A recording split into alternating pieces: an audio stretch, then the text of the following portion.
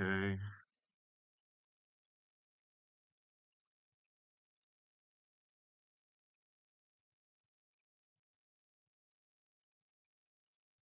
Yeah, so let me see if we are live.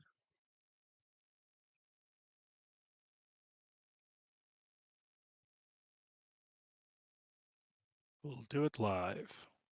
Yep. Also, try pulling it once it goes live. Try pulling it up on your phone or something, or like another tab to see how Yeah, I to can. see that chatters Mhm. are seeing it from how we see it. Yeah, it seems to be live now. Give me a sec. Yep. I see the I see Infinity Jeremy. OBS window open. I see Jeremy. Oh, UBS window. Okay. How about now?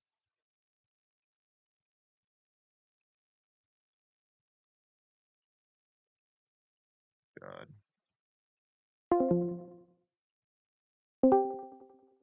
Oh, is it all good? Uh, yes, I see. Yes, I see it correctly now. Okay. So and all right. So everyone, hello. We are I am KinoFlex, joined by my friend Jan, and we are going to be responding to a Mr. the Dre Mac Show, who a couple days ago, like I think it's been a week now, more than a week, responding to one of my response videos to the Birdman over Ironheart. And we are in the process of getting the stream going. I see some of you are in the chat. So yeah, just feel free to do what you do best and chat for a bit while I set this up. Mm. Okay. That's a good question. Will we have the Dodo Man on as well to give his Oh intake just to keep the stream balanced? well, we're definitely going to see him because this is part one, and Oh no. okay. That guy, listen, we can pay for his likeness, all right? He's too verbose for our intellectual capabilities. Right. Who is that guy? I don't know who I am. Okay. Yeah, it looks pretty good to me. So, uh, yeah, and again, sorry if the stream setup isn't as impressive as other people's. But I'm a boomer when it comes to this stuff. Like I'm just learning, leaning into it. I think it's gonna be much better than my last stream, which was just a still image of me responding to the chat. But so take that for what it is. And let's see. Let's try doing it now. Yeah. We return you now to your regularly scheduled program. What's up? What's up? What's up? What's up? What is going on, everybody? This your man Dre Mac You're coming on the to you Discord again with tab, another episode. just as an FYI. Oh wait, what's up?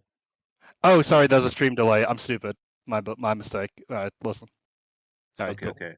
Oh, wait, no, the Discord tab is Yeah. still here. How would I get rid of it? Uh, nah, it's fine. I think you just have you full screened it, or what's the situation with it? Okay, let me see. All Oh wait, right. actually no, it should be fine. I Yeah, think it's so. fine. I fucked up because of the stream delay. So Oh no, yeah, no, you're good, you're good. that's a my bad. Of the Dre Mac Show, 7:30 in the morning Central Time, 8:30 on the East Coast. And for the West Coast right now, like my brother is on the beach, still get up. You already Sorry to like know pause it already, the but can I just early say bird it's an gets the interesting intro to worm. And on dox yourself at the today, start of your we're video. gonna It's just kind of funny. Like, here I am, North Yeah. Pacific, 5 degrees west, 29 degrees north. Vessel's name, the Angel's Fist. Fucking, all right. Yeah. Um. Yeah, I forgot what I was gonna say. go over this Kino Flex Yep, video that's me. responding to That's the you. worst defenses of Ironheart, going straight at Birdman. True. And that's why I call it with Kino Flex. Changed my mind about the Birdman's Ironheart defense. And you know how we feel about Ironheart over here.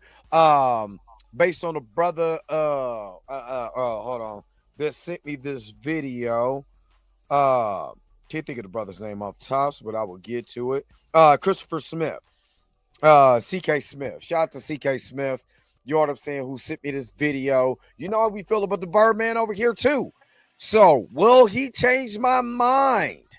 That is going to be the question. But So, I feel like this is like a minor nitpick, but like just from context clues, I'm probably able to assume he's positive about the show and positive about the Birdman. But like, dude, I'm a new viewer. I have no fucking clue how you feel about any of this. Might be Yeah, worth restating that. right. And apparently this guy's responded to criticism, people who have responded to the Birdman before. I think Mm. the aristocratic utensil, that guy. I haven't Oh, seen his Spoon. videos on it. Yeah, that guy. Well, if there is one thing Spoon is correct about, and trust me, there is one thing, it is Birdman, because it's, I mean, it's Okay. like it's like Duma with Vorsh, you know. It's like he has the one good take, you know. Yeah. Okay.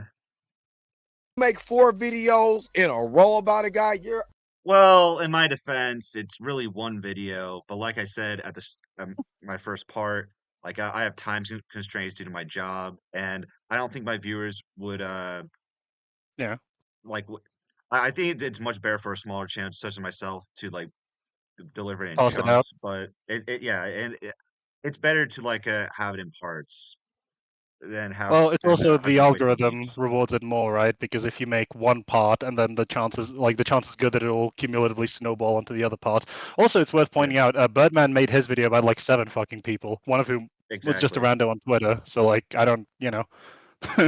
No, not just a random on Twitter, like yeah, he's a Yeah, TikToker. Yeah, oh my god, why would you ever dignify that as a human person then? right.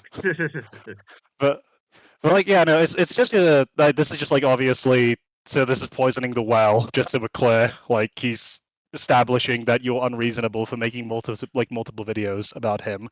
Where Mhm. like, dude, he can make as many videos or as few about the Birdman as he wants. Actually, my guy, like it's completely fine.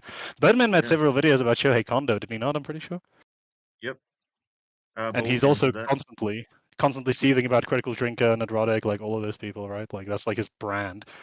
Like, Exactly. actually, one thing I realized wasn't like Birdman's origin story that he was making like a fuck ton of content about CinemaSins. Yeah, exactly. That his claim to fame. Like he was always Oh responding no. to CinemaSins. And look, I'm not a fan of CinemaSins. I think his type of criticism has kind of has been a net negative. But that being said, it feels as though the Birdman, all he got out of responding to CinemaSins is just being his own form of contrarian when he comes across Mhm. people giving gripes on anything he likes. Yeah. I know a lot of people have like massive issues with CinemaSins. Apparently, like he's kind of a asshole behind the scenes as well. I wouldn't know anything about like that really, but I mean, yeah, the criticism is the real problem is he like mixes in jokes as well, so it's like impossible to Hmm. say like when he's serious. Yeah, It's like exactly. okay, like you know, credits, okay, again, whatever. attacking that dude. Will Birdman respond? I don't know. Because this video is gaining some traction. Got over 20,000 Oh, we views. do know So he won't. we gonna see. He But said that you're a hopefully you guys racist, are so happy. there's the end of that. Hopefully you guys are healthy. Shout out to my man Heavy Gant over at the Heavy Gant React channel. But you already know how we do over here. The real question is, are you I'm gonna just speed this up or like mute it because I don't know if that'll get Yeah, me the copyrighted. copyright. Yeah. Yeah. Let's see. I'll skip it. all right, all right. Let's see who is all in the house. My man Torian Rain Reloaded. Good morning, good morning, good morning. Marley Mart is Okay. up here. Since Good he's morning, good talking, morning, good since morning. he's Sheed is up here. addressing Good He's his just morning, chat, my streaming. I'll guy address my Sheed. Junior chat. Network is Mhm. up here. Good morning, good morning, good morning. Eddie Foster. Good morning, good morning, Hey, good at least morning. he's saying Wavy hi to Things the. is This up is how you know here. there's Good a smaller morning. creator. He's My like man he actually Andre knows Ware, the everyone in the quarterback. community. What's up You with know. it? That's my Okay. guy right there. We're What's getting up? quite a Judah, few Judah people. Vision. What's See, up? What's up? What's up? let's see. Miss Roberta, the church auntie is Let me pause real quick. Uh, oh, I got a super chat actually from the Omniscient, $10 for Scuff. Thank you Oh for the yeah, $10 super chat. That's really appreciated. we Yeah, reinvested right into the show to yeah, buy internet learning courses.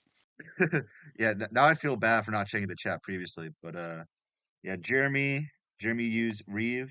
I think Birdman gave up on responding to people who make videos on him after he got bodied by Spoon, and Shohei Kondo didn't take the bait. Yeah, I think so too. It's Yeah, I had a lot of people telling me that to expect a response from Birdman after I made videos on him, but on Twitter he said he couldn't be bothered. So yeah, and that you're a racist. That's always worth pointing out. I mean, it's like hardly surprising because like when you look at what Birdman's actually saying, it's obvious that he's not well. Has he ever done like a live discussion format? Because I don't know how well he'd fare with he has that. streams. I think he streams on Twitch. Yes, but I mean, like, does he ever have like a back and forth with Oh someone? Because no, yeah, which is he's that never done that. immediately makes me suspect of like you can not to say that it's worthless, right? But it's one thing to be able to memorize your talking points and rattle them off, into the void. It's another thing entirely to like have an actual like conversation with a person. Yeah. And I wouldn't begrudge Zombie. him like if he was, less of a salty cunt about it, that he doesn't want to do it. But yeah. Right. But yeah, let's Here, good see morning, good how much morning, longer good this takes. morning. Of course, you already know that Jesus is on the main line, so tell him what you want. Oh, that video had me cracking up. And sometimes y'all gotta forgive me if I work a lot, I and hear sometimes that. my job be on some bull job, bull job. Uh, Even if I'm gonna disagree with everything this guy says, yeah, I agree. Like, trying to balance like YouTube and your actual real life job, that is a struggle, man. I work like at least Yeah. 11, or so more hours a day. So sometimes y'all gotta forgive me if y'all Damn, see inbox working me more than on me. IG Um, or X and I don't get it immediately, man. Charge it to this job. Yeah, yeah, and again, like, kudos to this guy for managing to balance his like workload with having a channel. I think mhm. he deserves like some credit for that. That deserves respect. There's dedication to his craft right there. Yeah, so Yeah. yeah, no hate there. Not me. Mm, I gotta do what I gotta do. Respect the grind. Robbie D, the admin, is up here. Good morning, good morning, good morning. And she said, go ahead and smash that like button. Stop playing. Smash the like button. Get up in here. Come on now. Let's all gather in. Because, like I said, we got somebody else going at the Birdman this time. Mhm. And I gotta preface it. This is another faceless YouTuber. And I'm gonna quibble a bit there because yeah, I don't give my real name on my channel, but people do know my real name. Also, you've Like, done streams where you have a webcam on, right? So that's not even yeah, like yeah, true. a former podcast on the Cider House.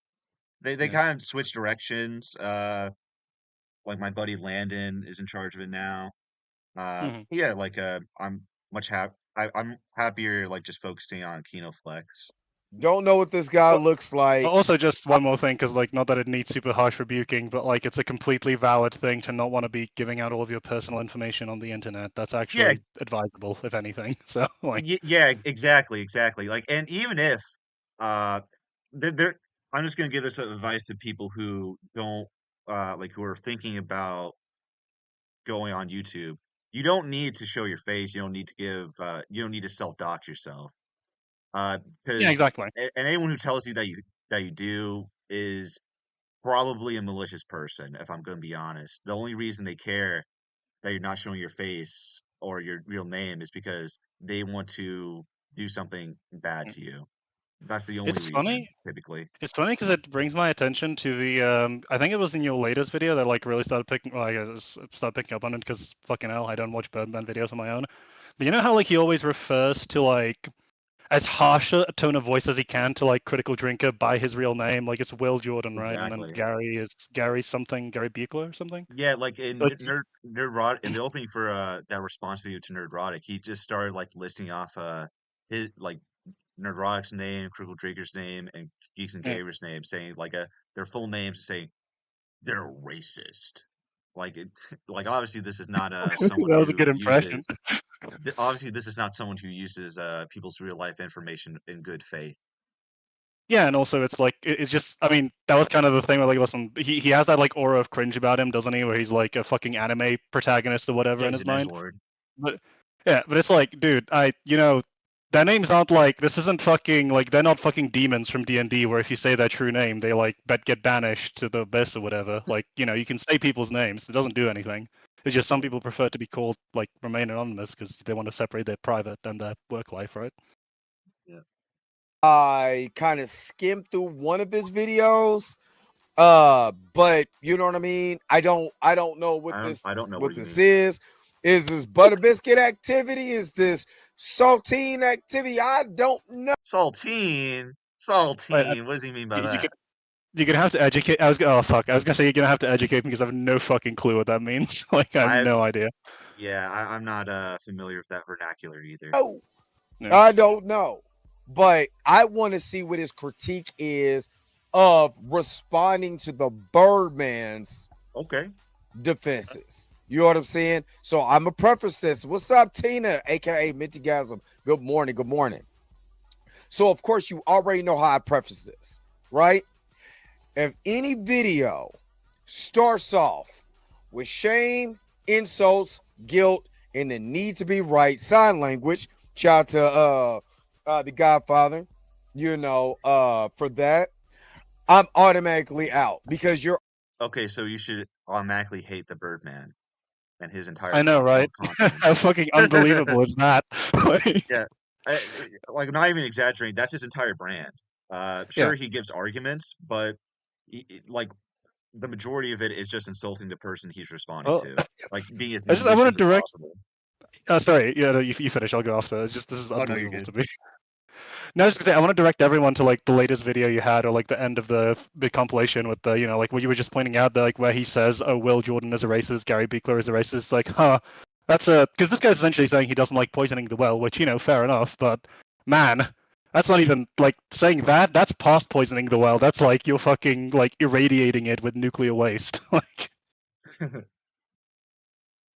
but yeah, no, Yeah, like he's of course correct. You should avoid this, and you should immediately be suspect if someone like starts the video off with you know, like pre-baked conclusions about the person that they're talking about. But yeah. like, yeah, for Birdman, this is his MO. It's just worth remembering. So it's a little bit interesting, but okay. Okay. what you're trying to do now is trying to shame them for attention. You're trying to insult them for attention.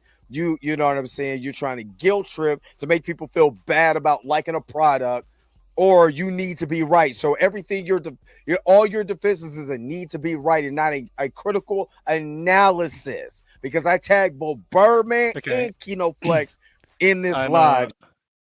okay. He says he does both, so that's fair. I just want to like Yeah. quibble with this whole section though as well. It's like, because this is a framing I often see where like the only reason you're doing response videos or whatever is because you need to be right, and it's not critical analysis. And it's like, well, so critical analysis can absolutely so critical analysis typically has a thesis statement, right? Which if you're critically analyzing something, that thesis statement will probably contravene something the thing is, you know, trying to communicate at some point. You know, it can be like a book, it can be a movie, it can be a person. So I don't really know, like, you'll need to be right. I mean, I'd prefer to be accurate than inaccurate, surely, right? Like, Yeah. it's just a weird Also, just criticism. sorry, just to respond to the chat real quick. Spawner Ring, is the VOD going to be locked behind a paywall when you two are done with streaming? No. I am not a big channel. Like, we're not going to say anything crazy on here. So yeah, it won't be locked afterwards, so don't worry. So Yeah. I already prefaced that because I don't know KinoFlex. I just the first time I ever heard of this guy when I got this inbox. You know what I mean? So he's a smaller YouTuber also, you know, like myself. So, but his videos has been gaining traction. Is it because people don't like the Birdman or don't like the way the Birdman talks or anything? What is the actual deal? Or is it a actual concise analysis that's logical in thought that goes against the art, not the person? Okay, well again, like that's exactly what the Birdman does. He goes after the person. Well, I also just So want to I say don't know what his point is. it's so fucking difficult to be like, you know, separate the art from the artist, sure, but like the Birdman, he's not like and this goes for like, you know, all the same for critical drinkers, same for neurotic, like they're not like character actors, if that makes sense. It's not like they're playing a character, they are themselves giving their opinions on a thing. So like it's I don't know what he means by attacking the art and not the person, because Birdman's art is just his personal thoughts. So that's like literally impossible. Like, Yeah. I don't know how he would, you know, like what he would, how he would square that away. I guess maybe he means you're not gonna like be doing ad hominems, but like everyone does ad hominems, all right? That fallacy is dead, all right? Because ad hominems are Yeah. funny. I'm sorry, they are.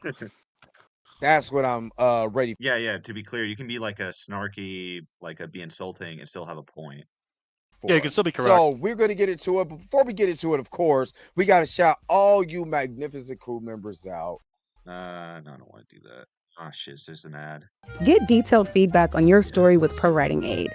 Receive actionable insights on your plot. Yeah, I don't have ad blocker, guys. Sorry. Hold up. Wait a minute. Unlucky. Whoa. But Stop respectable. everything you're doing. Doing everything video. You can be a process. I'll just skip this. Is it an ad break before his own ad break? That's genius, Crew dude. You should steal members that tech. Actually, that is that's in wild. the house today. Amber, good morning. Good morning. You said that KinoFlex just got done with his response a few days ago. It's all right. Obviously, has some problems. Okay, it's all right. One of his viewers says it's all right. That's something. Okay, Yeah. Amber, I'm curious to see what those problems are, but okay. we go check. You go check it out. And like I said, as long as there's it doesn't have to be positive. What I mean by that, it doesn't have to be glowing assertions of the art, and it doesn't have to be negative. You know, it just has to be logical. And a lot of times when I hear people going, Sorry, especially at I'm Ironheart, conscious of the fact that I'm like quibbling, but he said it several times now, and like I'm pissed. So, what does it mean? Why does being logical necessarily preclude like being negative? What if just it logically follows that you like? What if your negative conclusion logically follows? Example, killings. You know, I shot a person yesterday. Well, logically, we understand that murder is bad because it following a chain of logic. If everyone's free to murder each other, society's going to collapse. And therefore, I can be negative about, I can have a negative sentiment towards the action. This is like, of course, depends on moral philosophy as well. But there's absolutely logical strains of thoughts that can lead you to negative conclusions. Mm-hmm. Exactly. Like, about a thing. Like, logically speaking, murder is bad. Therefore, my conclusion of, like, on the topic of murder is negative. Right. Somebody's critique of Ironheart is normally in a negative connotation, or are they trying to ride the wave of what other YouTubers are doing now here, which is grifting?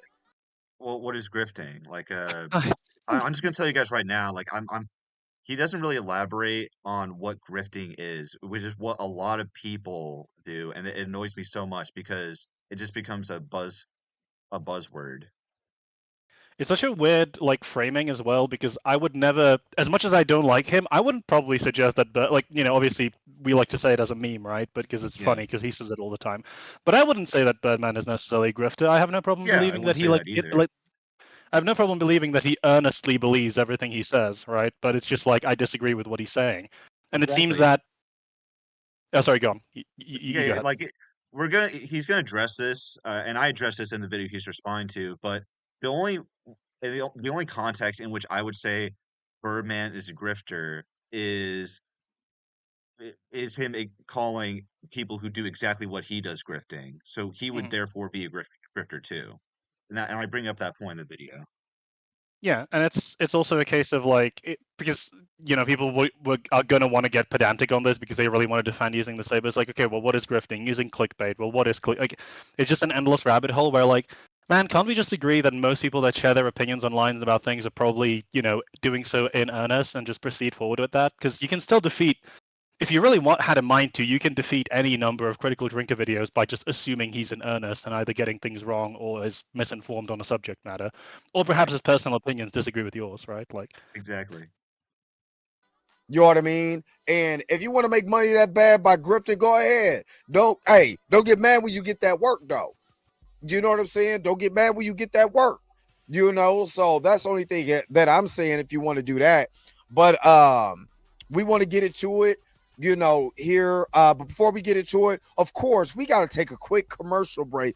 Oh my God, like how many commercials do you have? Just get it. When your business is And throwing of out course, of we have a control, commercial break in the middle of this it can be disorienting. But with a sorry, you got to cut away from your commercial break to bring you a commercial break. Damn, I'll dude. take this as a I'll take this to address the chat.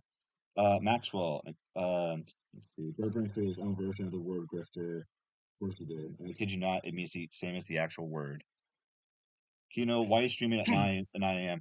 Because unfortunately, this is the only time that works for either of us, either me or Jan. Because probably Yeah, immediately after this, I'm gonna have to go to work. Like after we're here unfortunate. for a few hours. Yeah. Yeah. But listen, it's early. The early bird gets the worm, as they say. So I also want to point out, like, it's funny as fuck to say that Birdman created his own version of the word grifter. It's just like it's the classic of, I know there's a technical definition for this word, but I don't like it, so I'm gonna come up with my own, and then it's still shit. It's Yeah. just kind of funny. Yes. Oh, superb curb. When people say the milkman, they're referring to the Birdman. That's just their little pet nickname that they've given him. Kiss my wife instead. I was shocked. I know, right? Dude, the milkman. We All right, all gotta right, all listen. We're gonna unionize. It's gonna right. keep that Let's out. go ahead and let's get this thing started. Without Finally. further ado, responding to the worst offenses of Ironheart, part 1. Let's get into it. Dude, look, he has like a little circle Hey on guys, his cam, KinoFlex right? This here, guy's back with putting in another work. response video. In today's video, I'm going to be responding to the I find this Birdman intro really who went funny. on a warpath against people talking negatively about Ironheart. I'm going to make multiple videos on this due to time Yeah, people really love this intro. Like I'm keeping it. constraints, Yeah. and I'm keeping the intro brief. So let's just dive right in.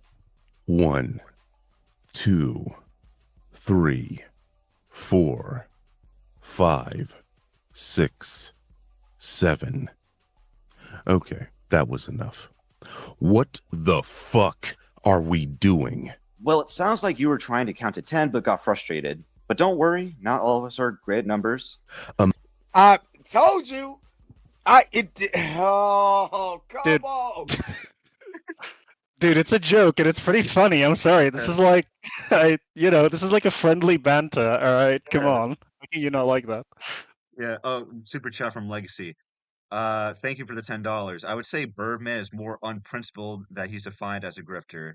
His arguments are not his own, and he contradicts himself, like race not existing but calling people racist. Yeah, I agree. Yeah, I would. Oh, Oh, go sorry. Go ahead. on. Yeah, I'll go after. No, you go. You go. I'll go Oh no, after. I was just reading out the chat. Like, Paul and Ark is my favorite. Yeah, Pollock was a good arc. I love that. Yeah. I was just gonna say to Legacy, I think that's, if you want to say that that's enough, that's fair. I would probably just say, like, the reality is he could just be an idiot. Is always my thing. I don't like to ascribe malice where stupidity could suffice. And like, I think the Birdman is stupid, just so we're clear. I don't know if he fucking watches this, but I'm sorry, dude. I don't care about your IQ test. I don't think you're that bright. It's an online IQ test. It's not even official. I know, right? Come on, KinoFlex. You're doing the same thing Spoonie is doing. Am I? They Like, playful monarchist? banter? Like, I didn't. I also think I'm Okay. doing I think I'm also doing exactly what the Birdman does, like, but in a much more playful way, like not malicious. Yeah, it's worth pointing out, like, YouTubers are entertainers. Like, you, Mr. This guy's, what's his name? Dre Mac. You're responding in a, like, you could have just said very calmly in a normal tone of voice, oh man, he did like an ad hom or whatever. But instead you're like playing it up. Why? Because it's funny, man. Like, chill. It's okay to be funny. Okay, it's fun. Yeah, You can do it. and You'll survive. yeah, and some other people, like fans of Birdman, took offense to that joke, like saying, "Well, no, no, Kino. He said that he waited until 7 seconds to say fuck because at this point YouTube didn't allow swearing at the start of your videos." And yeah, I understand that. It's still funny. Yeah. Well, yeah, that's what I mean. I was gonna say, like, absent all other context, like, Birdman's joke is pretty funny. Like, it's an alright, it's an alright opener. Like, I don't. This is it's such a fucking, like, trying to make everything sterile and boring. It's just like, yeah, no, it's fine to call someone a dingbat every now and again.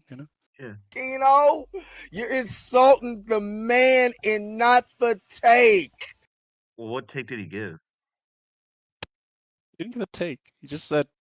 You didn't even insult him. You just, if we're being strictly, like, autistic about this, you didn't even insult him. You just said, like, it's, not all of us are great at numbers, which is true. A lot of people struggle with mathematical thinking. So, Right.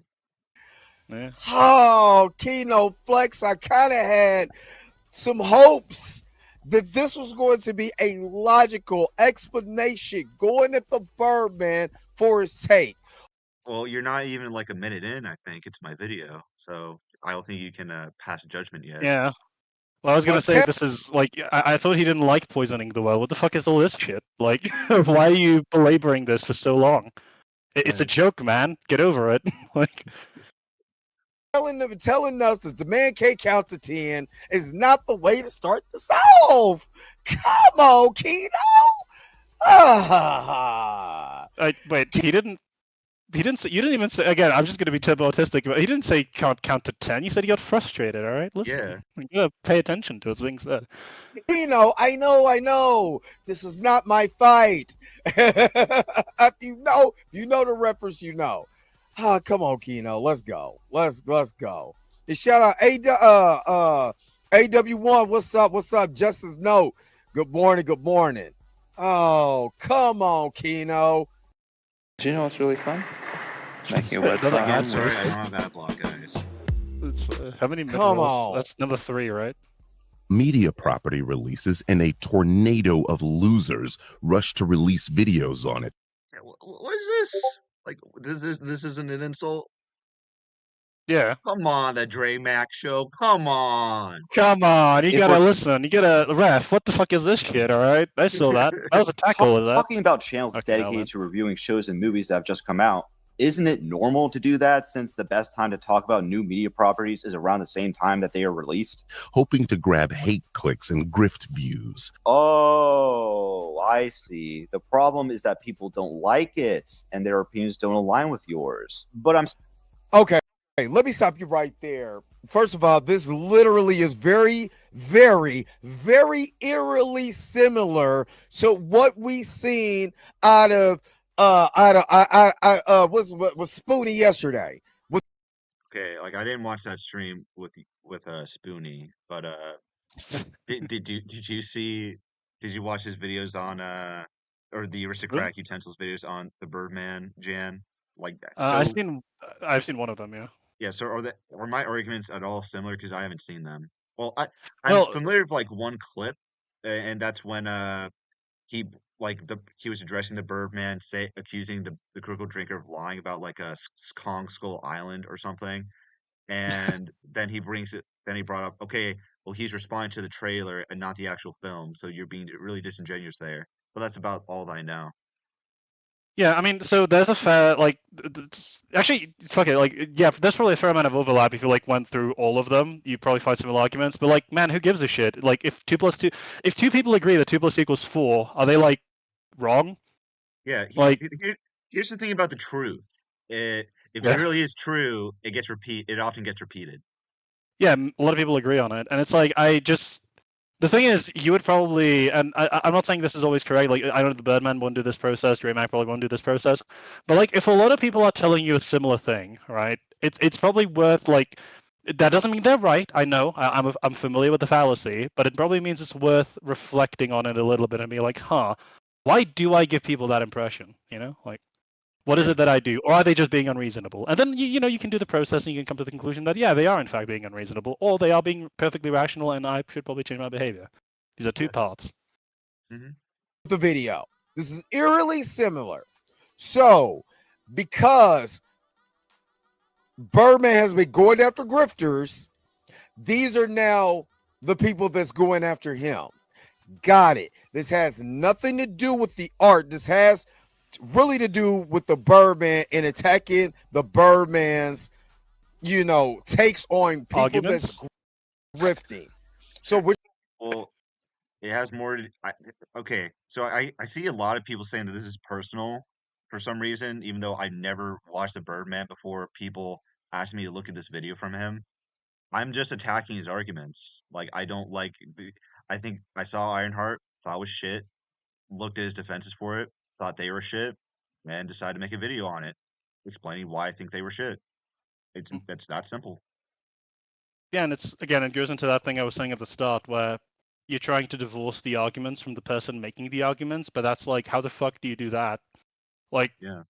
people people don't make arguments in like an abstract like white room scenario typically, like unless it's like we're talking strictly hypotheticals. People make arguments from certain perspectives that they hold. So like, yeah, I don't know how you want to divorce those completely. What you're gonna do is every 5 minutes, right? Every 5 minutes, what you're gonna do is you're gonna stop. When Birdman says something, you're gonna have something snarky to say. Yeah, what's wrong with that? That's Yeah, what I he mean, does. That's his entire. That's what he it's does with his literally. content too. Yeah, that's. Well, I mean, he said he has criticisms of the Birdman, but like, I don't know. Would you like extend those criticisms to Birdman? Like, I mean, I don't if think his so because critique, again, like he did yeah, exactly what he's criticizing me for, and he didn't say anything. yeah, like if his critique is just like response videos, right? Like, shouldn't exist. I thought that was like a conversation that was settled in like 2018. That like, yeah, like the people who don't like, typically people who object to response videos are one, rabid fans of the people being responded to because it hurts their feelings, and number one, the people actually being responded to because they created the thing and it hurts their feelings. But hey, man, like response videos are here to stay. Yeah. I'm sorry, they are. Not something logical. Yes, everybody doesn't have to agree on Ironheart. I agree with that. Everybody doesn't have to agree on Ironheart. Some people like So you Ironheart, agree some with people don't. what? Wait, he can't say that. What? Didn't you just? I'm sorry. Did she just say that? That like Oh, sorry. You criticized the Birdman for holding the contravening opinion to this. Yeah, like this kind of like Collins, like what Collins says to say that he's not shill for Mhm. something. He says, "Yeah, look, people are allowed to dislike this, but like he loses his mind over any like slight criticism towards something." Yeah. Well, again, Yeah. and like he's appealing to logical argumentation, but like I would just be. This is the same thing like that Anthony was saying in the comments, where like he kept saying, he kept quibbling over like what logically follows. And it's like, but like demonstrated logically doesn't follow about the statement. The Birdman's claim is Ironheart came out and a bunch of people who are grifters and losers made videos about it, like derisively attacking the show, and then you respond, oh, okay, so they didn't like it. That's your problem. It's like, well, yeah, that seems to very well that could be his problem, right? Like that's not inherently illogical. I guess you could say you're ascribing like malice to him a little bit, where he's like, oh, these people aren't actually losers, but like, I think it's fair to presume not everyone who had negative things to say about the show is a fucking loser, like, Yeah. I'm just saying. It's like, That's okay. That has never been an issue. You already know what I've said to a certain YouTuber named Fatal J of the Dark Council I don't don't. know actually. Yeah, I have about no what fucking they clue what you said said to that guy. about Ironheart. I'm not mad that you have a problem with the show. It's the way you come across does not have a logical explanation that you watched the show, critiqued it of the art itself, and be able to give me a logical explanation besides it's dumb, it's stupid. Well, good for you. I have good news for you. That's not what I do here. Yeah. It's How about that? criminal, it's this, it's that. That's not logic. Go Is criminal. Like Whoa. Yeah. well, I'll keep my thoughts to myself, but we'll get to that later. go through the actual Yeah. scenes, go through the actual plot, go through everything, and tell me in a logical explanation state that I was gonna does say, not just pause real have quick. a snarky. This guy surely is a massive fan of Mauler's work, then, right? Because that's kind of his format, or like Patrician TV's format. I'm sure he's a big fan of those guys. Yeah. Remark in it that you can be able to critique a video or a movie without those things, and then I'll respect it. Let's keep going. Still a bit confused, as the central premise of your Oh, video Jesus would Christ. suggest that you yourself are looking for hate clicks from viewers who dislike the people you talk about in your video. And technically, you are making what you would call grift views by having these alleged grifters be the focal point of your video. And How is that a grift video? If I'm pointing out the grift, We're here for our convertible. Four separate ads. No. oh, he has a video talk about exposing the grift. What you can't what the problem with that argument, KinoFlex, is that somebody there you go. exposed. It's just I don't know who the chatter was. I'm sorry, I lost your name, but I saw at the start someone in the chat said that like his counter argument to the grift aspect of it would be, he's not grifting because the people he's talking about are the actual grifters. So whoever that person is, you win. I don't know. You win one Kino buck. Hold on to it because you're absolutely correct. What a stupid fucking. This is such a like. No, you don't understand. They're the actual grifters. It's like okay. It's different when I do it. That's just Yeah, the exactly. entire argument. Is something doesn't mean I just conscious of the fact that this is never going to be retired as like a tactic, but like, man, doesn't fucking like literally everyone do this? Like, dude, it's so amazing. You can just justify anything once you determine that they're the bad people. You know, it's great. they're grifting to that side. They're not making hate videos. What they're doing is exposing what these guys are doing within their YouTube channels. Okay, so he's saying that the Birdman doesn't make hate videos with when he dresses the grifters, and that's not true. Like, there's like tons of vitriol present Yeah. throughout it. Like, Well, even more so than I would say even more so than the actual vitriol of the viewers have, like the people he's responding to have for a given thing they're reviewing. well, of course. I mean, it's worth pointing out that even if, like, let's just grant that they are actually grifters and they're 100% malicious, what Birdman is doing is still hateful. He could be vindicated. Like, you can be hateful and be justified. That's the thing. Like, I hate plenty of bad things, right? Like, but Yeah. that doesn't change the fact that it's hateful, right? Hate isn't a completely bad emotion, right? Sometimes it's appropriate, like with murderers. Yeah. Sometimes it's good to be repulsed by something because it's your body rejects rejects something because it realizes it's not good for you.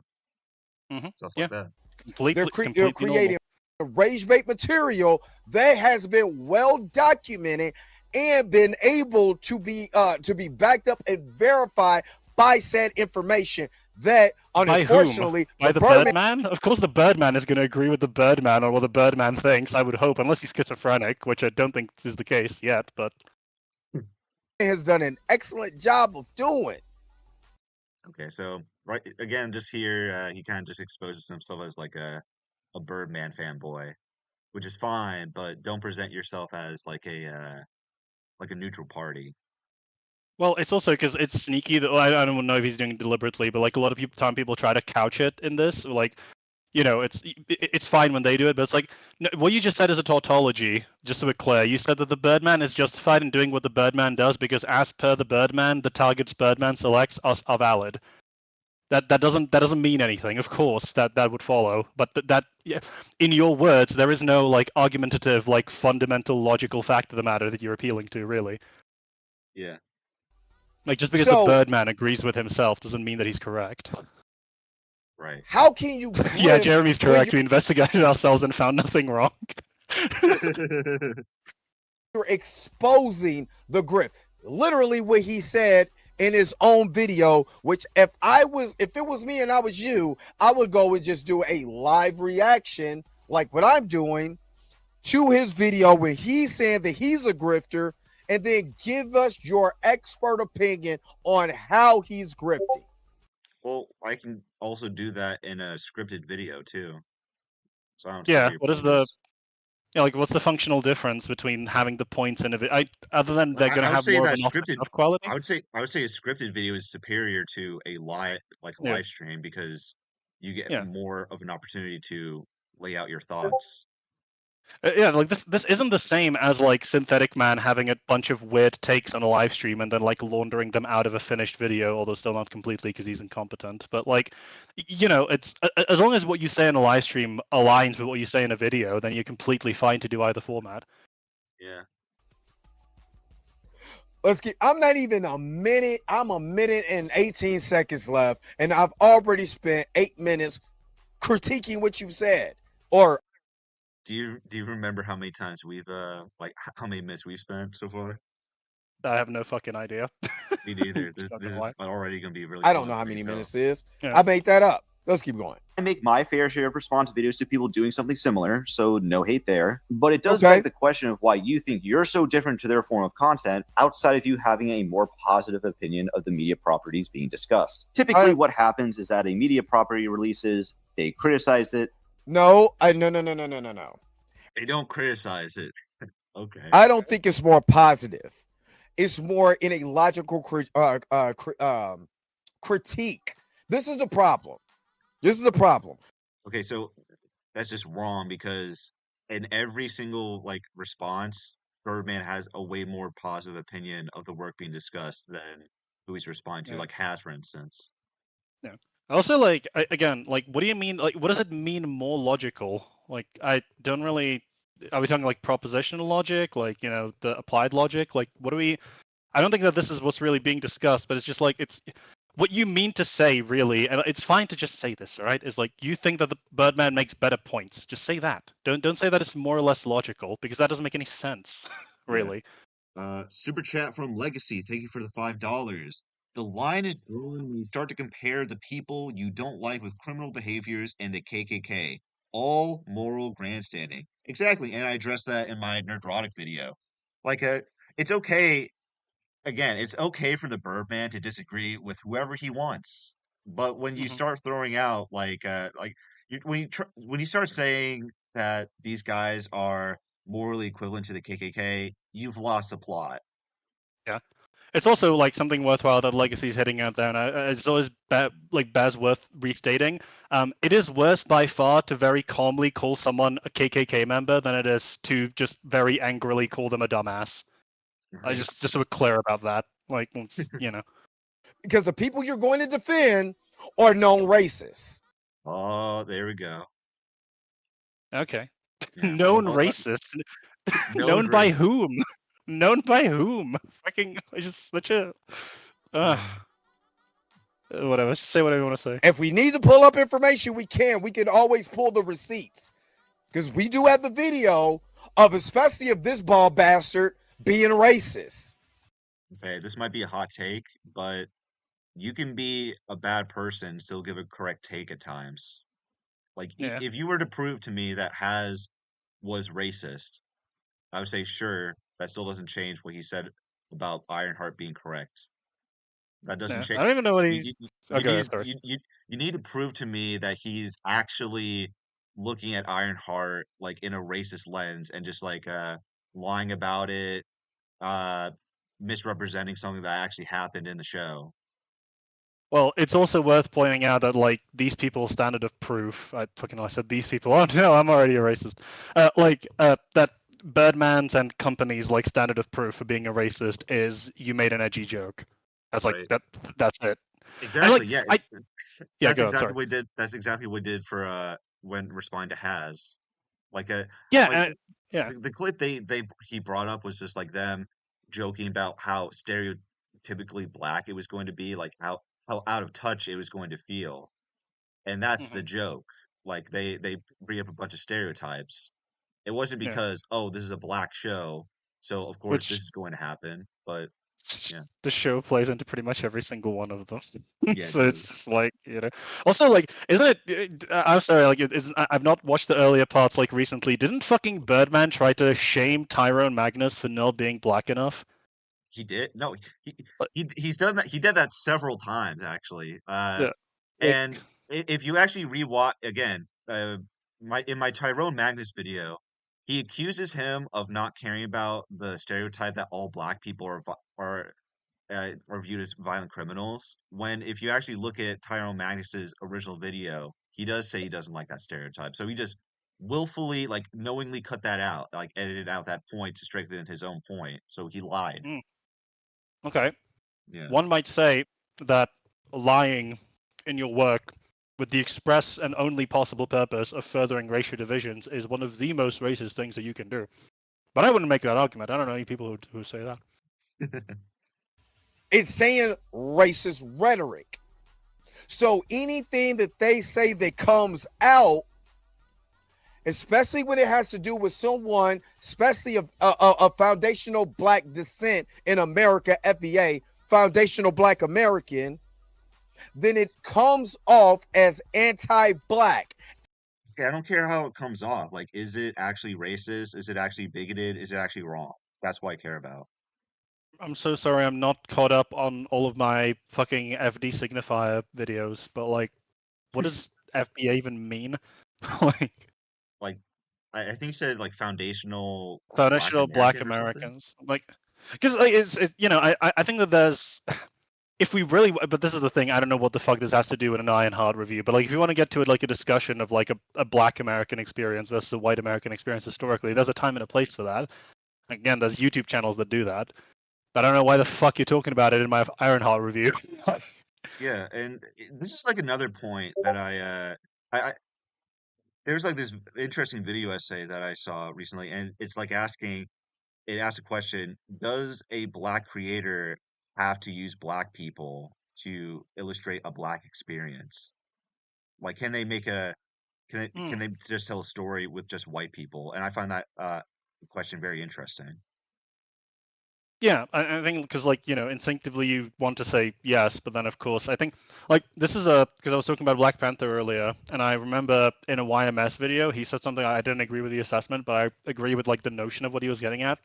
That like the reason that Black Panther got such a positive reception is because it was like a black made movie about black people that didn't portray black people in like a significant position of strife, even though I don't think that's like Killmonger's coup attempt notwithstanding. Like Mhm. Wakanda is like a thriving civilization in in universe or whatever.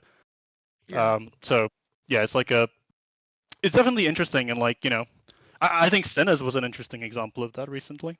yeah, yeah. I like Sinners. And they double Yeah. down on said content and never to sit back and apologize. They never. Well, we're not gonna hear no apology. I don't want to hear no apology. But when you do stuff like that, it already tells me anytime somebody that's an FBA, whether it's man or woman, comes out with a show, you're gonna automatically down it. And we've already exposed with Birdman doing these reaction videos I'm of sorry, not wasn't Craig only Ladrinka them very doing that positive with about Sinners? Yeah, like you said, it was Yeah. the best movie of Ryan Coogler's career. Also, Nerdrotic said he liked it. Yeah, I also think that like he's pretty positive on Creed, right? I know that it has Sylvester Stallone in it, but that's it's still a black-led movie, like largely about black Yeah, struggles as well, I'd say. yeah. FBAs, but with people of other descent, like they did with Shang-Chi. Literally, FBA. you're doing. Oh, I don't. Okay, so we'll get to this later because he brings up like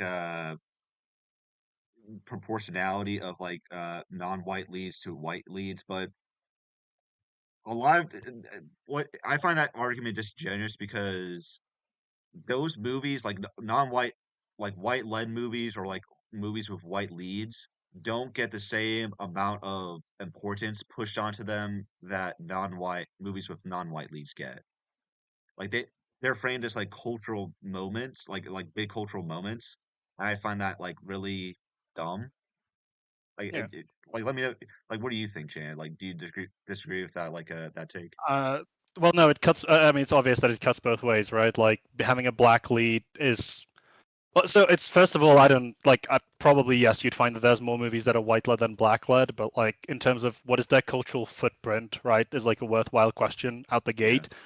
And then like um, of course, in the modern day, it's 100% true what you're saying. Where if you say you have a black led movie, right, then that immediately gets a certain amount of the audience on your side and a certain amount on, like against you. It reminds me a lot of like you know how people try to say something being like a Star Wars movie can have a negative effect because you're churning a fan base that's pretty volatile and can be hostile. It's like nobody ever talks about the fact that, dude, as much as I kind of enjoy the movie, nobody would have fucking went to see Rogue One if it wasn't a Star Wars movie. Yeah. Like literally That's true. nobody. Yeah. That's just true. And the same. And same thing goes for like Sinners. I think one of the I don't know how prominent it was in the marketing for that, but I imagine that definitely after the fact that it's a it's a black led movie by a black director definitely you know got some people interested in it, and that's completely okay. Anyone can take any degree of interest in anything for whatever reason they want. I just like nobody ever mentions this, and like so you go on a tangent, and this is 100% just like source my crack pipe foundational theory that I found.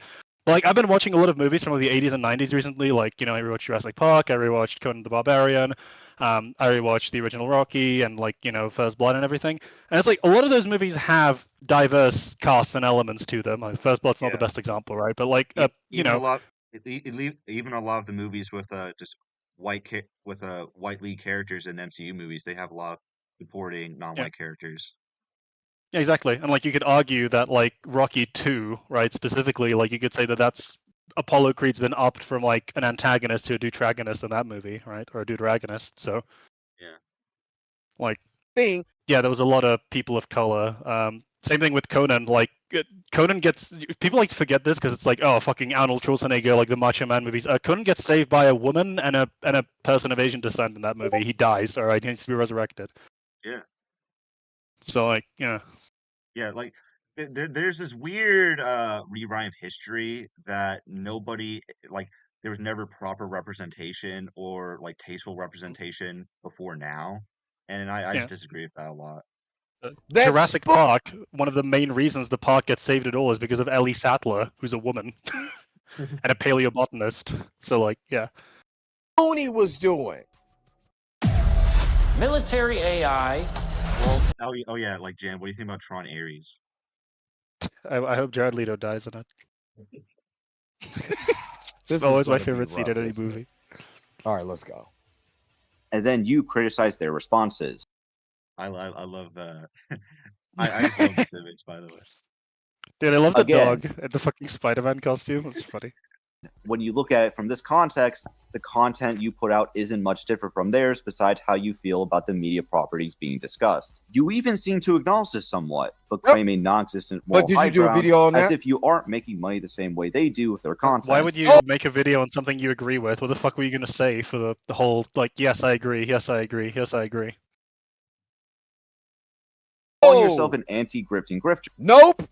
That man has been on YouTube doing stuff, going at Cinema Sins for years. But It's not an argument. You can all it's true that you can be on YouTube for a long time and not become a grifter gradually. Yeah, that's this is what we call an because this motherfucker likes his fallacies. We call this an appeal to tradition. All right, doesn't mean that just because he's been doing it for a while. Listen, when you viewed in context, Hitler was killing Jews for a long time. All right. Yeah, I'm just saying. Before he It's got like- into, Oh, sorry, I guess you demonetized. I apologize. Fucking, I didn't realize. No, you're good. Sorry, I didn't know you weren't finished. No, it's just no, that's fine. It's just like saying, the point. It was a bit edgy, but like the point stands, right? It's just because someone's been doing something for a while doesn't mean that it's good, right? Like, yeah, exactly. exposing the grift. I hate when people use that and not go into context of who the Birdman is. Now, again, I don't know the Birdman. The Birdman ain't reached out to me and be like, hey, man, I appreciate you go ahead and defending me with a high five. No.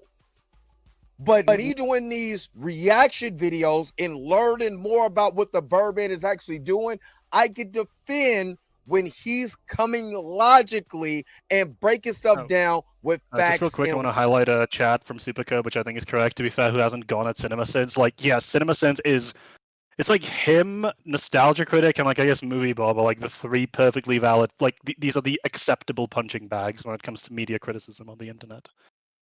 Like, no matter who you ask. So, like, yeah. Yeah. What are you saying again? And he's coming logically and breaking stuff down with facts and logic. Okay, so his like criticism towards me is like I'm not making like a live reaction towards like his video. That's not what Birdman does. Again, like I feel like this is a running theme. I just point out to him like this is not what the Birdman does. So why do you like the Birdman? I think it's even stupider than that. I think like he's just presumptively asserted, and like he's kind of already outlined it. Like he thinks that the targets that Birdman goes after are valid, so they don't require any justification on the Birdman's part. Whereas you require an infinite amount of justification to go after the Birdman, who does such good work going after these grifters.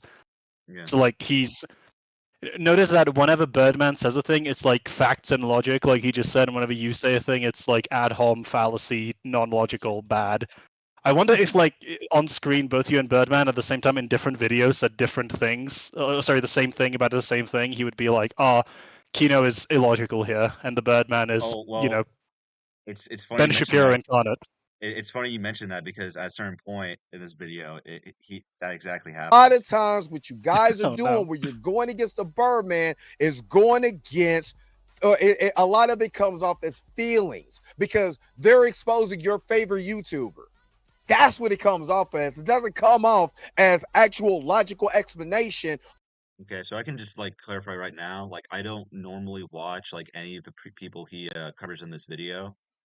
Again, like Yeah. as I said before, the only reason I respond to the Birdman is one, because my viewers asked me to look into the video, and two, I found his arguments defending Ironheart so bad that it warranted a video. That's it. Yeah. Of why Yeah, like you don't. same for me. I don't like Nerdrotic, like in terms of I don't have anything against them personally, but like in terms of the content they produce, I don't think it's high quality at all. And I think a lot of their opinions are bad. So like, yeah. Mm. I think it's like the Why paradigm you? shift is definitely occurring where it's becoming like pretty agreeable that like Nerdrotic and Critical Drinkers videos are, relatively low effort and definitely have a particular slant in like the direction that the audience they have. But this is the thing, like you can have a particular slant and have it be genuine. It doesn't have to be a grift just because your audience, is a particular way. Yeah, and I feel like people are kind of where you see this the most is like James Gunn stuff. Like, not even saying Hmm. that like James Gunn is like a fantastic director or anything, but a lot of people do like him, and I would say a lot of his like movies and shows aren't really that political, really. Besides, Yeah. maybe alluding to some like like disgruntled Snyder fans. But other than that, like a lot of people can watch his movies and not really see any partisan bent. And I feel like a lot of like I feel like a lot of people are just kind of putting their own spin on it, like saying, "Oh, like he's more political than he actually is." Yeah, exactly. And it's like, what's the sliding scale, right? Like, and even if you're just sticking to movies, right? If you have like Paddington 2 on a 0 and Triumph of the Will at a 10, right? Like, how political is a movie, right? Yeah. It's like, It and then being political doesn't mean that it's bad either, right? Like American Yeah. Psycho has a pretty obvious political bend, but that doesn't make it a bad movie, right? Yeah. comes off as you're talking about my best friend and I don't like as my favorite YouTuber. And what I'm going to do is I'm going to make a video. I'm going to expose you because you're really grifting. You know what I mean? Literally But exactly what okay, he said. dude, calm down. Like, what if he just thought the arguments were bad, though? What if, like, is that possible? Can we entertain that reality for a Yeah. second? He's just assuming that I'm like I'm these guys' biggest fan based on Yeah. nothing. Like, he's just Yeah, trying to and rationalize it the best he can. yeah, and like so many people do this shit where it's just like, oh, you said this, you must have said it for the like most malicious reason possible. It's it's like with any argument, people always are like, oh yeah, this person who screamed it in a very vitriolic fashion, we're gonna address that person and call them like, dismiss them for the bad things they said. We're like, I mean, is there legitimate grounds there, right? Like, like, listen, if someone called the Birdman a grifter and like, then said like a slur or something, right? Like that person obviously fucked that person for saying it, but also, is there an underlying fact of the matter? It's kind of what you said earlier, where just because a person is vile doesn't mean they're prescriptively wrong. Yeah.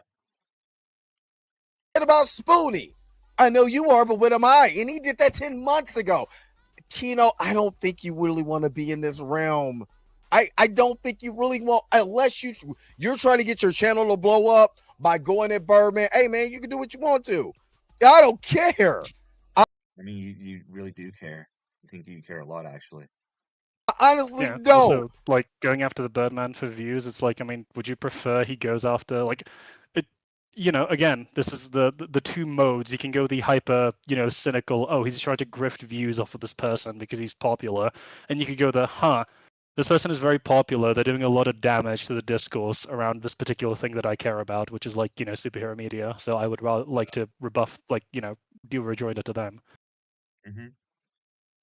Yeah, and again, he But do doesn't have you this he doesn't have the same standard. Again, like if I sound like a broken record, I'm sorry, but like this needs to be said. He does not have the same standard towards the like bird brain over here. Like Yeah, of course. do you think do, do you think like the critical drinker neurotic like has all these other folks like are giving the worst possible takes on Ironheart? Do you think he actually believes that, or do you think he just has the mentality of these guys are the most popular like reviewers on the platform, I can make Yeah. something out of it. I can make good views, like being that dissenting voice. If he Yeah.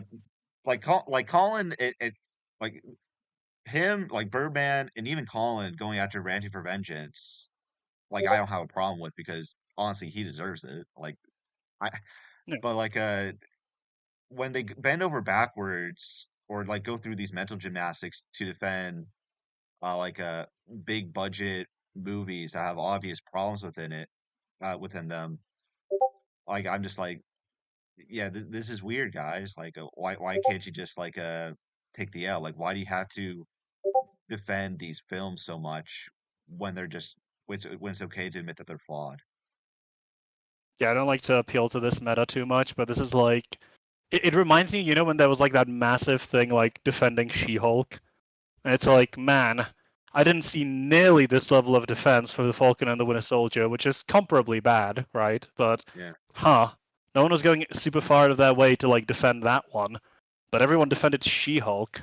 That's interesting. It's almost like that thing you said earlier, where having diverse casts confers certain benefits as well as certain costs. hmm Like people will be more likely to dismiss what you produce on the basis of the surface level, and they will be more prone to defend it on the basis of the surface level, depending on which camp they're in, of course. exactly. It's corporate activism or rainbow capitalism. Uh, Yeah, yeah, just stuff like that. Like they want to use like certain identity groups as a shield, so they they can for like something of low quality. Like yeah, like a good. Okay, I'm sorry. yeah, this is just like any product you think of. Doesn't even have to be reserved to movies, and could be reserved to like just any sort of faulty product. Yeah. They use a minority uh or a certain identity group as a shield to say, hey, if you don't like our product, you're attacking this identity group. Well, that's not true at all. Yeah. Well, my favorite example of this, I think, is like the Little Mermaid remake, where you know the actress they cast, like obviously was race swapped, but she was actually very Mhm. talented. In terms of the performance of the singing and everything, she was probably leagues beyond everyone else in that movie because she was actually like a performer, right? Yeah. She's In her definitely better than past. Aquafina. Well, yeah, true, but that's not difficult. But yeah, no, like exactly, and it's like immediately you have to wonder, like, why did you cast her? Like, she's a good singer, that's true, but like, I don't believe that Disney executives are like retarded. By the way, like they 100% know that this is going to cause backlash, and they were perfectly confident putting this, to my understanding, relative fresh face to performing into like the crosshairs of a vast negative backlash that was imminently foreseeable because it makes them money. I think that Mhm. is far more disgusting than anything that fucking Critical Drinker ever said. Yeah, Like, it but absolutely yeah, is. Yeah, like yeah, like having this like creating this like weird like cultural civil war almost of people like claiming a character for their own, like having people fight each other, like yeah, well, claiming, yeah, like these they're creating a culture war by doing that, and it is gross.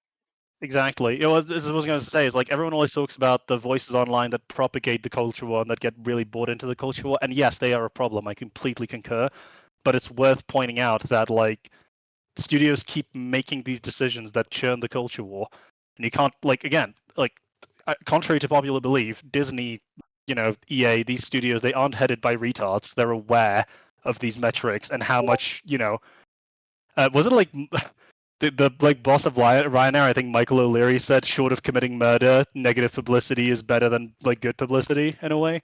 It's Yeah, like as much as that's not always true, it's like yeah, there is a kernel of truth to that, right? yeah, there are focus groups in Disney whose entire job is to just make you outraged, is to determine what makes you outraged enough to talk about something incessantly, Well, and it's because I saw they're you. Oh, sorry, go on. I'll go after. yeah, Sorry, and they're sorry. succeeding. Yeah, I was gonna say because I saw you tweeting about like the thing recently where like Disney said, "Oh, we seem to be losing like the male Gen Z demographic, right?" And it's like, well, so what is the consequence of that? Well, I would expect more movies appealing to that demographic because they're clearly aware that they pushed that jape too far and they've alienated this audience and it's a profitable margin, so they want to get them back somehow, right? Or they're gonna want to, I imagine. Like Disney, this is like a mistake. I think a lot of people who are like extremists on both sides, like believe in their heart of hearts that like Disney earnestly believes in the particular slants that they're pushing. Not at all. Disney could give sorry to shatter your delusion, whether you're like extremely far right and believe that Disney is like pushing this agenda because they believe in it, or if you're like far left and believe that Disney genuinely champions like your group, they don't give a shit. They want money. All right, there you go. Like that's the end of that. Really want that type of? I mean, go boy. Hey, good luck, buddy. Doesn't mean you're not also a grifter. Of course, the usual shitbirds like Heel versus Babyface and The Critical Drinker have already uploaded their takes, and we'll get to them in a moment. But even relative unknowns are able to grow a following by posting grift content hating on black-led media properties it feels they didn't even watch. What's up, Damon? What's up, Black Star turns Are heel? you really suggesting that Disney is an all black led? Come on now, this is Black Panther levels of cope. Yeah, but this is. I like that image of Black Panther. That was funny. Yeah, I love that cosplay. That's why I chose it. Yeah, this is great. where. Yeah. So this is what he's about to bring up. What we were discussing earlier. So we're probably going to discuss that in better depth or deeper depth. Oh, wait a minute. Let me. White executives and Hold up. Feels they didn't even watch or understand. Are you really suggesting that Disney is an all black led? Come on now, this is Black Panther levels of cope. Because just like back then, the predominantly white executives and board directors at Disney are laughing their asses off while counting your money over you even suggesting such a thing. You destroyed your entire credibility as a critic immediately here because you revealed that your enjoyment from the show doesn't understand. Hold up. Let's go back because I'm having a hard time understanding what his point is. Oh no. Well, to be fair to him, some other people have also reached out to me, like saying that they were confused by this point too, because they don't understand the point I'm making, where I'm saying that Disney as a whole isn't black led. And their defense is, well, Ironheart is black led. Like there's a all black Ryan team, or majority black Ryan team, majority black cast. So what's the issue? Yeah, so that's great, but like, who's actually making the decisions? Do you think Ryan Coogler got to have like a carte blanche? Hey, Ryan, you can do whatever you want. No fucking way he did. Are you kidding me? When I bring up the evidence that this actually of what you're saying, like he just goes in full on cope mode. Like I can't wait for it. So we're gonna go back and we're gonna listen to this again. Heel versus Babyface and The Critical Drinker have already uploaded their takes, and we'll get to them in a moment. But even relative unknowns are able to grow a following by posting grift content hating on black-led media properties it feels they didn't even watch or understand. Are you really suggesting that Disney is an all black led? Come on now, this is Black Panther levels of cope. Because isn't all black led? That doesn't make any sense. Is it all black? Hold up. Okay, let me holding. see. Hold on. Is he gonna please tell me he's not gonna do what I think he's about to do? Is he gonna Google the cast for Black Panther, determine that it's all black, and then say that you're wrong based on that? I'm not gonna confirm anything yet. Oh no. All right. Well, I have my bingo card. Let's see how that goes. Anytime now. By the way, the music for that movie was by a white guy. So because I'm trying to, I need it's to not look all at black something lad, real right? quick. Yeah, and Black Panther was created by 2 white Jews. So 2 white Jews. Also that, but don't cancel me. Okay, so and like that, we lost the Groper audience.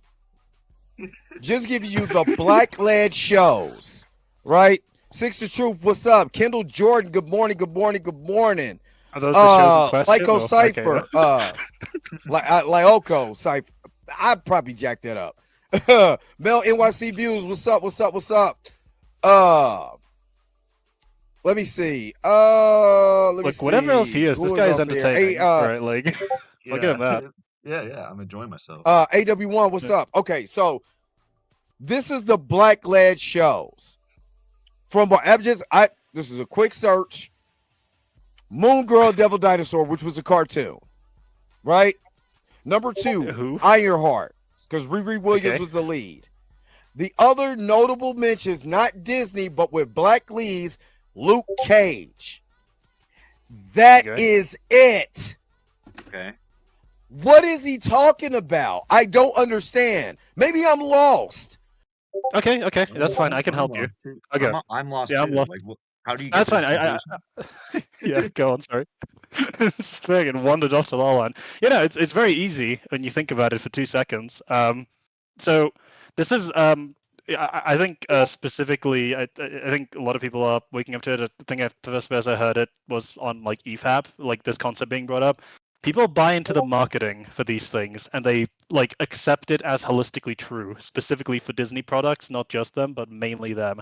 Where like, so like Fantastic Four, retrofuturism, right? Like Thunderbolts. Ooh, it's a mystery. What is a Thunderbolt, right? Like these marketing slogans, and then with any black-led property like Black Panther. Oh, first black superhero movie. The Blade fucking existed, but whatever. Black-led superhero show, and it's like these are like these aren't earnest. You need to understand that. Like, sorry, they aren't necessarily not earnest, but they are backed, in fact, by, as you pointed out, the majority white producers who determined these slogans to be possibly profitable. Like, this is not the same as Ryan Coogler making Sinners. It's not the same. It's a massive production studio comprised, as you said, of focus groups and specific targeted, marketing practices that are trying to get, people to watch it.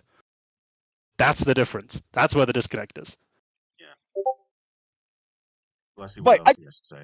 Just counted 3 lead black shows. Now you could put Secret Invasion in there because Samuel L. Jackson's Nick Fury was, I guess, the main lead in that show. But as far as I guess was definitively he was, regrettably, but he was. The word, like it completely ruined his character, but yeah, he was. Just black led shows. Devil Dinosaur, Ironheart, Luke Cage. Dad, I'm Bud. Yeah, next time I do this, I gotta get an app lock. Yeah, like that's fine. Sorry to the viewers. How many did? Okay, so let's just do this, and so y'all see it. I'm pulling this up right now. Oh, y'all can't see that. Never mind. See shit. What are you? All right. Out of 3 shows, let me put how.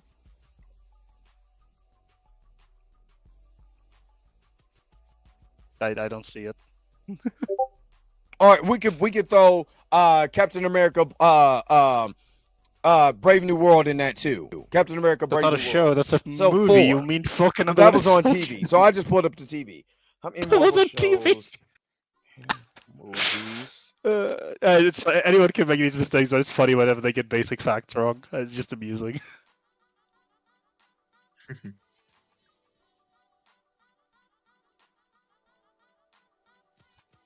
Sure is taking his time. Yeah. All right, give me just a second, because this is what I like to do in the morning. Also, I like how this is he's showcasing how memorable these black led movies and shows are. He has to spend some time looking them up. He doesn't know them off the top of his head, despite how supposedly important they are. All right, so yeah, and like it's always one thing that it's because none of them want to touch this with a 10-foot pole because it's just like the stake to the heart of this entire argumentation process. But how come nobody had an issue with Nick Fury being like race swapped and redesigned? Literally nobody gave a shit because he was played by a talented actor and performed well and was a well-written character. Yeah, it's just interesting. Like, yeah, it got to the point where people are surprised that Nick Fury or surprised that he was originally white in the comics. That's how. That's how accepted it was. Yeah, literally the only reason I knew at all the first time I saw it was because I had like one Spider-Man comic where he appeared. I'm pretty sure, but like, yeah, and I'm pretty sure at this point they've like definitively stuck with like this is the the Samuel Jackson like betrayal as the definitive like Nick Fury. Yeah. There's been 37 total films, 14 series, 2 specials. a total of 53 distinct Disney Plus connected Marvel films and television shows, right? Let's go. Let's go through this. Iron Man, white lead. Incredible Hulk, white lead.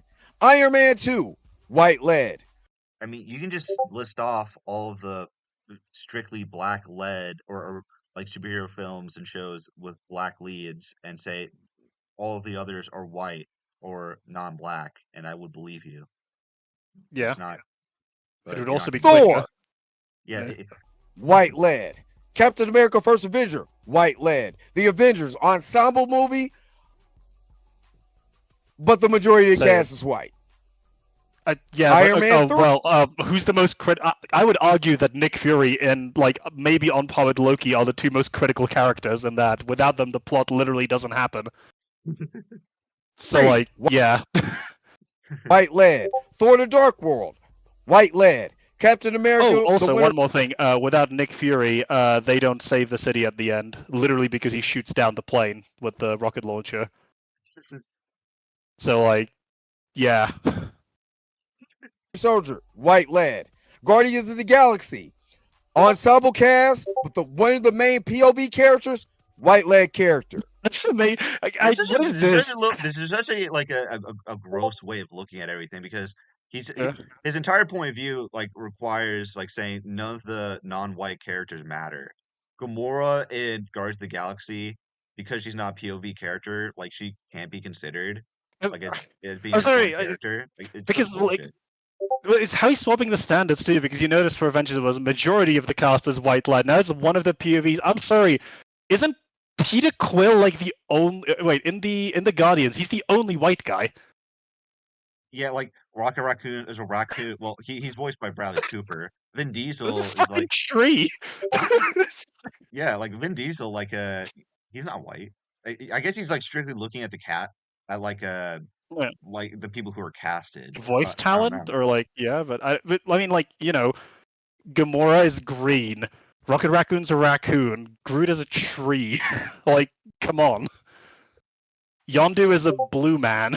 Like Nebula's a robot. Just like come on. Can we keep going? No, please. Avengers Age of Ultron, ensemble movie, 2 lead characters, white.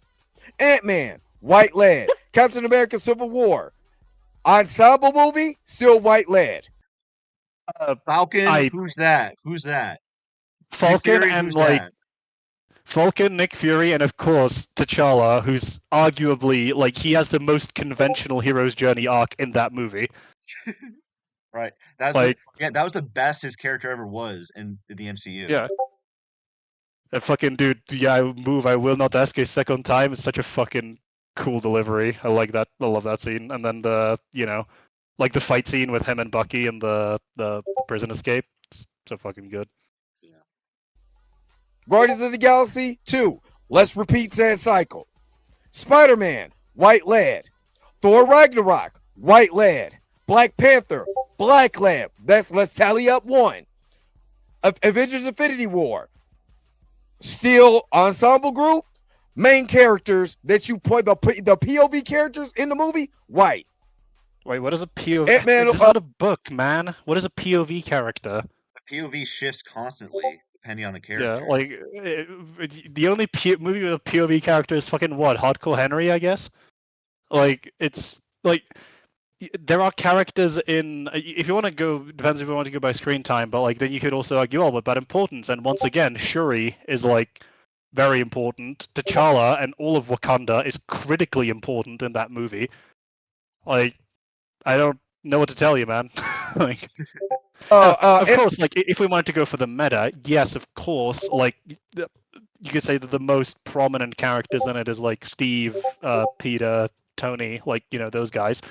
But, well, then you have to ask, well, how much setup did they have throughout the MCU, right? And, like, how much, how important are they in the cultural zeitgeist generally at that point, right? Like, it's, they're going to follow the characters that have had 3 fucking movies behind them more than the character who appeared in 1. I'm sorry. They have the opportunity to expand on it, but they did a shit job. I'm sorry. Like, they did. Man of the Wasp, white lead. Just quickly, Leico Cypher. Yeah, I know POV is an acronym for point of view. I just mean like in movies we don't really discuss point of view because it's kind of a silly concept. Point of view is like I think most famous example that a lot of people already have heard is like the Song of Ice and Fire books. They utilize POV characters, but like yeah, it's like for a chapter that character is like the POV, but that's not a thing in movies. Not really, anyway. Captain Marvel, outside of specific white. exceptions, like or like TV shows like Dexter. Like Dexter is the POV because we like get his inner monologues and everything, but like that's a little bit different. Right. Lead. Avengers Endgame, ensemble movie. Guess what? Main character, the POV character that we follow through, the ending character that we follow his journey. White lead. Superb curve. Take a drink every time an ad comes up. Like that, I think you're gonna die if you do that. To be honest. Be dead by now, yeah. Spider-Man Far From Home. Like, again, like this is such a it's so interesting. He doesn't pause for a second. How he keeps having to curb the standard to like fit the. It's almost like the vast majority of these movies are like ensemble cast movies, and it's not really appropriate to say they have a strict lead necessarily. White lead. Black Widow, white lead. You know what? To spare you, the viewers, I'm going to speed this up a bit. We said white a lot, right? Hold up, let's keep going because we gonna break this damn that. I'm gonna go through all of this. Shang-Chi, minority led, Asian led. So that's two out of all the. That's two. That's two out of all of these movies. That's two. It's just movies. Okay, so again, like I'm gonna just address this again. The point I'm making is that shows and movies like Ironheart and Black Panther are shallow corporate examples of corporate activism that aren't special. If you want to make a point that we are obligated to support these projects because it somehow improves the Black community or whatever, which is what a lot of people like Birdman imply, that's just not true. Most of the money from Black Panther is going to like white executives in Hollywood. You're trying to say, like, if you're trying to say that this is making a difference to black people, when it's not a black-owned property or business, you're primarily just making money for the white man, so to speak, and not making the impact you think you are. So why should I treat these movies as something more important when they're not? That's my question. Yeah, but it's in terms of like a quantifiable sense, how important they are is going to like personally to you. That's up to you, my guy. Yeah, but it's completely subjective. They don't. Black Panther. To be clear, like we're not saying that media depictions aren't important. Of course they are. However, we would actually put forward the argument that these movies do a disservice of portraying, good black media because they are of poor quality films. Yeah. And have very, very badly written characters, such as Riri. So yeah, in my Tyrone Magnus video, like a point I bring up is how much of a disservice they did in adapting Wakanda. How they literally just took a random shit from Africa, just put it in, even when it doesn't make sense. Let's keep going. Yeah, with the straw things, right? Like that they had on the buildings, where like that had a purpose, but of course, like contrary to like what certain Hollywood executives might think, people from Africa aren't actually retarded. They would like realize that once those things are redundant, they would no longer use them. Right. Doctor Strange. Like if they had the ability to make them redundant, they wouldn't use them. If they had better materials, yeah. It's Madness, white lead. Thor: Love and Thunder, white lead. Black Panther, black lead. So that's three. Right now, that's three. Ant-Man and the Wasp, white lead. Guardians of the Galaxy, repeat sad cycle. The Marvels, ensemble cast, right? But your POV character, who you follow through, white lead, which is Carol Danvers. She is the main character of that story, right? So now we got three to how many movies now? We only got three minority. Okay, let me take that back. Black Panther, Wakanda Forever, Shang-Chi, Captain America: Brave New World, which I haven't even got to yet. So we got three out of all of those right there, right? Six of Truth, what's up? My brother Rico, what's up? Deontay, what's up? So we got three before we get to before we get to phase 4 or whatever it is. We still got three out of just the movies. Three. All right, let's keep going. The Marvels again, still white lead. Deadpool, Wolverine, white. Captain America: Brave New World, black, because he got some black lead. That's four. Thunderbolts, white lead. Because if you look at it, even though it's an ensemble cast, the POV characters in Elena Belova, white. Did he right? skip Fantastic Four, Wakanda white. Forever? So out of 37 movies, So 4 of them have a person of color that is the lead. 4. That's including the ensemble movies because they don't pay attention to the secondary characters in an ensemble film, like Guardians of the Galaxy. We didn't follow Drax's path. We got a hint of Gamora because she was talking to Thanos. But really, we got pay attention to I the mean, fucking okay. like his entire. Okay, so I will agree that Drax's arc is given sort of a disservice because he's not given like a super Yes. big moment with Thanos, which kind of just Mhm. so by the time he's in Volume 3, he's just sort of there. There, I yeah. think it would have been better if he was killed off in Infinity War like Gamora, but that's just me. I would have preferred him to have died in a battle with Thanos, but like did a maybe a killing blow or a significant injury on him that like led to the victory. Like Yeah, maybe he's the reason they had that. Like, it's worth pointing out, Endgame is fucking terrible as well. But like, yeah, it is. he would have been the reason that like Tony manages to get the stones back or something. That would have been cool. Yep. Quill story of Rocket Raccoon, who was voiced by a white man. I wasn't always here, but then Here's another shot. Lion or am I dying? Shot, yeah. Television series. Now, so we got 4 movies, television series. WandaVision, White Lad, Back into the Winter Soldier, Buddy Cop. You know what I'm saying? So I would give him a half because Anthony Mackie is half of that duo. So I'm give him a half because you still got a black and white lead, they're co-leads, right? So you have Loki, White Lad. What if? That doesn't even count because, well, the majority of stories it's a mixed bag. That doesn't even so count, of course. Hawkeye, Yes, White Lad. conveniently. Moonlight, White Lad. I mean, I don't know what is it? He's not Chilean. So we call it. I'll give Oscar Isaac. I'll give him a minority pass, but he literally can still pass. The majority of people will still see him as white before they will see him as a minority. Am I lying? Y'all put it in the comment section below. Wait, Say, where's oh, Oscar Isaac really from? stretch arms. I I'm actually just don't know. fantastic with the stretches right now. Let's keep Look going. this up. Miss Marvel, minority. So we got a half. I would give Moon Knight. Okay, so we got 2.5. This is just what's been on Disney Plus. I'm not including Luke Cage. Just including He's Disney from Plus. Guatemala. Right? I'm not counting. I am Groot, She-Hulk, White Leg, Secret Invasion. We're gonna call that minority. You know what I mean? I'm gonna call that because Samuel Jackson is the lead of that movie. It starts and ends with him. Echo. Yeah, she's Native American, so we're gonna give that. Agatha, white, Ironheart, black. Eyes of Wakanda is still a black show, because it's still it's telling a black story. So you got a little bit more, but it's what 5-4. So out of you have all these projects, you have 14 Disney Plus projects, you have 37 movies. That's 51 movies, 51 total projects, and you're still at 9. Okay. You still got the advantage, okay. white folks. Now, You got home court Mr. advantage. Dre You're Mac, the I would Celtics encourage in you the to 60s. engage your prefrontal cortex and consider those specific movies you picked out. What is the general quality of them? What is the consensus on the quality of them? And do you think that is only because they are minority led? And do you think that it is a coincidence that the majority of them are TV shows where the risk reward is commensurately in Disney's favor because they will probably generate interest and money eventually? Mr. The Dre Mac Show, if you have any honesty whatsoever, can you tell me if you actually think Disney, whenever a white an MCU movie or show with a white lead comes out, Disney comes out and says, "Hey, y'all come out and support your white brothers and sisters." No, that's not what they do. It's like the Power Rangers meme where like they all say the color power, and then the White Rangers they're like, "Well, hi."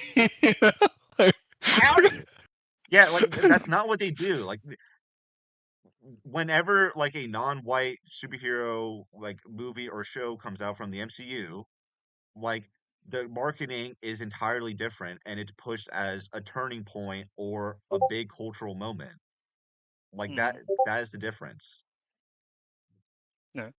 Yeah, and I think that's inappropriate when again, most of the people doing this aren't really most of the people who have any sort of control over these stories are white Disney executives. Some people might quibble and say, well, there's one or two non-white Disney executives, but that still doesn't change the fact that majority of the time, it's not black people having a say.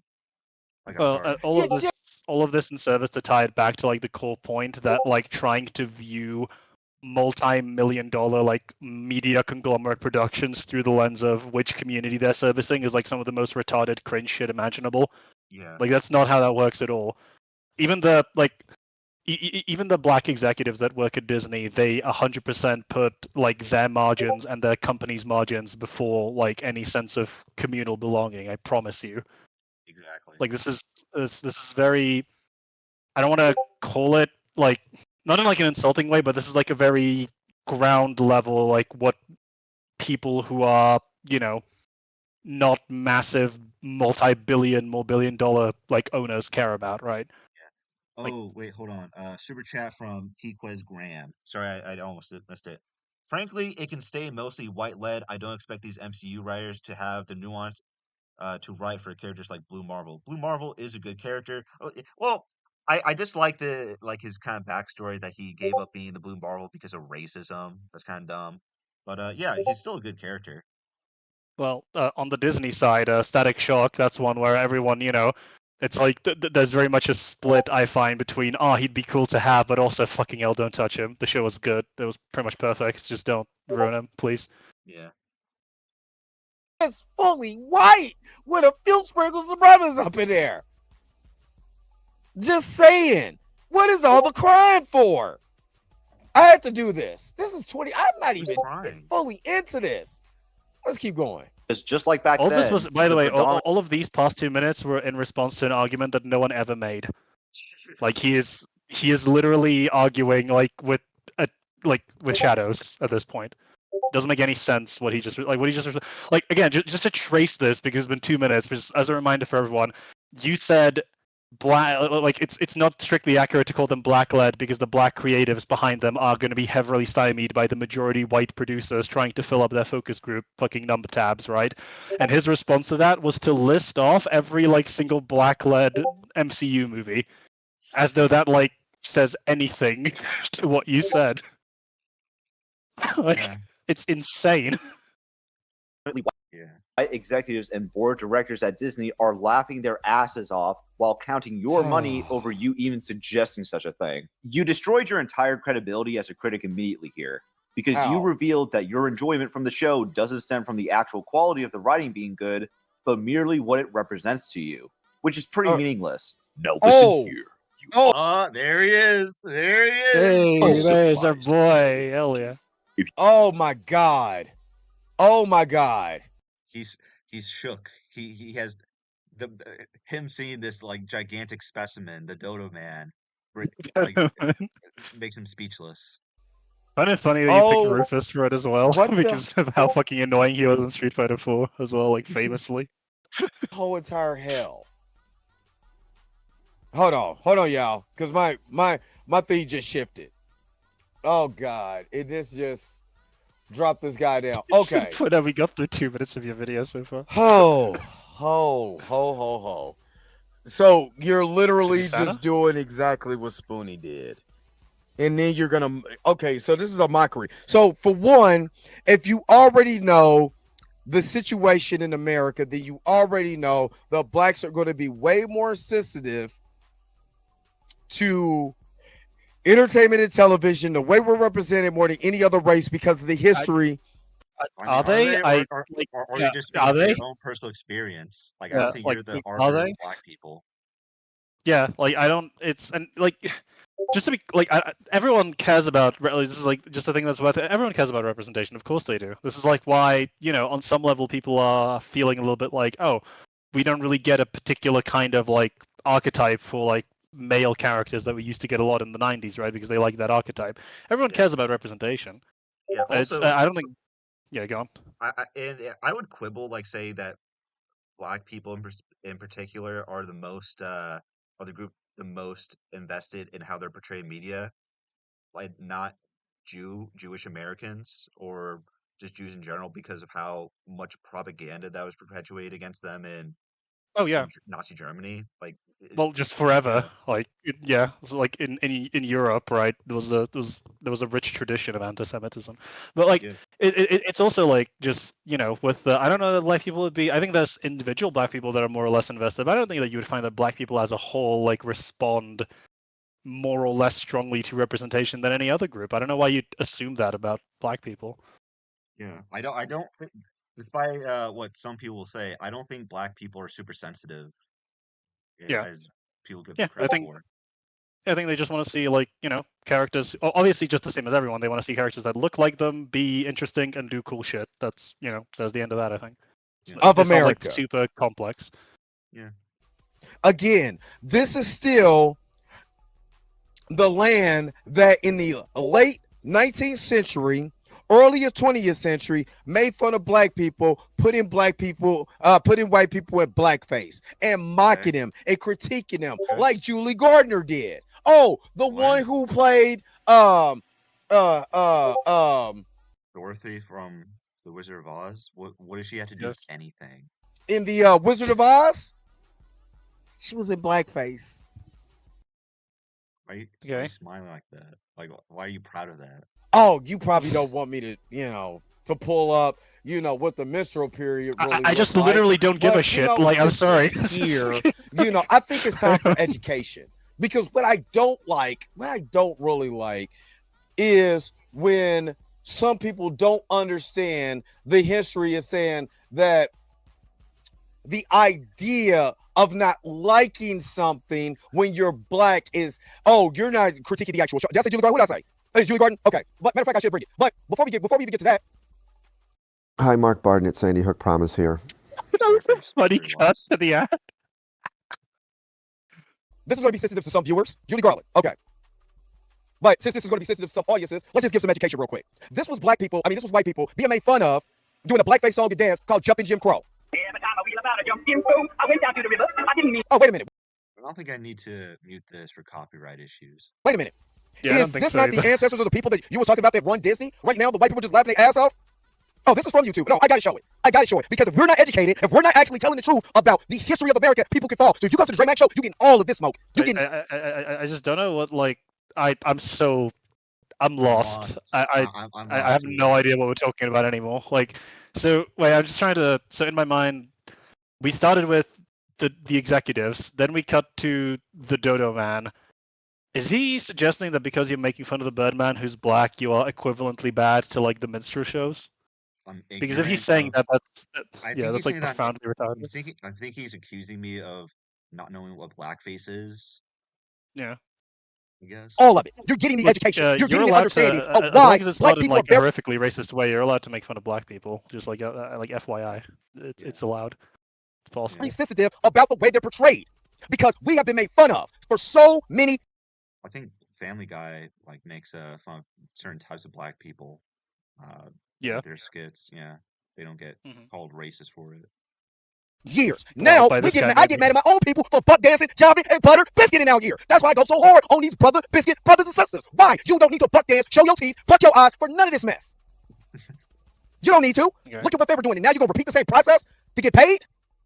No, I go with everybody. It's no limit to the smoke. Okay, but just look at this. Just look. No offense, I don't know how old this gentleman is. Just like life just advice. I think someone said it in chat as well. Tiny Titan pointed it out. Like, you don't need to stake your entire identity on like media depictions of your race from 100 years ago.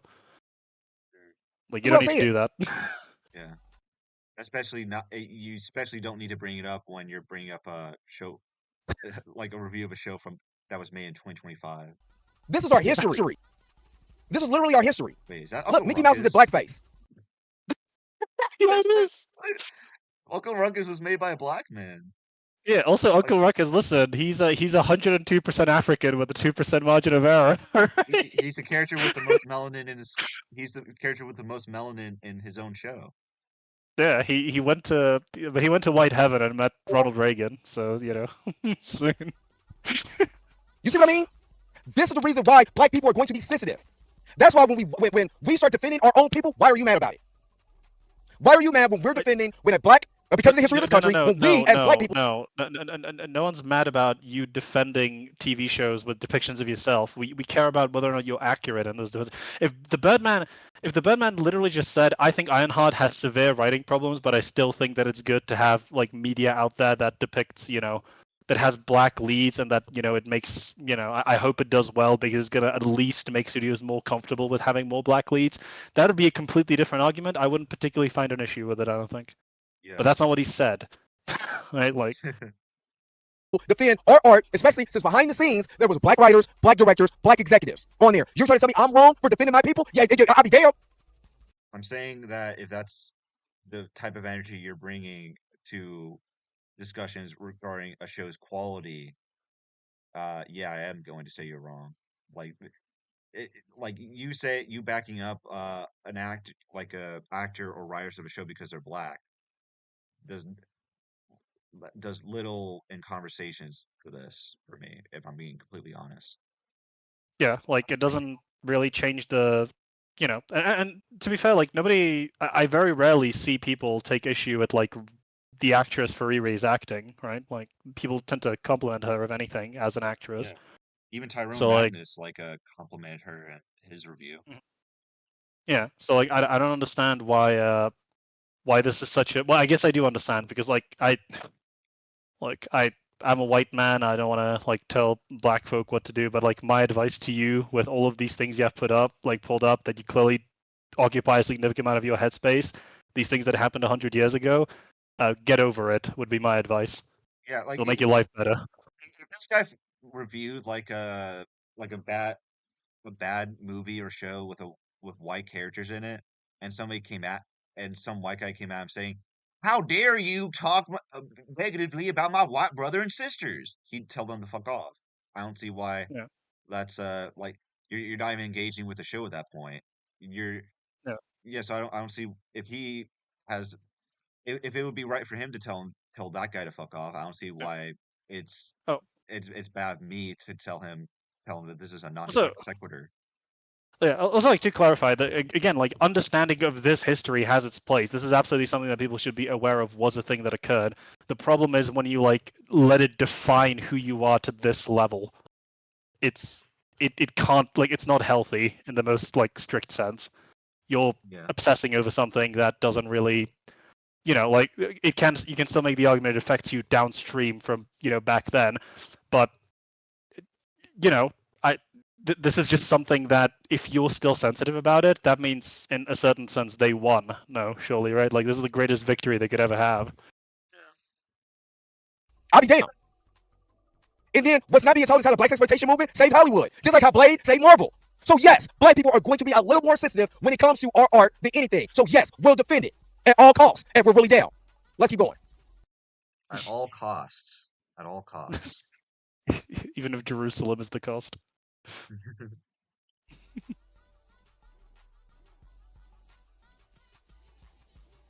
All right.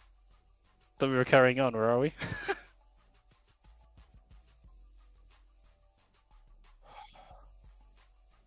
You know, if you're gonna, that's what it is. Cypher. He thinks he's a shill. He's 4.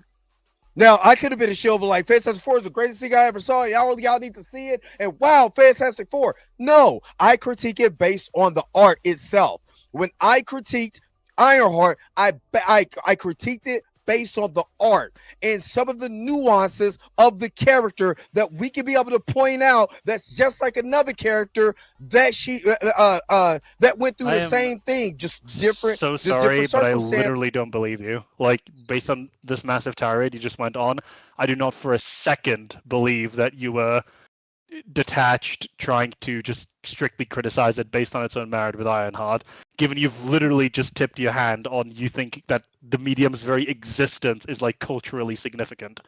Yeah. I have no fucking reason to believe you at all when you say that. You literally just said that you're going to defend it no matter what. Yeah, exactly. By any means necessary. You would execute a small child.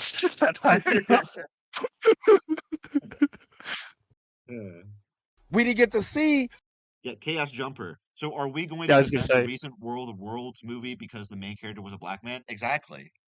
Like, I don't know why where's your stream respond to various YouTubers like over them bringing down a black-led project with Ice Cube in it? Well, to be fair, I don't know why we would need to defend Peak. All right, War of the Worlds is flawless. It is the fun.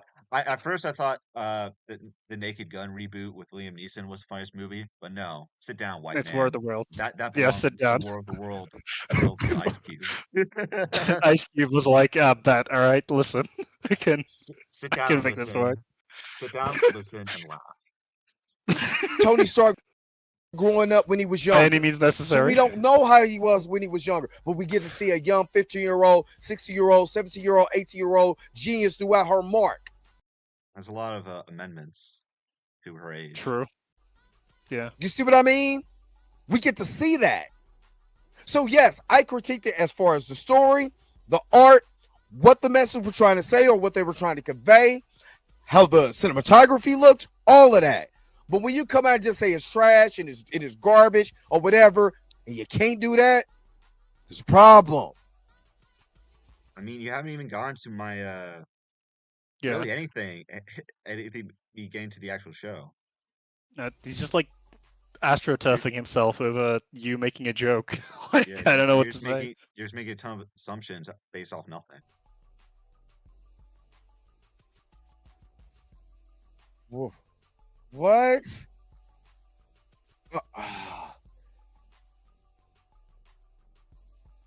He's just responding. You want to grift so bad. It's almost shameful, Kino Flex. I'm grifting. I'm not gonna watch part 2, 3, or 4 of this mess because I've already seen what you're on. I'm gonna get through this mess, but before that, I gotta take a commercial break. Cause good God Almighty, boy, where the bless all that? We'll be right back with more.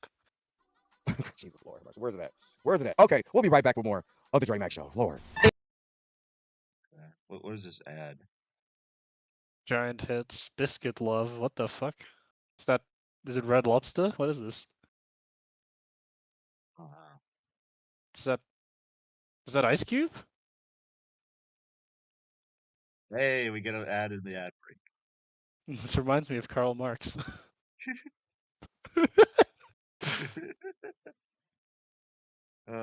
Thank you for sticking through us, Chad. I appreciate it. Yeah, listen.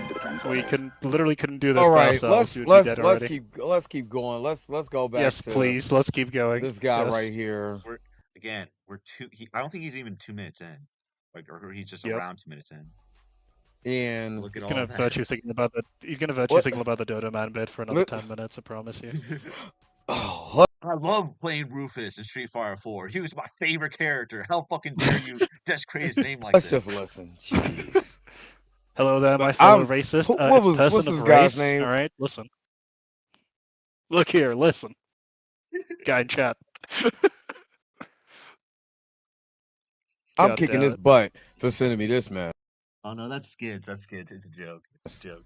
No, I was just messing around. Good, but merely what it represents to you, which is pretty meaningless. No, listen here, not uncivilized male monkey. If you had bothered to do even the most basic amount of research, you would realize that this masterpiece in television writing was born from the creative control given to the most accomplished black visionaries of our time, with the GOAT himself, Ryan Coogler, serving as executive producer. Wakanda forever. So you sit your white ass down, get the monkey shit out of your goddamn ears, and listen for once in your miserable life that Yakub blessed you with. Oh yeah, by the way, I got a new editor. His name's the Dodo Man, and I hired him on short notice. If he bears a resemblance to another YouTuber, I swear, it's just a coincidence. And now, who am I talking to? Which YouTuber? Am I talking about the Birdman, or am I talking about myself? It's a good question. Let me know what you guys think about him in the comments. But getting back to the response. First of all, I don't have to acknowledge these writers as masters of their craft purely because of the identity groups they happen to be a part of. None of them are Dwayne McDuffie. Second of all, I am not buying into the premise that the black writers hired for this had any significant creative control whatsoever. As we have continuously seen with this is my favorite one of my favorite parts of his response. But I just a quick thing. I like how that entire bit was kind of serves as a rebuttal to everything he was saying before. Somewhat. Yeah.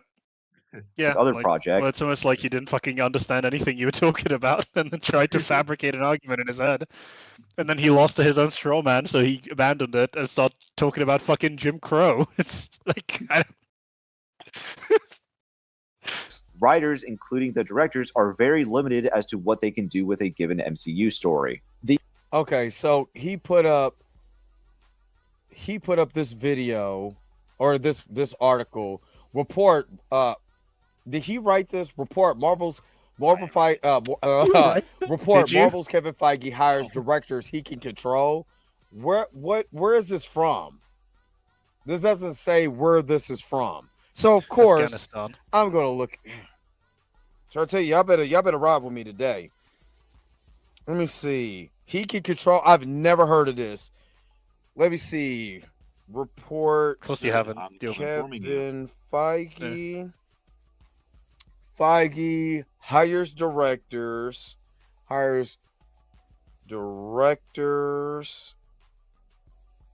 He can control. didn't know Kino was a news journalist. Yeah, me neither. This is coming from World of Real. World of Real. This is not coming from a reputable source.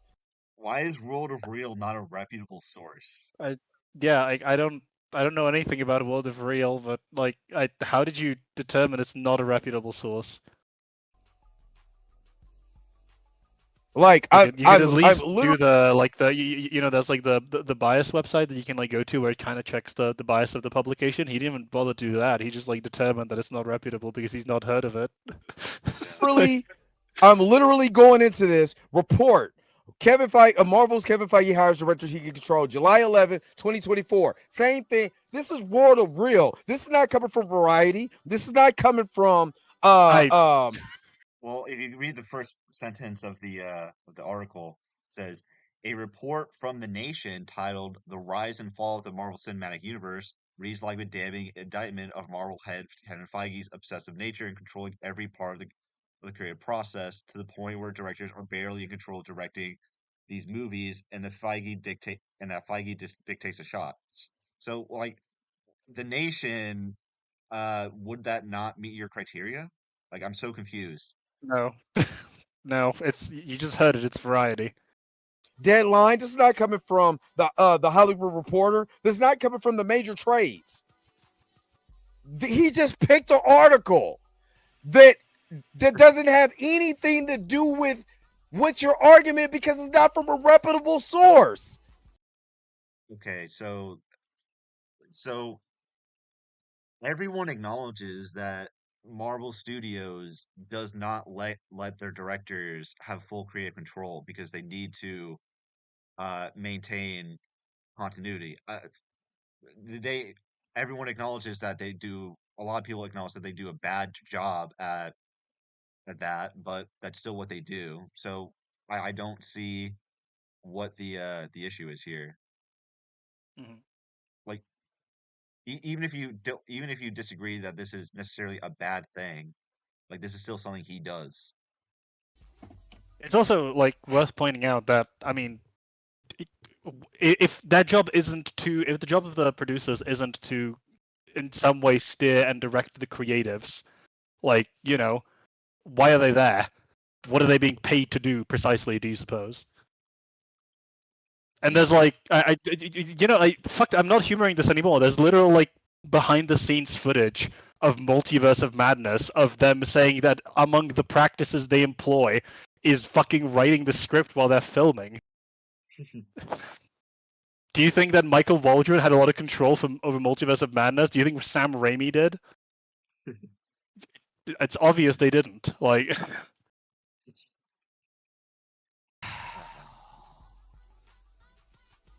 Kino. What? Kino. What? Are very What do you limited want from me? as to what they can do with a given MCU story. The only thing they could affect would be the style of the film, but even they would have to get permission to do so from their white bosses. And we have seen this be the case numerous times with directors for MCU. Taika Waititi really fell off as a director. I think Taika Waititi is like the opposite example where he just needs someone to tell him what the fuck to do, like, or like when to stop. Yeah. Otherwise, he's like incapable of creating good works. He's saying they only did it for the paycheck. He's legitimately using the same website for all of his sources. He's not using the Hollywood trade.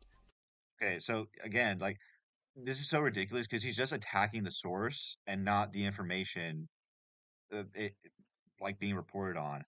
Like, Nia DaCosta is known, like the director for the Marvels is known to have like just directed that movie because of the money, and she was not invested in it. She literally went to work on another film that she had more creative control over. Like, that's just true. Yeah. As much as I don't like Variety, it's just like, you know, it's a question that would be worth asking. Is like I said, like, what level of proof would satisfy you that it is the case that the producers are definitely involved in the creative works that they're producing, even though that's a ridiculous thing to have to substantiate in the first place, specifically at a studio like Disney.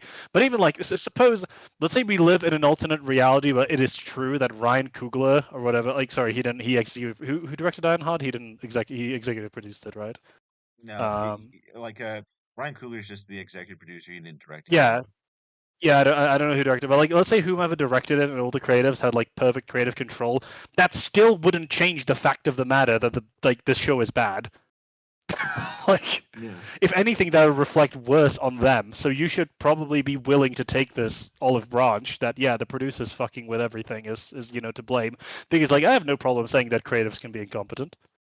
Like sometimes they can make really silly choices and they need to be reined in. But the reality is, this reminds me a lot of, and like always see this pattern where they are completely unwilling for everything he says, like, oh, it's my logical criticisms and my analysis of the art. Like they're completely unwilling to engage in like a detached way with what the art is actually saying. Right. Is still a Hollywood trade. The Hollywood Reporter, still a Hollywood trade. Deadline, still a Hollywood trade. Even if you're going through TMZ, which gets all of their information directly from the actual source, I can believe it. Again, like this guy got his info. Yeah, go on. He's not even reading the articles. Like there are links attached to it that back up what they're saying. Like I just don't understand what the issue is. But when you go that he doesn't know it, therefore bad. And you use unreliable sources that don't have the backing. It's not like they use another additional source. This is something that they made up. Fuck. Wait, has this guy ever read an article? I'm so curious. What does he think the red text is? No, obviously he never heard of this World Real. Because he hasn't heard of World Real, he knows that they just make everything up. Like they just commit slander 24/7. No, this is true apparently. Yes. Crazy. Some of them choosing to prioritize projects they do actually have control over. The most famous example of this would be when Edgar Wright was originally supposed to direct Ant-Man, only to just end up leaving the project because what they essentially wanted him to do wasn't tell an interesting story, but to work as a babysitter to the cast and crew as they film a script he had no say in. Isn't that? But see, when you say that, you have to also preference that Hollywood normally go, when you don't have creative control as a director, you normally leave a project. No matter what studio you work for, no matter what. No, absolutely not. You know what? You actually can't establish any pattern for this at all because it's going to be super dependent on the director of the project. Like, I don't even know. How the fuck could you even say that? Like, that doesn't... What?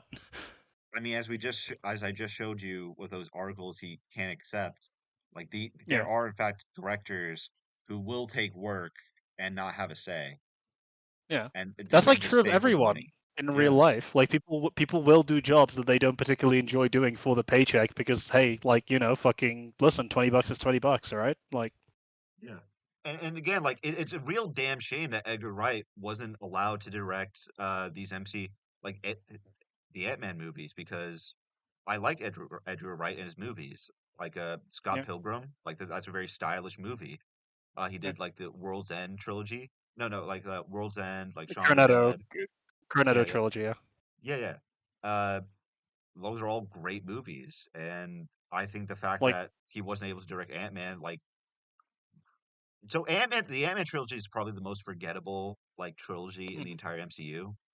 Like those are no one's favorite favorite movies in the MCU. I highly doubt it. Yeah. And I think at the time, like everyone was like not a fan of Edgar Wright getting the boot or not being able to direct the movie how he wanted. I even think YMS at the time said that this was a very shitty standard, and he's right. Because the quality of MCU movies have declined since. Well, it's also worth pointing out that the MCU used to be so much more willing to make slightly like deviant from the formula, more experimental projects than they are now. That's Iron one Man, of the big criticisms. Yeah. Iron Man, the film that started everything, that won't be made by them today. It's like a corporate drama. Yeah, kind of. And then, of course, I mean, everyone, it's not fucking hell. The Winter Soldier is kind of like a spy movie. You, of course, had Guardians of the Galaxy, which was a complete, gamble wildcard on a team nobody fucking ever heard of. What else is there? Ant-Man was a heist movie, like the first one. You know, like they were willing to take more creative. Well, like, again, like be more. Doctor Strange was like a very, it was like a very heavy like special effects like magic movie.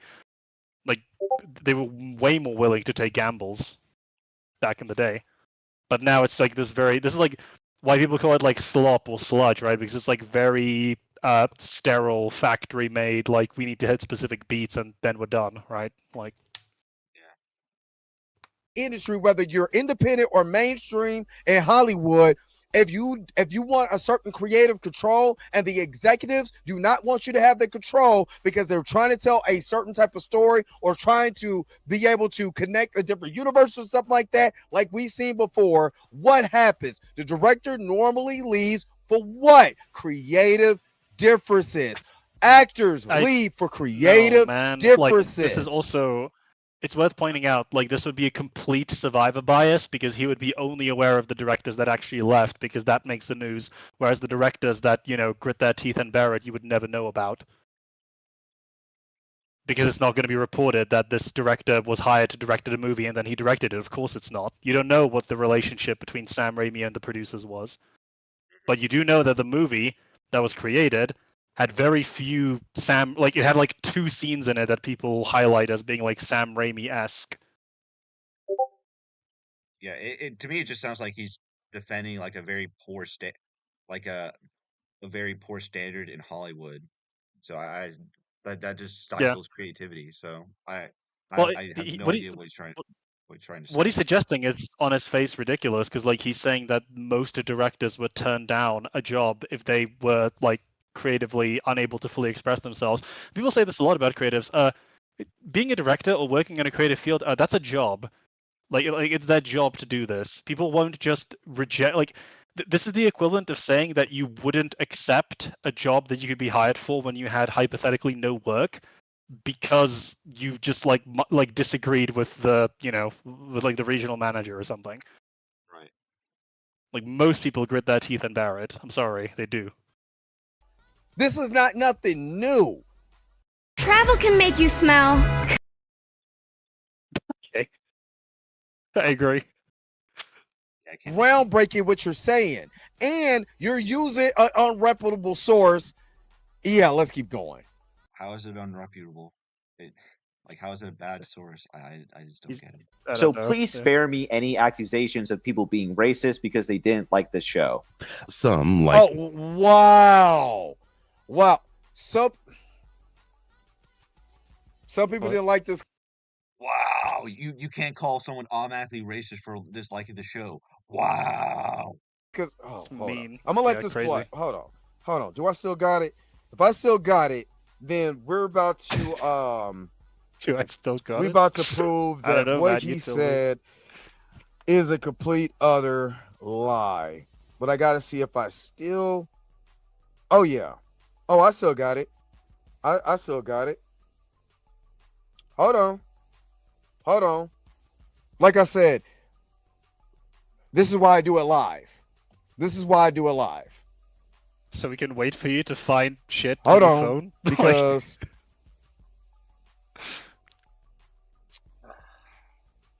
you see, in 1865, the fucking Civil War happened.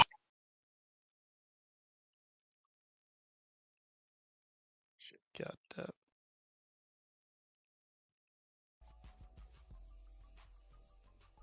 This is why I do it live. Take it apart. Are they going to play black music so I know there's a black person starring in it? I don't know if this is a show about black people until I hear hip hop. Yeah, what's going on? Wait, I don't know if I'm supposed to like it or not. Yeah. You could tell when she said stepdad that it was going to be about black people. Oh, that had nothing to do with racism, right? Oh, come on, man. That's funny. Like, come on. I don't even like, again, I don't like most of these guys, but like, that's, that's just like a jab. It's not, that's not that serious. Come on. Yeah. Like, also, like, again, I noticed that nobody, like, it's very quickly glossing over that, like, oh, these guys are making jokes of the fact that it's like, they're making, again, like, let me explain this for you. the show is making a lot of choices that are very stereotypically black because it's made by fucking lizard skinwalker people who don't, know anything beyond like surface level stereotypes of black culture. So they made those choices, and these guys think that it's funny that they made those choices and are like playing into it. It's like that's the entire point. Disney put a lot of stereotypes in there. I'm sorry, like they did. Their humor is that they are highlighting how unintentionally like offensive the stereotypes are going to be in the show. Like I think that's a point Has even says. Like if you're I think he criticized the show for how unintentionally racist it is to make Riri just the smartest A thief. black girl, like a criminal, yeah. Instead of like having her be like a capitalist or like an actual business owner. That had She nothing. could, like the thing is, it was such a because they had so many avenues set up for them. It was so easy to have it just be like, hey, I don't want to like She could even be like, I don't want to fucking work for the man, sort of a situation. So like she could be trying to start up her own like small business enterprise and like the difficulties associated with that, right? Like trying to find investors and everything. Yeah. Particularly when, potentially like she's now a direct competitor with Stark Industries, right? Like that could have been an interesting thing. Yeah, it could have. Could have also built like it could have also built up to Armor Wars and like see the reappearance of Rhodey. But nope. Yep. We don't get that. To do with racism. Let's play it one more time. It had nothing to do with racism, right? Let's play it one more time, just in case he doesn't understand what racism really means. Stepdad. Black girl Say magic. the best way to know a thing. My stepdad, because my real dad left Take it me. apart. Are they gonna play black music so I know there's a black person starring in it? I don't know if this is a show about black people until I hear hip hop. Yeah, what's going on? What's up, I'm Todd? supposed to like it or not? Yeah. You could tell when she said stepdad that it was going to be about black people.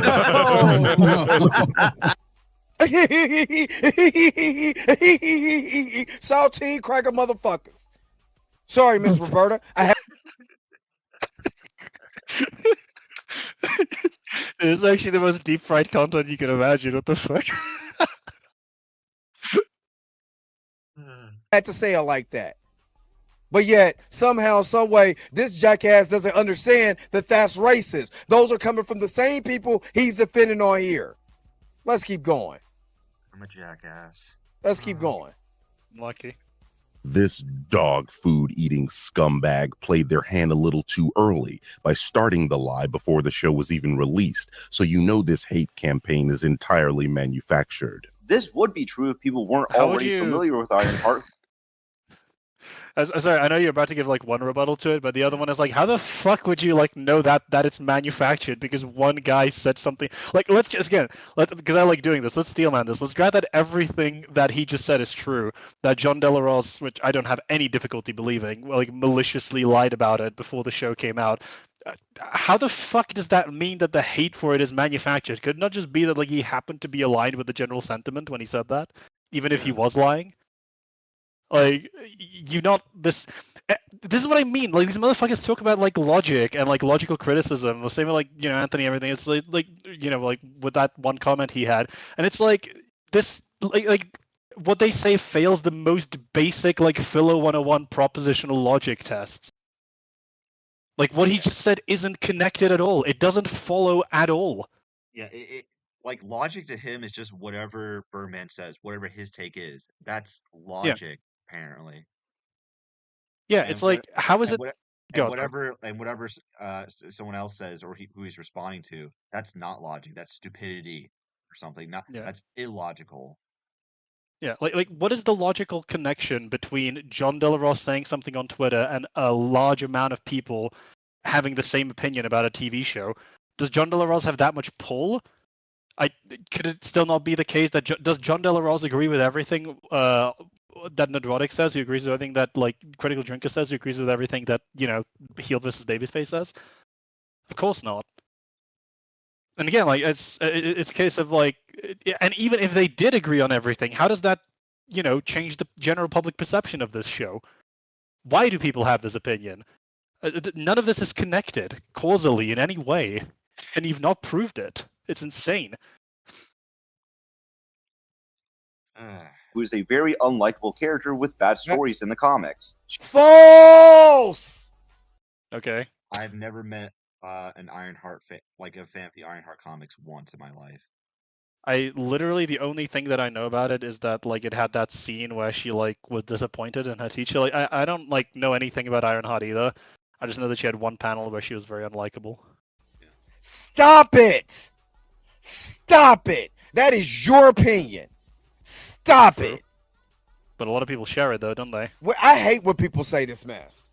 For one, Riri was also a part of Iron Man's story. You mean like she was thrown in there? Yeah. Yeah, If you can call correct. that if you think you can call that being part of his story. Superior Iron Man? Was she not part of that story? Didn't she get her own? And people hated her so much. Why did she get her own solo series? And she was just so unlikable, and the story was just so. Oh my god! Because like that's man. Pandering? Because that's the problem. That's the they're problem pushing with her. That's the problem with these Like, industries. Dude, this guy's head would explode if he like followed WWE wrestling at all, or like WWE wrestling, where like there's constant fan complaints about people like that they don't think are deserving being pushed. Like Roman Reigns before his heel turn is a famous example if anyone knows anything about WWE. You know, Hulk Hogan at certain points in his history, John Cena at certain points in his history. When people aren't like even, and by the way, we're talking about people here like, you know, John Cena was a fan favorite at a point, but when they started getting massively pushed, it became annoying. Like when people get, or like when properties or people or actors or whatever or characters, I think it would even be out for WWE, get a spotlight that people think is undeserving, it chafes them. It's annoying. It's frustrating. There you go. That's your. Is that not the far simpler solution versus John De La Rose implanted the fucking like anti-woke mind virus and everyone became racist overnight against this one TV show? Is that not a far simpler explanation? Yeah, it is. That ain't what people were saying at the time. I pulled up those articles too. I could debunk this whole entire argument, and I'm glad that I see what he wants to do. I'm gonna tell you what he want to do. What he wants to do is grab the same audience as Spoonie, Geeks and Gamers, Neurotic. Well, it's funny you say that because I have several people in my comments like routinely telling me that even though they don't like Neurotic, Critical Drinker, or Has, or any of these other people who are in the videos, they dislike Birdman even more, and that they just like my arguments. So I'm part of the audience, and I have nothing but nice things to say about Spoon, as everyone knows. He's one of my favorite people on the internet. I love the aristocratic utensil. I don't think that he's profoundly retarded at all. That's what he want to do. That's what he want to do. He want that audience. But we can debunk that because you're not them. You're another faceless YouTuber that won't come out and show yourself but has the nerves to talk about somebody else. Man, why aren't you showing your face so I can try to see if I can do something to you? Yeah. Yeah, like I don't. This is weird, man. Your internet tough guy act isn't fooling anybody. Trash. Trash. And I can debunk this whole entire Riri Williams argument. Trash. You probably don't even watch or read. You probably don't even read comics. Oh, I don't read comics. Okay. Trash. You don't read comics because you don't like Riri Williams. If she was so unlikable in the comics, why did Marvel give Spider-Man Riri Williams story and Spider-Man Homecoming instead of and then turned around and gave basically Riri Spider-Man story, you know what I mean, for Brand New Day in Ironheart? Okay, so this is gobbledygook. So this is like I'm going to immediately refute this idea that I don't read comics by explaining what he means by this, because you need to understand like comic history to decipher what this gibberish. He's saying that because Mephisto offered Riri a deal in the finale, then that's them copying the deal Mephisto gave to Peter to bring back Aunt May in exchange for his marriage with MJ, which is very stupid because he's trying to say that a character having a deal or making a deal with the devil, or Marvel's equivalent to the devil, is copying Spider-Man. What the fuck are you talking about, dude? Well, Like even that taking is because I've not nonsense. read any of that shit. I'll be the first to say I don't read comics that thoroughly. But based on what you're just describing, wouldn't an apt descriptor for that then be they're trying to key jangle an event that's famous in the comics and boost the popularity of this show by just giving it to this character? Possibly. As one might when they are trying to push a character that, like, this is another thing is, like, listen, people have issues. I'm not gonna say nobody, like, because obviously people who are like, I think like John Del Rose would probably make this argument, right? But I think like Neutronic is pretty positive in like Spider-Verse, right? Like, people have, to my understanding, issues with Miles Morales' like massive push in the comics, but yet when Spider-Verse came out, everyone liked Spider-Verse. Interesting how if you just write a good story with a character, people will 180 that preconceived opinions. Yeah, if they made like a Riri Williams show or movie where she really is her own character and isn't shoehorned Mhm. into Tony's story, you could probably Yeah. make a good story with her. That's not what they Again, did. I think like wrestling is a good analogy for this, where, like, wrestlers will reinvent themselves constantly, and eventually they'll get like, again, Roman Reigns, he reinvented himself as a heel, and then people started really liking him. He's like one of the most popular ones now, from being universally hated, pretty much. Yeah. Like, this can happen. It's just, yeah, people, if you start really pushing a character that there's already a lot of negative sentiment about, people will generally be on the negative end, right? Like, it's just expected. Yeah. But if Ironheart came out and was like an amazing TV show, this would have, like, people would have turned on this in a day, right? Like, on this opinion that they didn't like her. Yeah, it's like what I said in the finale of my response to Bird Brain. Uh I agree. I agree. It's not that the character is inherently bad. It's that the writers are writing it's a writer's fault. So if the writers just completely change everything about the character, I could possibly like her. Who knows? Know that. Yeah. She was also in Wakanda Forever, and nobody really liked her in that either. I'll also link a video explaining why that's the case. Yeah, also shout out to Alistair Hakan. Like, he's watching the Ironheart. He said on Twitter that he's watching the Ironheart show right now, and he says the worst thing he's ever seen. So Oh, keep an no. eye out for that. The only reason she was created was so that the writer who created her, who is white by the way, would make money through residuals off of her. And there were already two other characters who fit the archetype of this character with Rhodey's name. And now you see it starting to come out. You started to see because he couldn't give he couldn't give a logical source why that's a lie. A logical source. Or logical source on why that's a lie. Okay. They couldn't give a logical source of why that was a lie. He just literally told a blatant lie right there. So what's the blatant lie? Yeah, let's find out, I guess. He's Lila Rhodes and Jensen's daughter. No, Tony that can't Ho, be a mystery box. You need to enlighten me. What did he lie about?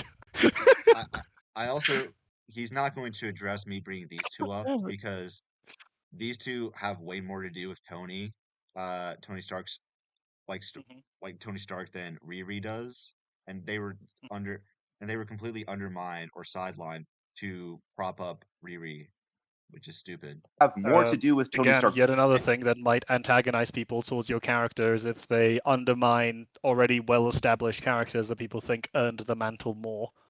Yeah, especially if one's a black girl and one's a Vietnamese lesbian. Like, I'm clearly a racist because I would prefer these two legacy characters getting their own stories or a story compared to Riri. Yeah, like, let's just assume like someone was a massive fan of either of these ladies. Would they be justified in, like, being frustrated that they were supplanted? I'd say so, right? I'm sure this guy would have to agree. So, like, is it not possible that a decent amount of that disdain is from those people as well? Yeah. Personally, than Riri Williams does as a legacy character. Another shot. Another drink. Another shot, another drink. Let's go, baby. Hey, listen, he's this is how you get reparations going, all right? Yeah.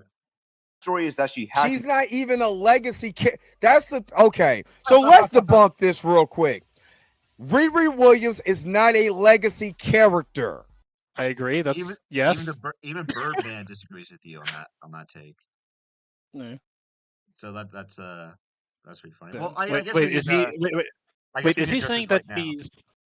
Well, I'm just confused. Is he saying that she isn't? Is he like outraged at the statement that she's not a legacy character, or is he concurring with you that she is not a legacy I character? think he's saying that he's saying that she's not a legacy character. I said that she is a legacy character. He's saying no, that's not true. Let me replay it. Story is Also, that she super has She's chat. not even a legacy. than Riri Williams does as a legacy character. Her backstory is that she had She's not even a legacy. That's the okay. So let's debunk this real quick. Riri Williams is not a legacy character. She did not take over the moniker of Iron Man and keep it like Laura Kinney did with Wolverine. Okay, that's not the criteria for that's not a criteria for legacy character, but okay. I would hesitate to introduce Lara in any discussion about these character archetypes because Lara was first introduced in a cartoon, and yet pretty much Not everybody as is on board Wolverine. with her now. Yeah, Yeah, as exactly. As X23. X23, and pretty much everyone is on board with X23 now, because over time she earned the mantle. You know, it's something that you earn typically. You don't just get it. Right. Or like any other character, she is a derivative, not a legacy character. That's worse. You understand, right? That she's derivative. Yeah, You're like literally I agreeing with Nerdrotic. That's his also I take. completely also I don't understand with like the parallel to Lara again, and like other than they both have claws and like healing factors, what is the like in what way is Lara derivative of Wolverine? They're completely different characters. Like they of course have like a link with the like the Weapon X program and everything, but beyond that, Lara is a very different person. Right. Which is why, on my end, I would disagree with Nedrodic's takes on derivative characters because I think that the word derivative in and of itself is kind of a meaningless word at this point because, you could make the argument, like from different media, you can make the argument that Logan Ninefingers is a derivative from Conan the Barbarian, but that doesn't, that's not helpful because they're different characters with different goals and different stories. Yeah. Super chat from T Quez Graham. Thank you for the $10. Okay, I need pseudo intellectuals to stop using the word logical in the way this dude does. It's infuriating. I agree. I Yep. agree. But and We again, need like to just to reiterate, go on. like not even Birdman agrees with what the Dre Mac Show is saying here because he says, like he agrees with me that Riri Williams is a legacy character. So just to be clear, a legacy character is simply a character picking up of an older character's name, mantle, or role. So like Alan Scott, the first Green Lantern, like he's a foundational character. Hal Jordan, Guy Gardner, John Stewart, Kyle Rayner, Jessica Cruz, all of them are Green Lanterns too, but they're legacy characters because they came after. The same thing for Jay Garrett, the original Flash. He's a foundational character. Barry Allen, Wally West, they both became Flash too at some points. They would be legacy characters. Um, Yeah. yeah. Oh, go on.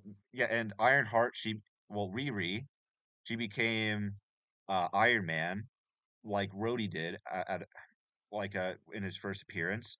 So that would make them legacy characters. And even though she's not going by Iron Man anymore, she's still a legacy character because she's Ironheart, and that's obviously that's obviously her continuing the mantle of Iron Man since they're related. Like, does that follow?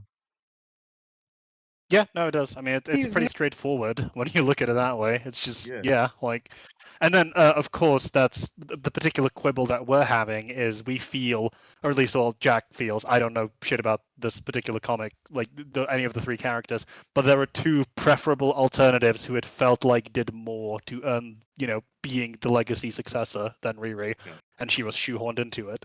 Oh, I have another super chat from T Quiz Graham. I think I missed it.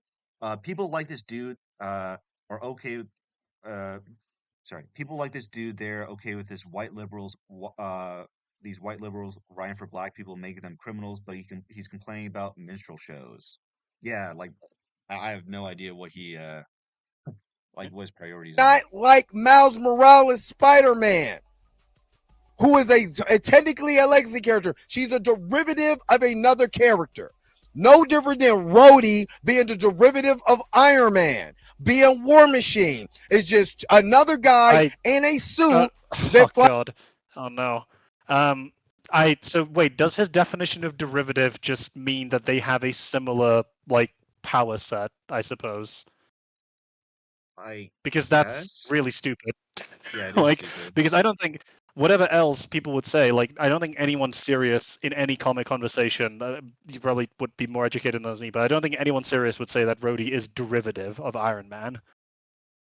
Yeah, that's Like, not true at all. Like he's very unique he's in characterization. yeah, he's like he serves different purposes in the story. His personality is completely different. Like in many ways, you could call him a narrative foil to Iron Yeah, Man. Would be more even if accurate. yeah, even though he's different, he still complements Tony in a really great way by being a war hero because Tony is the type of person who's a who's a weapons manufacturer and he used to cause wars that Rhodey would fight in, and now that brings a unique dynamic between the two. Yeah, it's also like worth pointing, and then obviously, to my understanding, this follows in both the comics and the MCU. It's like Tony's kind of the loose cannon, wild card, laid back, where he's like the straight laced, like company man, more so. Which that's very distinct. Just because they both have a suit and they fly around doesn't mean he's derivative, right? Like Exactly. Yeah, if that's the case, then a lot of Iron Man villains are also derivatives, like Mauler, Crimson Dynamo, Titanium Man, like many characters. guys around that also, looks like surely Iron Man. Tony Stark would be derivative himself of something else as well, right? Which is like, it's fine if you want to say that, but that at that point, I think that this is what I mean when I said the word derivative is useless at that point. Yeah. That's why she goes by Ironheart. She's literally no different than James Rose. It's a derivative, not a legacy character. There's two totally different things. Now, again, I could be totally wrong. I could be totally wrong, but I think I'm quite right on that. Because if she was a legacy character, she'd be called Iron Man. No, again, that's there's more to it than that, and this is why even Birdman acknowledges her as a legacy character. Like in his response to Nerdrotic, he was like getting on his ass for saying that she's not a legacy character for referring to foundational characters as legacy characters when they're not. Like Riri would be a legacy character in the same way Mr. Terrific, like Michael Holt, the black Mr. Terrific that everyone knows, is a legacy character of the original white Mr. Terrific, Terry Sloan. And there's nothing inherently wrong with legacy characters. There are good written legacy characters and there are badly written legacy characters. I quite like Michael Holt's Mr. Terrific, or Michael Holt as Mr. Terrific. The original Mr. Terrific was admittedly not a very he wasn't a hated superhero, but he didn't really have a big fan base either. And his origin of being inspired by him and going, you know what, I'm going to continue his legacy, so I'm going to become the new Mr. Terrific. I have no problem with that. Yeah, this is like what I mean. Where sorry, go on. I'll go after. Okay. Yeah, the problem is when you try to shoehorn in Riri Williams, a character who's just introduced in like a dumb storyline, Civil War II, a storyline that managed to be even dumber than the original Civil War storyline. And we're supposed to, and with her brief appearances, we're supposed to be like, oh yeah, she's the new Iron Man. I don't know, and we're just supposed to accept that. Yeah, and it's again like touching on the concept of like legacy characters. A lot of the times you'll find that legacy characters get introduced when they feel like they need to, like what you said with Mr. Terrific, they feel they need to reinvent that concept because they just don't the idea tank has ran dry. or they just want to, again, they want to do something new with the character, take them in a new direction. Like it's again, comics are complicated because they aren't like almost any other conventional literary or media genre where they iterate constantly on each other. Yeah. So it's like it's hard to have like a definitive version of a character. Hence legacy, right? Like they follow in a particular character's legacy.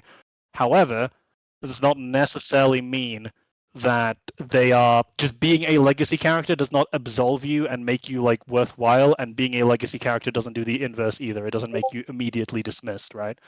It's just it is a descriptor, like functionally. It's like a neutral term, right? Like it's just literally this is what it is. Yeah. Also, sorry if our volume is a little low. Like I'm still new to this to live streaming, so I'm just like figuring this all out.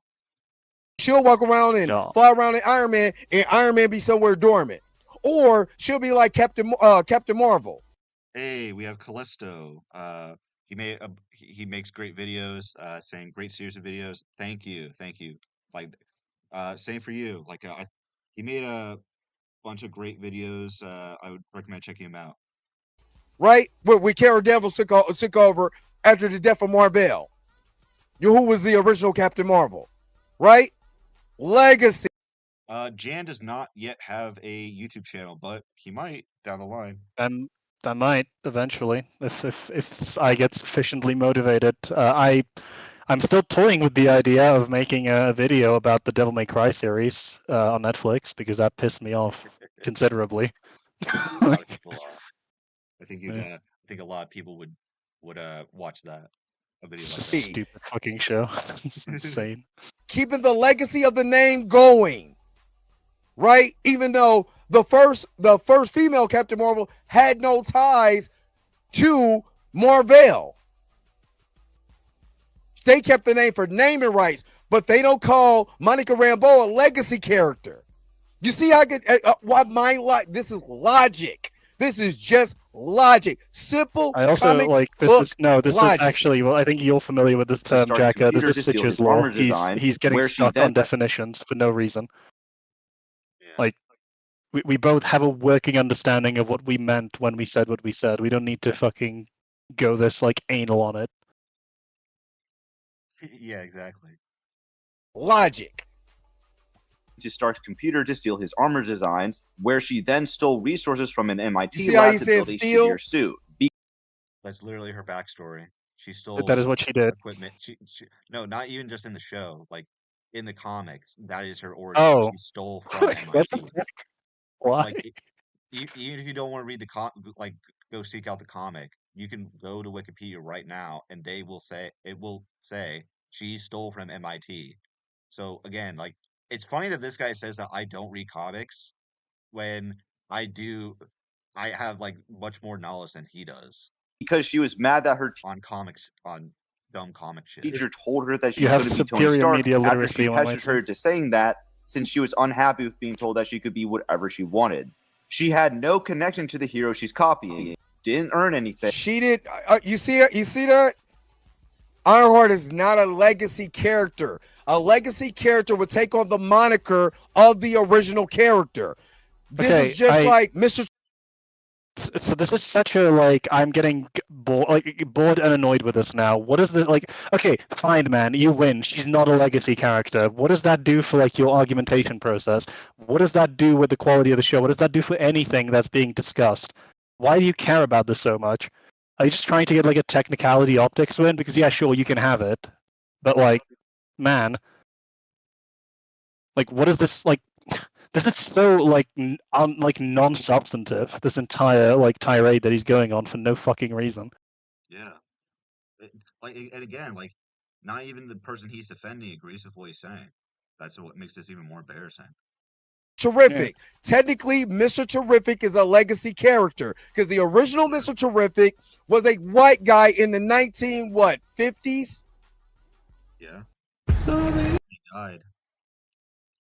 He died, and no one was using the name Mr. Terrific. He was a white guy in the 1950s. It's just that funny. Also, what do you think about Alien Earth? Not seen it yet. Yeah, me neither. People are saying it's not very great. That does not surprise me in the slightest. I mean, I love everyone, and that's a legacy character because they're taking on the legacy of the character that keeps it going. That's just like if Damian Wayne became Batman today, right? We all know who that is, right? That's the son of Batman. That's the son of Bruce Wayne. If Damian Wayne became Batman, he is now the legacy of this father. Yeah, again, like Birdman brought this up too, but that's completely different because Damian is Bruce's son, is Bruce Wayne or Batman's son. I And also like feel Riri has no go. relation. Riri has like no like super deep connection with Tony besides being introduced to him once or like just abruptly in a random storyline or like a random like Also- crossover event. Also, correct me if I'm wrong, but like the initial response to Damian Wayne was not a positive one, as I recall. Like people were quite annoyed with him. He's like warmed to people a bit more over time that they started doing more interesting stuff with him. But hence what I was saying earlier about Riri, you could have the same phenomenon happen. But like when they just out of the blue introduced Damian Wayne as like he's the true blood son of Batman, a lot of people were annoyed because they felt that like there was that presupposition that he was going to get the mantle, and everyone felt that Dick Grayson, Tim Drake, or even Jason Todd were more deserving in certain senses. Yeah. It didn't help that he was kind of a rerun of Jason Todd as well, personality-wise. Right. Are you catching what I'm saying? All he's doing right now, ladies and gentlemen, is just dissing Riri Williams. That's why I said shame, insults, guilt, and the need to be right. Bro, literally all he said is That's the character it. shit. Calm down. Shame, insults, guilt, and the need to be right. Now, you could say that Riri Williams, what she says in the show, that she wants to continue the legacy of Tony Stark, but as Ironheart, her own character. Are you catching what I'm saying? That's why I don't give her the legacy title. Yeah, but that wasn't. Is no one everybody cares, following dude. what I'm saying? Or I just want to make sure that we're following what I'm saying. That's why I don't call her a legacy character. Because what legacy is she keeping the moniker of Tony Stark's name? No, she is not. Did she? Yeah. Iron, Iron. Like Ironheart is not related to Iron Man. Okay. Like that's such like a baffling thing to say. Yeah, it's again. This is becoming like insane. Like I don't know why we're talking about this at all. It literally doesn't matter whether like you guys, even supposing that yours definition seems that they are definition of what legacy is or isn't, you could still have this conversation about this character. Like his entire thing here is he's trying to go defense mode because he called Ironheart shit, which is an opinion that, to my understanding, a lot of people like the character, like a lot of people share. And like I just find it interesting that he didn't go this like hard in the paint about discussing whether or not he feels that those other two characters you highlighted would have been more or less meritorious than Riri to get the mantle, because that would have been an actual substantive conversation. But no, we need to talk about this instead. Change her name? Yes, she did. Is she now her own character with her own things? Yes, she did. This is the reason why Shuri is not a legacy character, because even though she was Black Panther for a time, right? She moved into her own story and became a griot. She did not continue as Black Panther for the rest of her series. Y'all catch what I'm saying? No, she would still be considered a legacy character because she would still be considered a legacy character because she took up the mantle. Like like this guy does not know his terminology. Like that's all I Here we go. Now that I explained that, let's hear this. What up, never struggles or faces consequences for her actions. Tank? Her backstory sucks. Her motivations suck, and any attempts at making her a character to root for sucks. And you suck. Ooh. Oh, really damn! That's Jova. You're a TV camera face. The other guy's a spoon. What's next? A bobcat? Like that's what you Lost want, cat? right, Jan? No, it's a palace cat. Palace's Okay, cat. okay. But Okay, it's okay. fine. It's a What's fat one too, so you know. snack? If I'm not mistaken, I think there was a video in the '80s where people were TV sets head, like their head was a TV set. Is that gonna be next? If someone is going to make an adaptation of a character or storyline I dislike when they could easily make a better You just story didn't with like a the character and character. storyline I actually enjoy, I'm going to be frustrated because you have all the tools you need at your don't know if there was any disposal, but confusion you're on that simply point. choosing not to prioritize telling that story. This is real footage? I don't think so. Is this like the new fucking, what are they called? You know, the ones where like the super, yeah, like the two them, like the two paranormal investigators and everything. Oh yeah, it is Conjuring. No, that's a cute dog. Yeah, look at him. Seeing a War Machine show, a Blade show, or a Heroes for Hire show before seeing an Ironheart show because nobody likes this character. It is funny that he keeps saying nobody likes this character, but it charted on Nielsen. that means nothing. Somebody liked it. Yeah, how much did it chart, my guy? People watching something does not mean that they automatically liked it. I don't understand that point.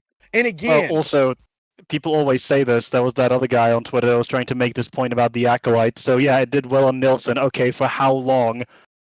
How much? Where was it on the chart? How long did it retain its spot on the chart?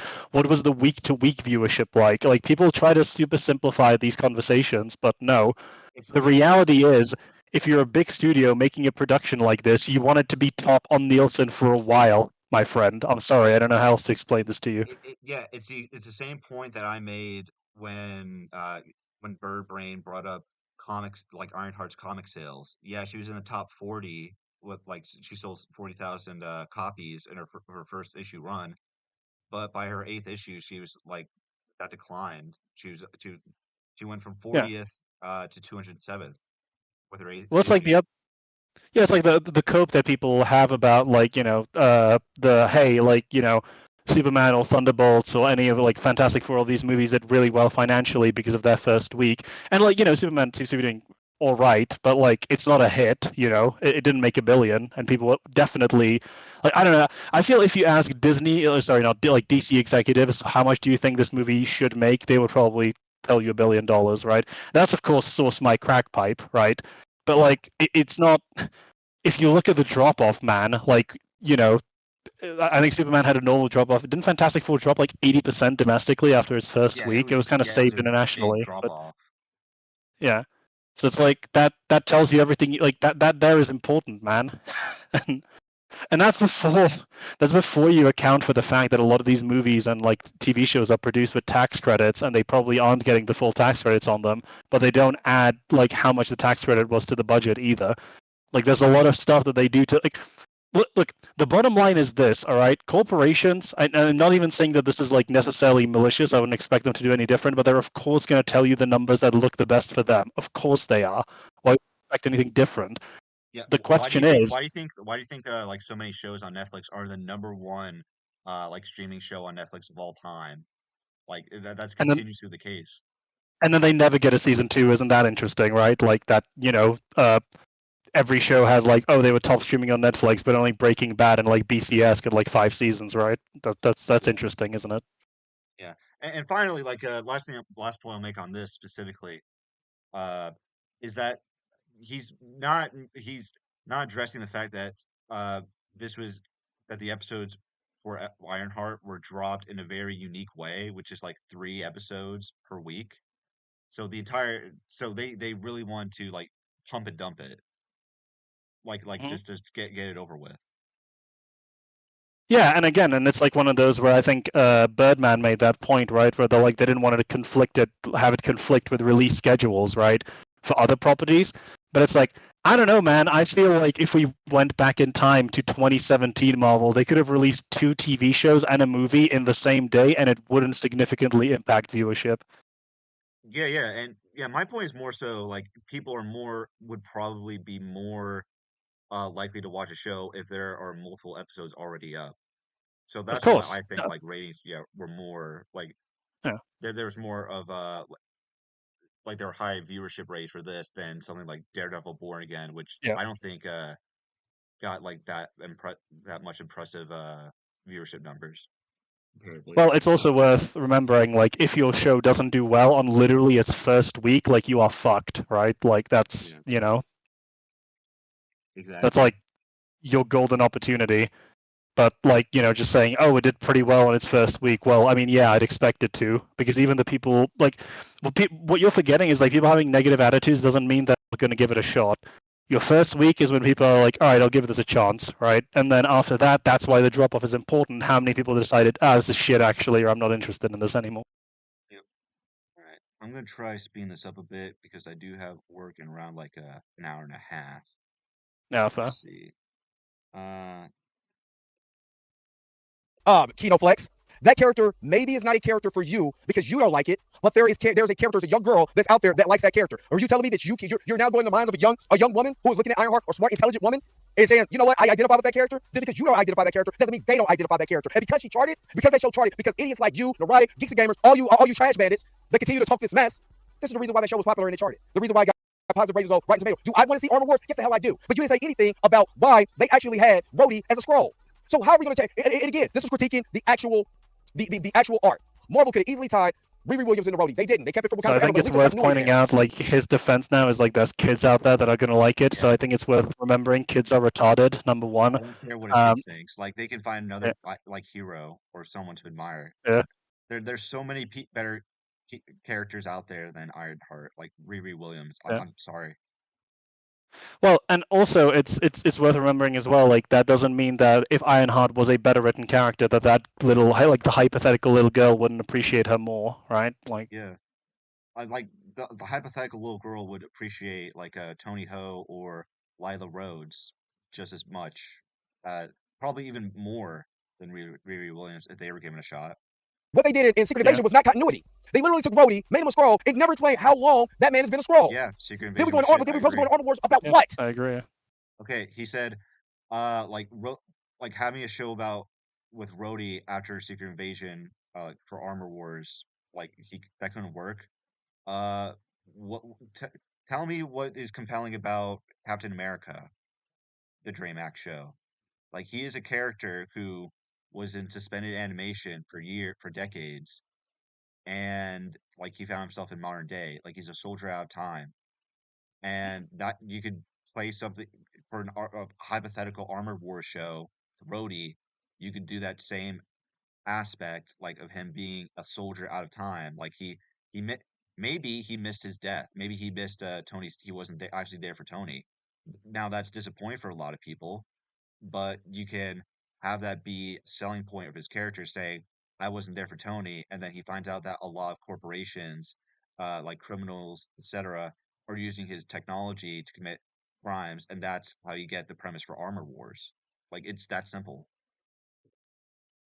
Yeah, and like if we want to talk about, alternatives even within the not to go too further afield in its own universe, but like Miss Marvel, that show, right? Like as much as I don't think it's particularly good or particularly interesting, Kamala Khan, to my understanding, had a pretty positive reception, and nobody hated her for being a fucking criminal, She's a young girl, so, I'm just saying, like, you can have, like, generally, I think, as a whole, because I remember there was a lot of backlash about Kamala Khan, but overall, I think, as a character in the universe, she's gone over pretty well now, with people as a whole. Yeah. Because she's kind of just like a charming innocent, like she has like the Spider-Man effect going, like the young Spider-Man effect going for her. Yeah. Right, it's like it's this is general writing advice. It's hard to dislike characters who are like innocently likable. It's pretty easy to dislike characters who fucking steal shit. That's just it's generally about what? true. What does it connect to when Rhodey has been a scroll for God knows how long? And we already know the developmental hell. Instead of going after the Birdman, why don't you go after Marvel for the developmental hell, since you like Blaze so much, about what they're actually doing? Or maybe you go after Marvel for not hiring Mike Coulter back as Luke Cage when that show was one of the top rated shows on Netflix. So top rated in season 1 that it shut down Netflix. Why aren't you making videos about that? Okay, yeah. So first off, yeah, like Marvel Studios is incompetent for not getting that Blade project off the ground. I agree. If you want a good example of like a similar movie or premise getting getting it right, look at K-pop Demon Hunters. I know, like, I know, like, it's very different, like, in terms of the focus, but take away the K-pop elements, and it's literally a Blade movie. Like, why can't Marvel do something like that? It's like really simple. And Yeah. yeah, for like Luke Cage, like I'm not even sure I want a Luke Cage show in the current state Marvel is in. They would not get done right. Yeah, but like it, and the big underlying thing here is like, I'm sorry, they are not as like, I'm very sorry, but they are just not as topical or as important to the overall state of the MCU as an actual TV show that was released. Like, they're just not. I'm sorry. Yeah. Yeah, even then, like if I were to make like a K-pop Demon Hunter video, like that would be the main topic. It wouldn't be Blade. It would if I were to bring up Blade, like the Mahershala Ali Blade project, it would be like a side note. It won't be the main topic. Oh no, the Birdman is bigger play because if you know that you make it about what I could Disney's turn not doing, this you're not gonna- question on this guy as well. Like, why aren't you making more of a stink about the fact that they made fucking Ironheart instead of either of those shows? True. hit 20,000 views on your video. So, I do not know how well my videos are going to do. Like, so this is just like I don't have a crystal ball that says, wow, I'm going to get like 20,000 views on this video and 16,000 views on that video, 100,000 views on the column video. Like, this is just like nonsense. Those characters back. No, what you want to do is try to grift and do what Spoonie did and the rest of these jackasses are doing by attacking the Birdman. You're not slick. This is an easy. This is an easy layup. This is an easy layup. See, what I do is I go after one. You're and say, why can't I get literally, Blade? If you really want black shut the fuck up. Like, you're literally just assuming what the person's motivation is for no reason beyond like this fictitious reality you've invented in your head based on other people that you've seen criticizing this person. Like, get out of here. You have nothing. You're talking about something that like is, listen, like I know Source My Crack Pipe is becoming very prolific in the online discourse around superhero movies. It's true. But like, please stop doing this. It's so fucking infuriating to listen to. Like, all you're doing is like you're showboating for your audience of like fucking, you know, clearly very well rational, reasoned people that you educate about minstrel shows in a video about a fucking movie or sorry, a series that came out like fucking 3 weeks ago. This is like, you realize that like you're insane, right, for doing this. This is fucking crazy. It's so like unbelievable to me. And then it's like, oh, logical criticism. Literally nothing that you're saying would stand any basic level of logical scrutiny. But okay, let's talk about the fact that like, I don't know, Kino made a few jokes and, you know, he like said that he doesn't like Riri Williams and a lot of people don't, which is true.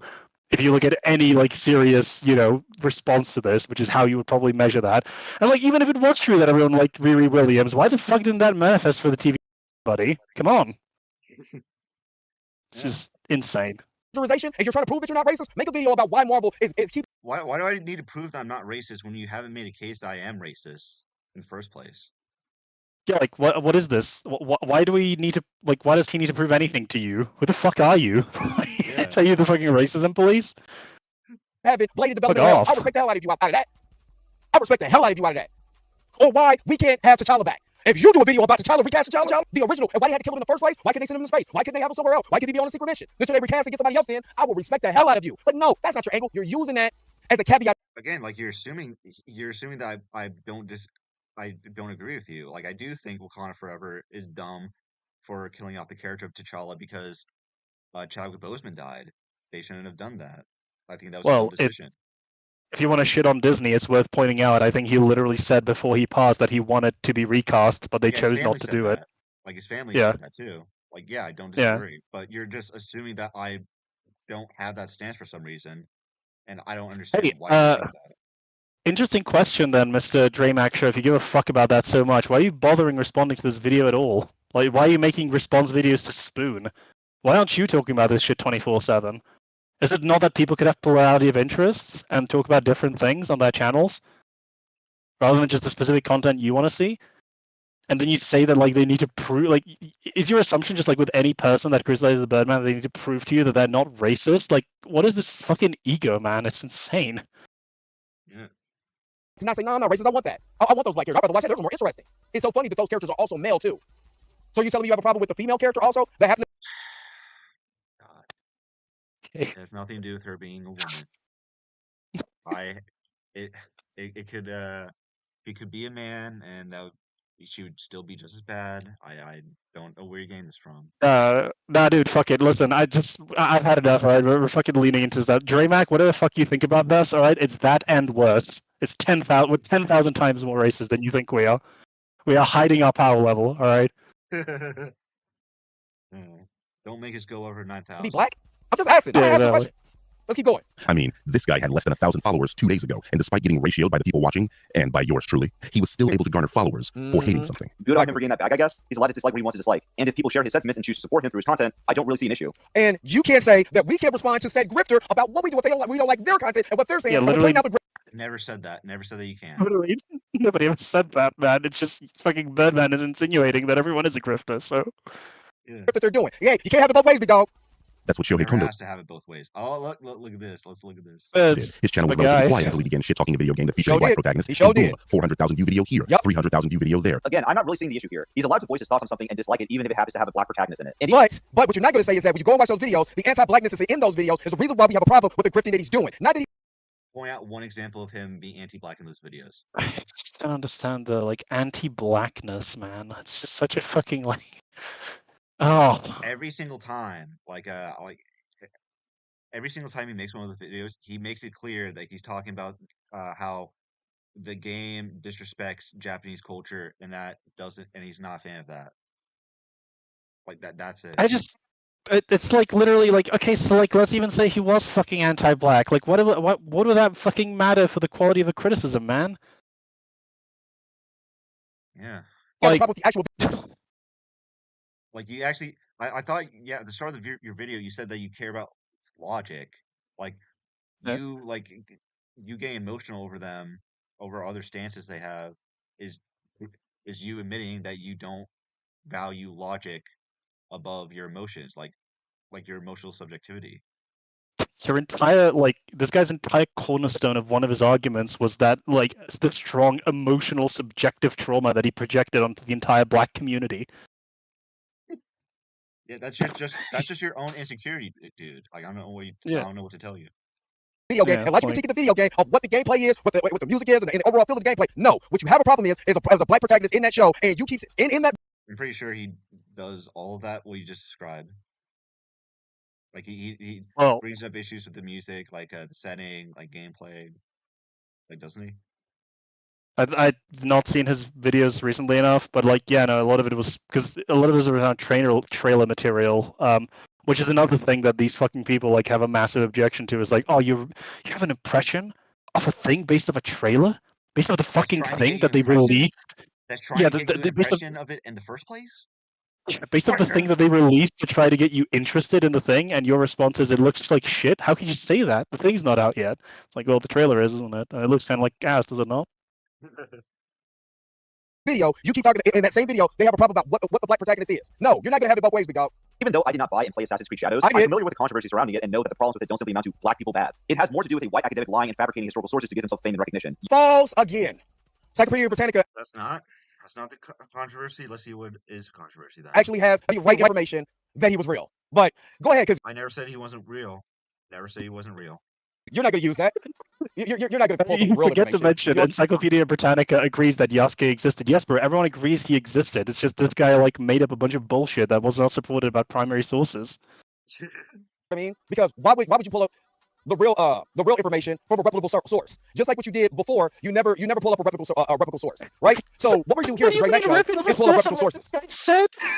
The funny thing is, I don't disagree with what Encyclopedia Britannica has to say, yeah. African-born Japanese warrior. That's correct. If it said African-born Japanese samurai, I would quibble with that because there's no sufficient evidence that he was a samurai. That's the entire controversy. Yeah, and it's also worth pointing out that and look, people, I wouldn't expect a Japanese person to do this from cultural reasons or whatever, but it's worth pointing out the samurai as a figure, much the same as knights are in Europe, they are very much the subject of historiographic mythologizing. Of course they are, right? It's fair to say Yasuke, his legend is probably exaggerated. That is probably true of Nobunaga. That's probably true of Miyamoto Musashi. That's true of most figures in history that are prominent. you know. So like, I don't know why you're getting so touchy over this. That's Encyclopedia Britannica. That's actually Zero Sweat, my guy. Okay, Amber Shayland. It's so fucking weird. Dre and others like him bring up supposed racism when it's just not there. Drink is just kind of boring. Yeah, he is kind of boring. I do. Okay, here. Yes, my screen is glitching a little bit. But you gonna tell me the Encyclopedia Britannica is wrong? Fact checked by editors of the Encyclopedia Britannica? Yeah, facts. Yeah, but we don't need facts. We don't need that.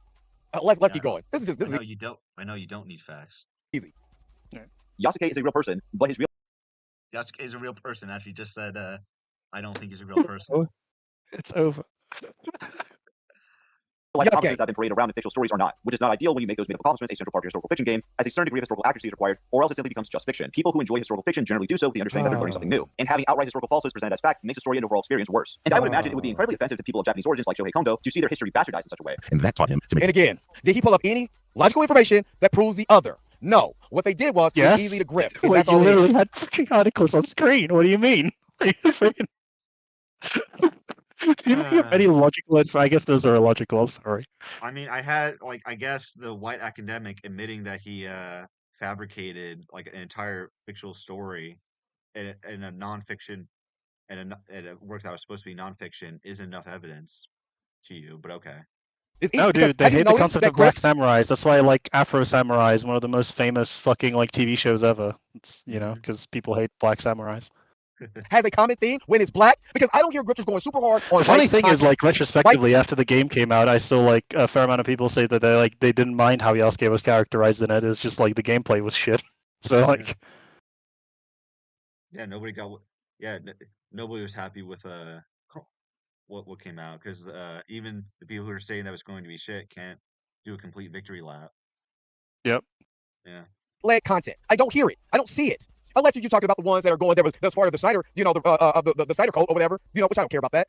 But when it comes to these guys, have you noticed the common thing always has to center around somebody black? And you can say, oh no, it's because of historical documentation and all of this. But wouldn't Encyclopedia Britannica, what is a historical document, stuff that you actually have to use in college? Wouldn't they say, nah, that didn't never happen? Why did they got it and say that it happened? Video after video on that. So most people in college use Google Scholar, just so we're clear, not Encyclopedia Britannica. Yeah, if you just use if you just copy and pasted the website link for Encyclopedia Britannica, they wouldn't accept that. They would say this isn't a proper work citation. Game, hoping to milk the situation as much as he could, resulting in 26 videos on the same topic. Holy shit. 26 videos on the same topic? What a complete fucking psycho. I take back everything I said. Take away this man's internet access, have him muzzled, and take him to the penis explosion chamber immediately. There's no way someone can justify making that many videos on something so many times. Oh, well, will you look at that? You're just a blatant hypocrite. Mr. Electric, send this to the penis explosion chamber and have his penis explode immediately! Take your loose vagina lips and keep them closed. You diarrhea squirt from an asshole. Daddy Birdman puts a lot of effort into his videos. They take massive amounts of time and effort to make, with his scripts being the result of hours and even days of research. Sure, I don't doubt that these videos are all that easy to make, but why not assume that's also the case for Shohei Kondo's videos as well? There's no fixed amount of videos you can have on a topic. You even have entire channels dedicated to talking about one specific topic. So it's not about the topic. It's not about the topic. What the fuck is it about?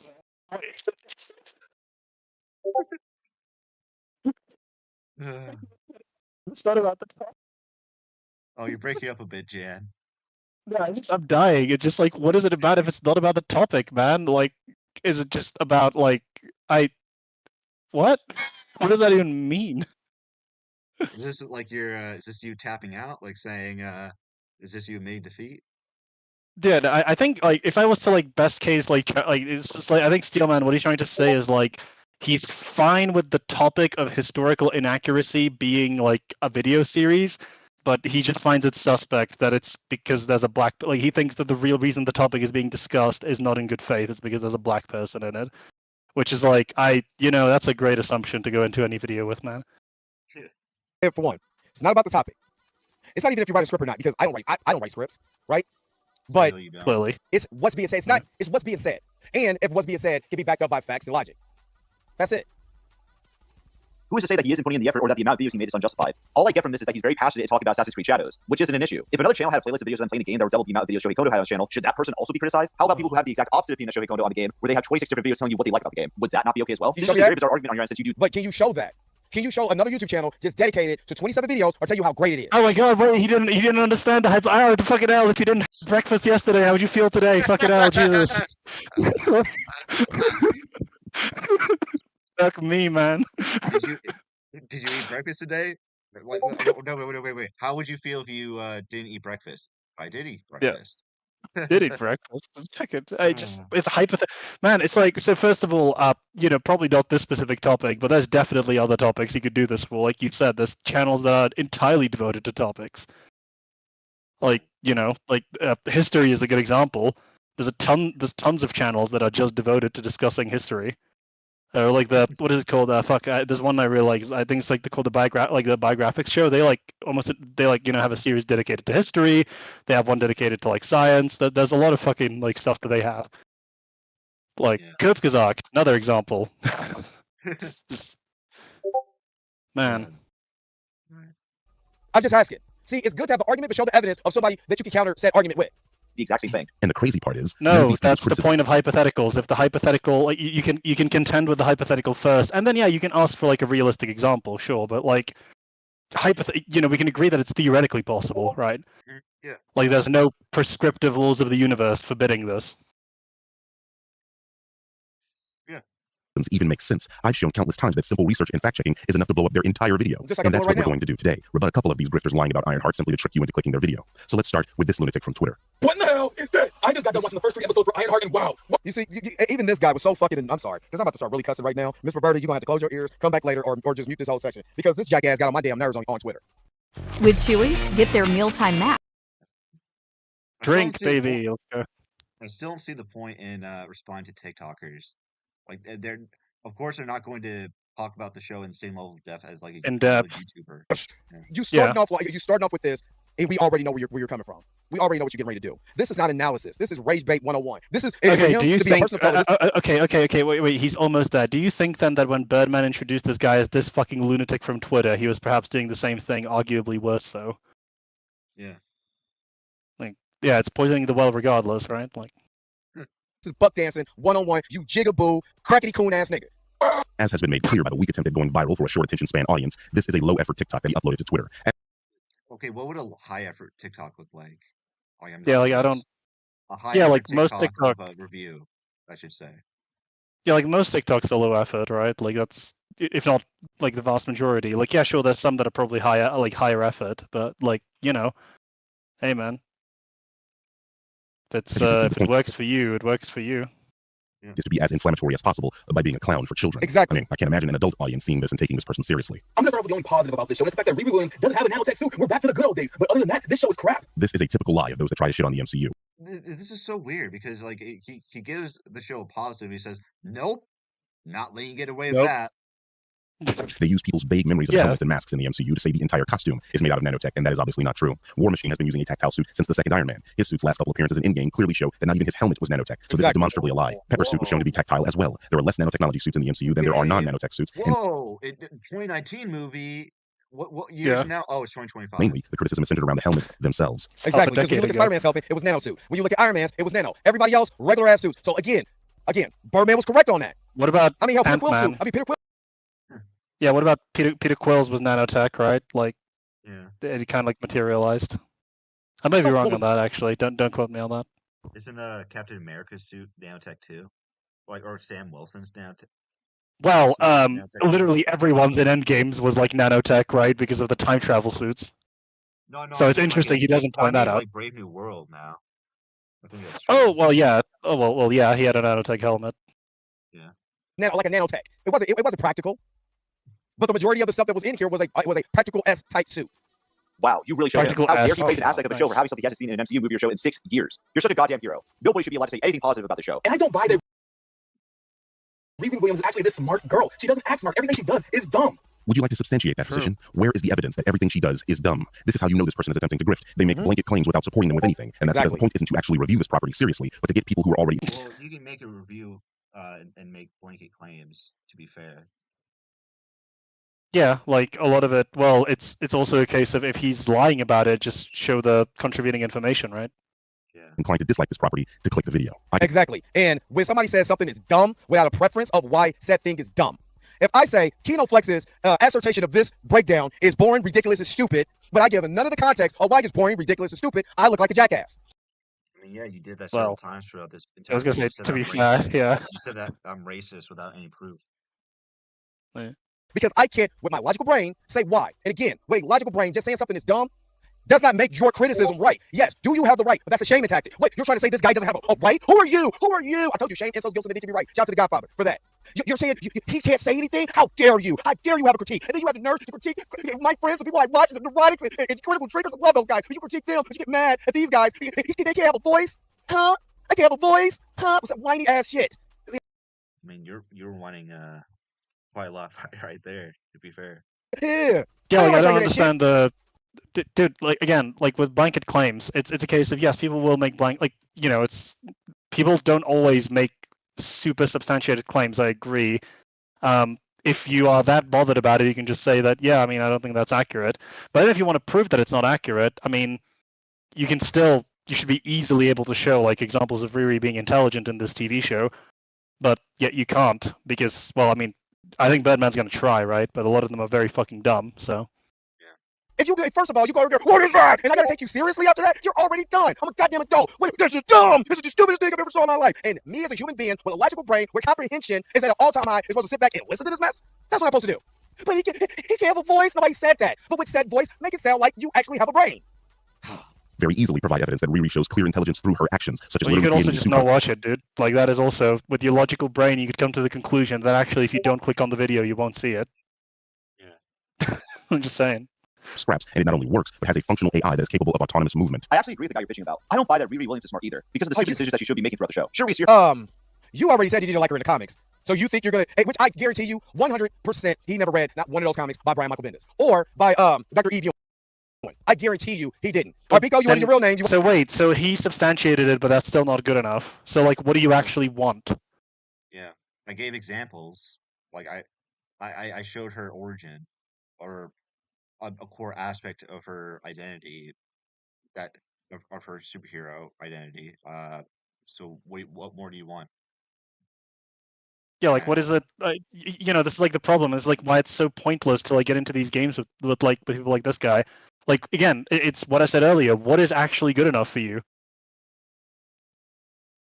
Like,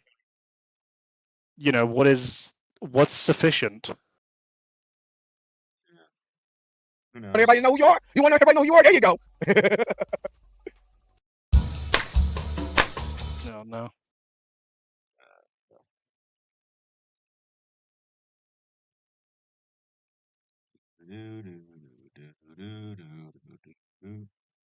If you already came in and said she's the worst character that you ever had, that you ever seen, nobody liked her. She sucks. I didn't say that she's the worst character I've ever seen. I said that she's bad.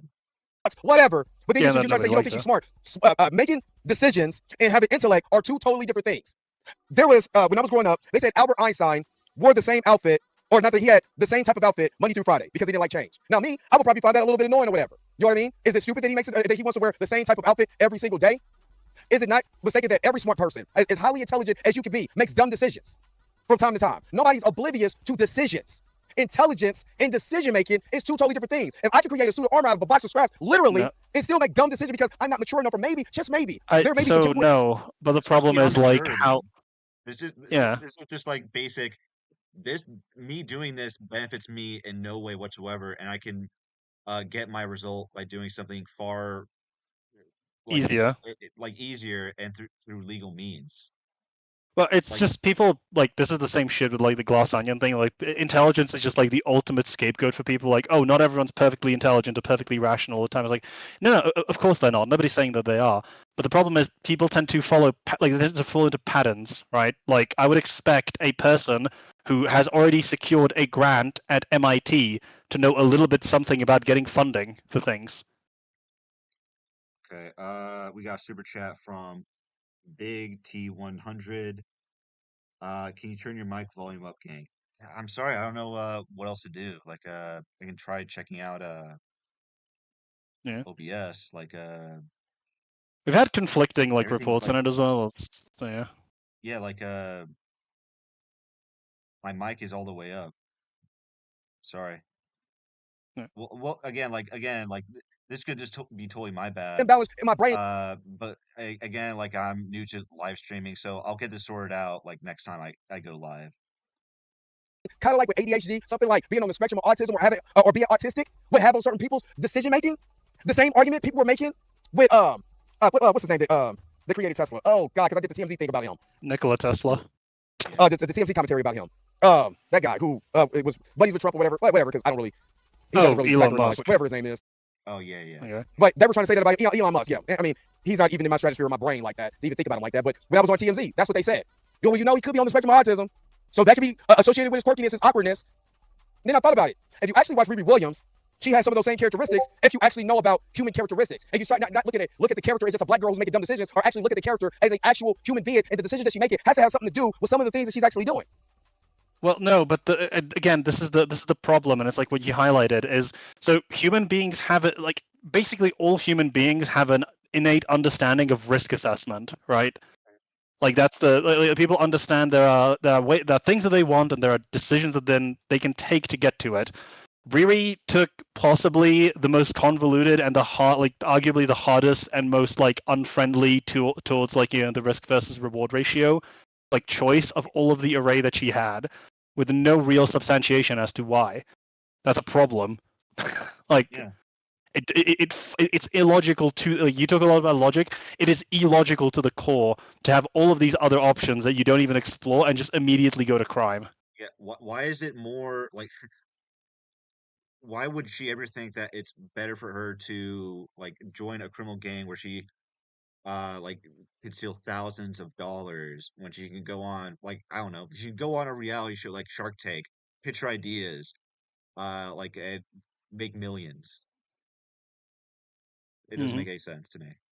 Maybe there's something there. Her awkwardness, her quirkiness, never having a boyfriend, always being inclined to really focus on the suit. Sounds like somebody on the spectrum. But you wouldn't do that because she's dumb. This is stupid. I don't like it. Because it's not in the fucking show, man. Her building amazing inventions that have Exactly. day-to-day life. But you would think that a smart person who has created all this stuff would patent all of it to become a billionaire who helps people all throughout the world. Well, if she did patent, if she thought like that, honestly, if she thought like that, then I know you did not watch this damn show. Because she clearly said that why she wanted to build the suit was to help first responders. Why did she want to help first responders or get them? You can help first responders without suits, just make other shit. The suit because a second or two more would have saved her daddy and her best friend. But no, you didn't watch the damn show. So what's that to do with her not patenting shit? Yeah, like fun fact, even if you patent something, you can actually still give it to first responders for free while making it commercially available if people have an interest. Yeah. You would have missed that part. Like let's say that she wanted to be like, you know what, I'll give it to government like first response, government funded agencies, but if you're like a private safety contractor, I'll like charge you for it, right? Because the one that the government has is already paid for by taxes theoretically. Super chat from Gaming and Stuff for $2. Dre Mac still hasn't made a good argument. Do you agree with that assessment, Jan? I don't think he has made an argument really. Like he's kind of just been flailing around. So I agree. Highly intelligent does not mean you can't make decisions that maybe somebody else wouldn't have made, or if hindsight was 20/20. You're not that person. So shut up. But instead, she chooses to join a criminal organization and steal mere thousands of dollars that she could just as easily earn on her own through legal means, or better yet, just ask for from her royal friends in one of the most richest and advanced nations in the world. Well, ask the question. I fought in their little war against the telecoms. Why didn't they just hook us up? Why didn't they give me money anyway for helping them out? She couldn't even keep the vibranium suit. You think they was gonna give her some money? And she explains it in the show. Good God, it's like they didn't even watch it. When I complain about it, say how dumb and stupid it is. Jeez. She also commits these crimes while wearing an easily identifiable. Wait, does she? What? She said that I didn't understand that. She calls Shuri and no. Well, no, she doesn't call Shuri. Like it's brought up to her to call Shuri, and then she says, "Nah, I don't want to. They don't want to help a criminal. Like I don't even want to check because yeah. Like, so might be that a good way to avoid the problem of her not wanting to help a criminal would be to not become a criminal?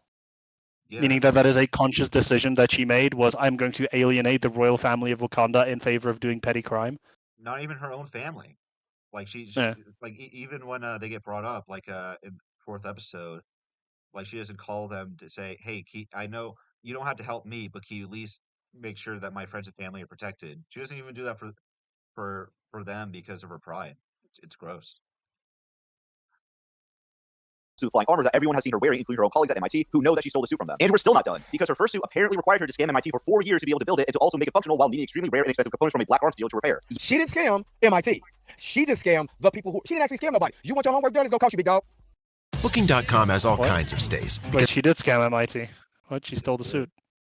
They designed courses just for her. Like they basically did whatever they could to help her succeed, and she still didn't bring them results. Yeah. She basically oversold herself, and she didn't accept that. How was that scam? How was that scam at MIT? And Amber, I'm gonna answer your question about the patent. So say the issue she did patent it, right? She patented Iron Man suit. You know who can come against her? Even his own viewers are disagreeing. I don't get your Hey, point, that, Trey. that Amber Chilen, he's in the chat here, I think. Yeah. Hey I there. don't get your point, Trey. If I patent a life-saving medicine for the healthcare field, then everyone benefits. It's like if I made that medicine and just dunked it into the trash. That's true. Like you're based, Amber. True. Stark Industries. So she got sued out of her shoe, right? How was that scam? How was that scam at MIT? And Amber, I'm gonna answer your question about the patent. So say the issue she did patent it, right? She patented Iron Man suit. You know who can come against her? Stark Industries. So she got sued out of her. She would have been broke. Right back to square one, and she would have patented a Iron Man type suit. Wait, no. Like Iron Man type suit. Like, so first of all, why would Stark Industries, headed by my understanding Pepper Potts, right, go out to sue Riri Williams, who's trying to, like, if anything, they would probably offer like her a deal to go like 50-50 on it or something, right? Like, yeah, like it's like, hey, you made this, awesome, come work for us, like, you know, or like we'll like sponsor you, or you know. Like, you can have the patent, but, you know, we'll have, like, deductibles from it or something. Like, why would she not want to give that to Stark Industries, which is another company involved in trying to improve the world? Because companies are bad. Like, all companies are bad. Free enterprise is bad. True. Already patented by Stark Industries after the first Iron Man suit. When we go into Iron Man 2, what are they doing? What is Justin Hammer doing? He's creating Iron Man type tech, but he can't do it. So what he did was, instead of having them in suits, he made robots. Well, no. He didn't simply want to make Iron Man type suits. He wanted to make Iron Man type suits for war. That's not what Riri wants to do. Is he talking about Obadiah Stane or who? Sorry, I missed that. Stane and Justin Hammer, I heard him say. Oh well, so yeah, that's just a completely different situation, isn't it? So there's this thing that humans can do called talking. You can do it either via like telecommunications, email, or in person if you're that way inclined. And Pepper could have a one-on-one meeting with Riri and discuss all of these things. And I don't think that Pepper Potts would try to scam Riri at all on her investment. I think that's the kind of character she is. One thing also that's like in this world that's like just not being talked at all is there would almost assuredly be a fund or like a charity scholarship in Tony's name after his passing to support people like Riri. This is what I mean by the world building is completely fucked. Yeah. It's also just like really... I'm just getting getting reminded of how there's so many better characters. Let's just put the comics aside for a second. Let's look at all of the characters already existing in the MCU who could be set up as successors to Tony that are not Riri. There's Peter. There's the kid in the couple Iron Man movies who wanted to be Iron Man, but it's now shown to be grown up. There's his own daughter. Like, why are none of them given it? I understand like why Peter can't be the successor to Iron Man, but why can't like those other two characters be given that attention? It doesn't make any sense. Yes, fuck you. We need Riri Williams, alright. Yeah. That's the reason why she wouldn't be able to patent the actual suit. Stark Industries, even though Tony Stark is not there, Pepper Potts is still running Stark Industries, and the board would have sued the pants off of Riri Williams. Why? Why would they sue her pants off instead of working with her? Doesn't make any sense. Yeah, it's just like, why would why would you believe? He talks about addressing the art and the media. Why the fuck would you believe that Pepper Potts would want to sue Riri Williams? She's a capitalist. She's evil, and anyone who makes money is evil. Ah. Wasn't she like you know, in a lot of instances, even in the early movies, she was often like the angel on Tony's shoulder, right? Like when he was making hard decisions, right? Exactly. Like, if she was really like that, she would have helped out Obadiah Stane. Yeah, like the entire first movie was like Obadiah was the devil and she was the angel on his shoulder, right? Like basically nagging him in like a particular direction. Well, Obadiah was like, evil from the get-go, but like, with the decisions that he was suggesting that he makes. Whereas Pepper was very much on board with like Tony going away from the arms deals, right? Yeah. As I recall. So it's like, and yeah, and like ever since Iron Man 1, Tony Stark's priority has been almost entirely humanitarian. In fact, in Civil War, we see that while he was alive, he was setting up like trusts and scholarships and like giving away money like crazy to new talent. So I would assume that'd be a pretty strong part of like, his legacy and Stark Industries' identity. Yeah. But like, no, once again, they would sue her. Source my crack pipe, dude. Who gives a shit? Like, it just would, all right? You don't understand. That's what I'm talking about when people go and discuss these MCU movies, but actually don't remember the MCU movies. That was the whole thing. Remember, the government was trying to get Iron Man suits. What did he say? But you can't have Stark Industries is not the government. Thank you. I'm gonna take my time. Y'all been wonderful. Let me get up out of here. I'll see y'all later, big dog. Peace. Is that not what happened? Let me keep rocking these Iron Man glasses for the rest of the show. Yet somehow she's able to build. Okay, so like, I'm trying to understand what his argument is because Riri's motivation isn't even to make these first responders superheroes. It's just to give them tech to make their jobs easier, to save more lives. She would be funding them. She would be funding like the government somewhat, wouldn't she? Yeah. Like, well, the thing is, again, we a lot of this is operating with a hypothetical of like Riri actually not being an idiot, but like, no, surely. So like, if I was in this is listen, I know it's easy for me to say because I'm a fucking privileged white man or whatever. But if I was in Riri's position, what I probably would have done is I would have complied with the guidelines MIT has. I would have gone to whatever the student body is that like government's employment or like relationships with other companies. I would have tried to get an in with Stark Industries and then potentially transfer to either working with or for Stark Industries full time or try to secure a grant from them so that I have more like perhaps because Stark Industries would perhaps be able to offer a more lucrative grant than MIT, right? I would definitely explore those options before. Oh well, time to steal, I guess. Like this is what I mean. Like these people are like so many people who watch like these movies have like no fucking clue how the real world actually works, which is so funny because they like talk about like how real people work, how real people think. It's like real people aren't fucking like zomboids on Twitter, dude. Like I'm sorry. People will explore legal means to fund themselves before resorting to crime. Yeah, apparently that's just too much to ask for. Build an entirely new and better suit in a few hours by only using parts from a car made in the 1970s. Now, I'm not an expert on cars, but I'm pretty sure they don't have the kind of shit you would need to make a functional Iron Man suit. Again, this is somebody who did not watch the damn movie. She was literally buying other parts. It's not a movie. She just used the outer. She just okay. First of all, the pimmickry that she used was made out of iron, very strong iron. I mean, not iron. It's steel. You know what I mean? It's steel, right? Chewie believes all pets are exceptional. So she's steel hot.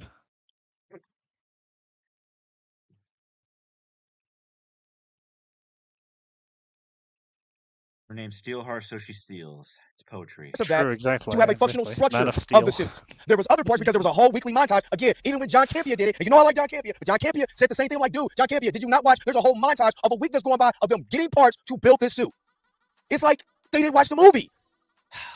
Especially after the show went out of its way to communicate how hard it is to obtain the materials to build one. So yeah, when you present a character and tell me that she's smart only to have her make the dumbest possible decisions available to her constantly, while also creating shit that she shouldn't in the context of the story, the illusion of her being a genius is completely broken. And any feats that are supposed to be a result of her supposed intelligence might as well be from superpowers or magic. Because that okay, then why would Tony Stark create Ultron?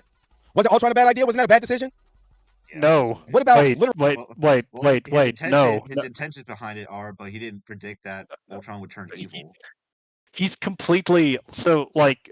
Number one, Tony is completely vindicated in the beginning of Endgame of like they needed some kind of a defense to protect against what's out there. He was 100% correct about Ultron in that respect. What he was wrong about is, yes, he didn't account for the fucking artificial intelligence becoming independent, sentient, killing Jarvis, and then turning evil and becoming genocidal.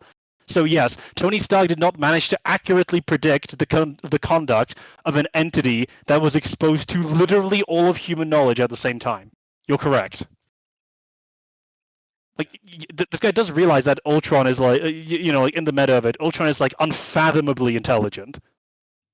Like beyond anything that any single human could possibly understand. And also, like, Tony Stark, you know, like he stuck to his guns even in that movie. He didn't admit that Ultron, the concept, was a mistake. And then he created. How did he solve it? He created Vision. So, like,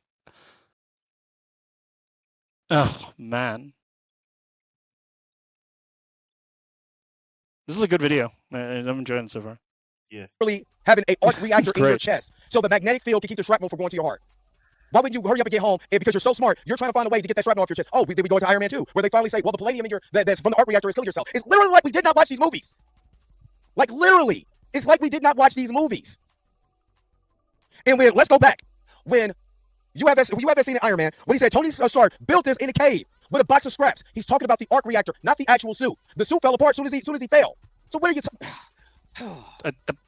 so he built the suit. But Yes. we literally got commentary on something we did not even watch, or can even reference the other movie suit. Come on, Kino. It's more believable than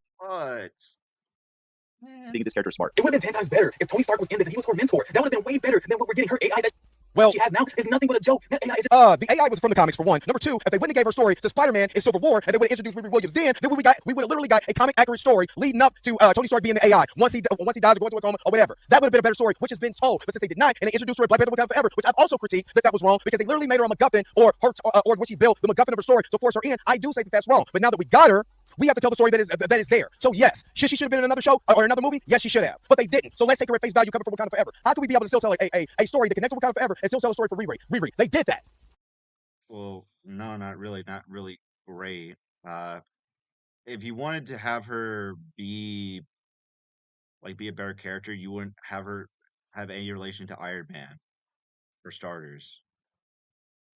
But that would you'd have to change like a lot about her character for that to work. But again, but this is the perfect Brother Biscuit brother right here. But see, because this guy, Kino Flex, agrees with what the Butter Biscuit brother is saying, then he's not going to say what he says is wrong because he cannot critique it in a way where you can see both sides of the coin. Just cracking jokes the whole time. I agree that it would have been cool if the show followed the comics and had Tony Stark be the AI in her suit, but there are obvious contractual issues with this, as Robert Downey Jr. has retired from the role of Tony Stark. However, the AI that we have narratively makes sense for the story. And yet he's willing to take up the role of Doctor Doom.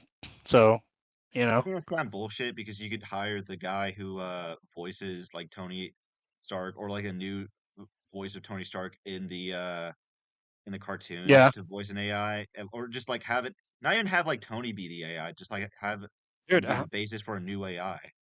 How the fuck did they manage to make the first Avengers when they couldn't get Edward Norton? How the fuck did they do that? It's crazy. Yeah, what was he saying before about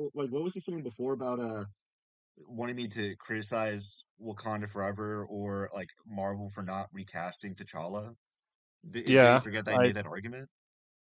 It's so.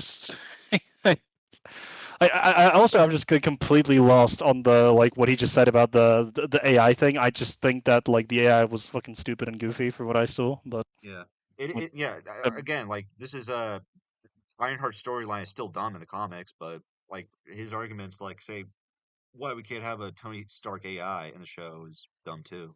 Issue with this is that the AI isn't Tony, not because there's an actual issue with the character. And the reason she's more lighthearted is because the AI is literally based on her best friend. Ask yourself, if you had an AI that was based on your best friend, wouldn't they at least tell the occasional joke? This is a non-criticism. If the AI was Tony Stark, he would literally be joking all the time too, because that is how Tony was characterized. Hey, Forrest, we can talk. I mean, it's right there. Actually, so it's personal. No, you intimidate them. Good God, you're a woman. I don't want to see this on your MySpace page. Please, no gang signs. I like how this is like mainly Tony before his character development. Not a single clip of the AI. What's wrong? I'm just going to cardiac arrest. What? I thought you said this was safe. A lot of I mean, literally, Tony Stark, this version of Tony Stark with Robert Downey Jr. did nothing but joke.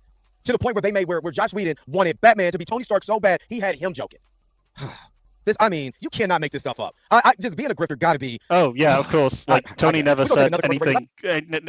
Never said anything serious. You know, like in Civil War when he said he was trying to make a difference. I suppose. Of course, we know because we dropped a building on him while you were kicking ass. That was, that was 100% a joke. It was very funny. He wasn't at all being serious in that scene. Everyone, the funniest moment, of course, is when he sat beside a dying Yinsen and said that he would it just make fun of him as he died. Like that was the funniest moment. He just constantly joking all throughout. I'm getting a headache and I need a drink. Yeah, a stiff one. But we'll be right back with more of the Dre Mac Show. Knight Rider will continue in a moment. Another ad break. Let's see. Is it? Okay. Okay, another ad during the ad break. God bless. I much prefer this than actually just responding, but okay. Yeah. Let's keep going. Or like to have the ads play during when we're responding. I mean, This it is 6 more minutes. Jeez. Can I at least get a reaction from you? Panic. I would say panic. He looked down the barrel of an alien invasion and called Ebony Maw Squidward. What do you even think you're saying here? Once again, you're confused. The issue isn't necessarily character telling jokes, it's that the jokes on the AI aren't funny. Notice how you use numerous clips of Tony telling jokes that are actually funny. Oh, so that's what it really is. Oh, the AI jokes are funny. I don't like them. I don't get it. It's not funny. But Tony Stark, I can relate to that because it's funny. It's funny. Oh, jeez Louise. If you understood. So, okay, I'll use a different terminology. Tonally consistent. Yeah, that's Tony Stark would often make jokes at times where like you would expect with the way that he was characterized as like very cocksure and like quite a bit of bravado, but also it's very obvious he cares. Like he's not just making jokes for joke's sake in like, like in that fight with Ebony Maw, he's calling him Squidward before the fight proper begins. Once the fight actually starts, he and then he of course makes the joke against him when he throws him into the vacuum of space, when he's like confident that he's going to win. So like, yeah, there's times and place for jokes. There's a time and place for jokes rather, but it's not all the fucking time. Right. Let's bring it back into context. When Riri used a brainwave to scan her brain and it created the AI from the last memory that she had. The last memory was a 15-year-old girl. So I don't know about you, but have you ever been around 50-year-old? I have a daughter. Try being around it, it's going to get annoying. And I'm her daddy. Just like what she do to the kids. Oh. While not showing any jokes from the AI, there's a reason for that. Marvel, what are we doing? And blatant bigotry. No actual criticism of the character, just hate for the actor. This will be a trend. Now, do you think that's actual bigotry? Because, like, what do you think, Jan? Because I don't see like drag queens as like an identity group. I see it more as though like a form of entertainment, like I say in the video. Yeah. Yeah, I don't know. It's like bigotry is just it's hard for me to like say it's definitively bigotry. Like the guy, I probably assume that the guy is uncomfortable with, or like, he thinks it's weird to have drag queens, and like I would need to hear more for his reasoning as to why he said, "What are we doing?" Like my gut intuition would be, yeah, like he probably is like not wholly comfortable with having drag queens and shit, but just like I just like But it's again, it's a case of blatant bigotry. I don't know. Like maybe he just thinks that it's out of place tonally. I think whenever people say, and like it could be drag queens. I know that it's like a more of a profession, less of an identity group, right? Is my understanding. Cause like I'm not an expert by any means. But like yeah, like I don't know. Like whenever people say like, oh, there's X thing in it, that's like my issue with it is like I don't think that it's useful to try to prescribe what should or shouldn't be in media full stop, right? I think that you could probably like anything should really be on the table creatively as long as you find a way to make it. Yeah. But like blatant bigotry, I don't know. I would say that Slug as a character, not really isn't really a big issue in the show. Moving forward. Yeah, Marvel, what are you doing? How do you go from a fat supervillain to a drag queen?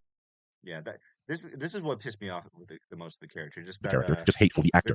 This will be a trend moving forward. Yeah, Marvel, what are you in terms of just adapting a character? doing? How do you go from a fat How do you go from this like a man, fat, like a fat man who smothers people in his own fat supervillain to a drag queen? How do you go with a drag queen? Yeah. Like look at these two. Yeah.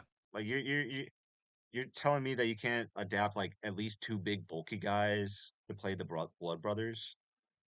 Yeah, exactly. And like makes you. It's one of those cases where you're like, oh, okay, I don't really. It's it goes beyond just like surface level changes. You're like fundamentally changing what the character even is. Which again, that's fucking you can do whatever. It's an alternative. It's fine. You can do it, but then don't be surprised when like. This is like what I mean with the context, right? Like if the guy is just like, oh, what are we doing because he's familiar with that comic book iteration, right? Like you can say that's like too charitable, but like the point is there's ways that you could object to this in such a fashion without it necessarily being bigotry, right? Like you just need more information. But Birdman would of course say that like no matter what that guy says, he just doesn't believe him. from two supervillains called the Blood Brothers to the Blood Siblings? Remember that actual character was reimagined in the newer comics as that same person that's a drag queen.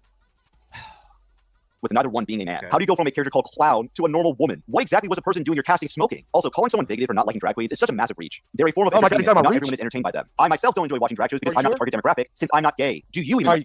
Whenever heartburn strikes... Drink. Is this like the 10th one? I have no fucking idea. I've lost track. A long time ago. Yeah, something I need to do is get ad block for next stream. You're not the target demographic. I'm just asking a question. It's just. Wait, Since I'm not gay, do you even? Are you sure you're not the target? Am I sure that I'm not gay? Yeah, are you sure? Are you demographic? I don't know. I'm just asking a question. It's just. I'm just saying. I'm just asking a question. But would it matter if he's gay? What are you trying to say, Mr. Dre Mac? Like, listen, this is some fucking. We're on some skirty ground here, all right? Listen. Talk about them on your channel. Checkmate, colonizer. You expose yourself as a complete fraud. Nobody can call themselves straight until they get their back blown out at a sleepover. Go get educated. Hold on, wait a minute. Simpleton. Wait a minute. This is the reason why I asked this, because he done said dick and all kinds of jokes. This whole thing with Birdman. What is this? And you're telling me drag queens is not your thing?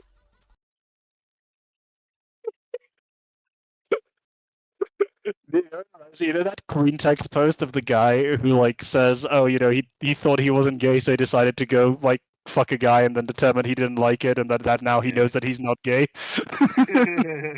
Listen, that guy's a scientist, all right. Yeah, are you sure you're not the target demographic? I'm just asking the question because the imagery I got here needs to have Paul's written in the front of it. But besides the actor being miscast, I don't really care about. Just like literally, would it matter? Like, why is this guy so invested in like your sexuality, man? What's up with that, buddy, Mr. Dre Mac Show? Like, would it matter if he was? Like, yeah, come on. Mr. The Dre Mac Show. If you're watching this, I'm not interested, buddy. I'm sorry. Just remind me of Joe from Banshee. But again, people are allowed to have preferences. And I see now why they decided to release 3 episodes this week and 3 episodes next week because nobody wants to sit week to week and wait for this. I mean, I agree. Yeah, this take he's about to give is still baffling.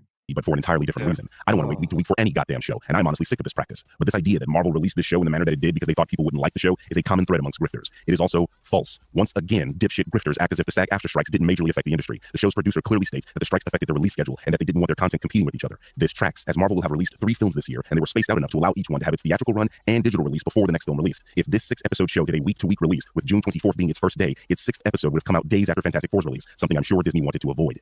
And before the Birdman goes any further, because I just want to show you this. Why people did not want to watch the show. Yes, Ironheart did chart on Nielsen's streaming chart. It debuted at 6 on the Nielsen original chart with 526 million minutes viewed across 3 episodes. The first 3 episodes were released on June 24th. Whoa, number 6. All right, wait, let's see. You know what didn't chart? They came out basically week to week? Daredevil, a white-led show. So what are you saying? Again, this is stuff that can be debunked. But no, we got to again. This had nothing to do with Ironheart. He got some Ironheart jabs here. This had everything to do with the Birdman. And again, I'm not defending the Birdman at all because I don't know the Birdman personally. Well, I'm just defending his takes versus this guy's takes. I'm very confident that Disney, you know, who spent upwards of 120 to 150 million, according to Google, on this show, are very happy with that debut as number 6 on Nielsen. That's a smash hit. Yeah, that's why we're going to get more seasons. Oh wait, we're not. Yeah, that's right. That was for 3 episodes as well. Damn, fucking crazy. How? Literally, but where are you getting this information from? And can you back up said information with an actual article from a reputable source? I don't even know what you're talking about. No, man, we can only do Again, this has been debunked with me just showing that Ironheart actually tracked on Nielsen's. So all of this, nobody wants to watch it. No, you didn't want to watch it. Just come out and say, I didn't want to watch it. Not we didn't want to watch it. Nobody wanted to watch it. Just say I. Stop projecting. So why doesn't it have a second season? Well, like, why is it not getting more positive attention? How did the final episode do on Nielsen? Let's check that. Yeah. All right, this is. If there's not a Marvel fatigue, then why didn't Fantastic Four beat Superman yet? Why didn't Fantastic Four beat Superman yet? Probably because Superman is the most popular superhero on the planet. Because Superman is Superman, yeah. That'd be you know. Like, what point are you trying to make? Mm-hmm. Not kill him. I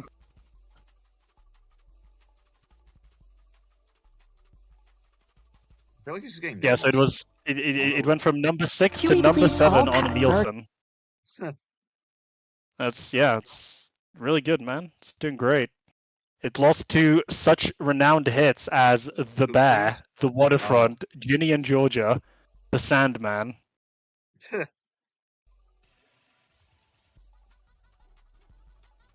She's not.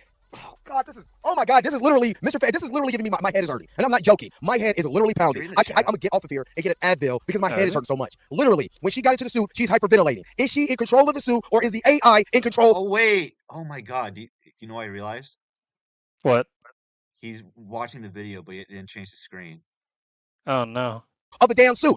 What did the AI say? I'm getting you out of here. Oh my God, this is just, oh, good goodness. I think that's what he did, yeah. Yeah. Let me skip. Also, she could have told the AI, no, like, we need to save that guy. She has agency. She can, Damn it. she can tell the AI what to do. It's still killing you, idiot. God damn it. I think he's making, he got to the point in my video where I say, no, Riri leaving a guy to die is not the same as Tony killing active combatants. Yep. Oh, God. Oh.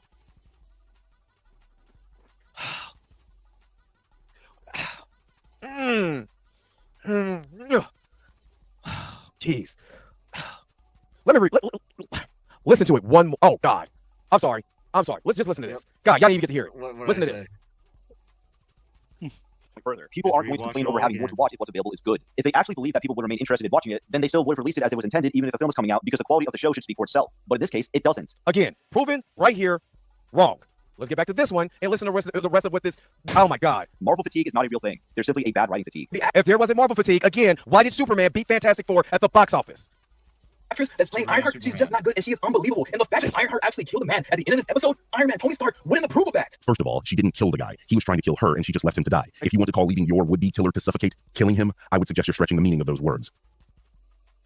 And again, Natalie Kane grabbed Riri while she was trying to breathe, asked her is she okay, and got her the hell up out of there. That door was still open. It wasn't my fault. My man couldn't get out of there fast enough. All right, I just need to highlight this very quickly. You know this number 6 Nielsen rating that he's just jacking off to for Ironheart for its first 3 episodes? The first 3 episodes of Ironheart, and bear in mind, these are 3 episodes, so this is between 3 episodes of watch time minutes, right? They had 526 million, which is not but 14 million more than one episode of Trainwreck Poop Cruise. Oh, really? Yes. So I just want to, I listen, man. I don't think. Oh, it's also worth pointing out that like Squid Game, which was number 1 at the time, dwarfed it. Love Island, which is not surprising because it's a reality, but whatever, dwarfed it. Waterfront dwarfed it. Like it had in its first week of viewing. Actually, I'll just send you this in the chat. I don't know if you don't bother. I don't think you need to show it. But on this Nielsen chart, the thing directly above it, the bear, had like twice the amount of watch time. Wow. Yeah, that with that context, it's really not as impressive as people are making it out to be, especially when this is an MCU show that was MCU product or project that was always going to be successful, presumably. Well, let's just check good old Falcon and the Winter Soldier on how they did on Nielsen.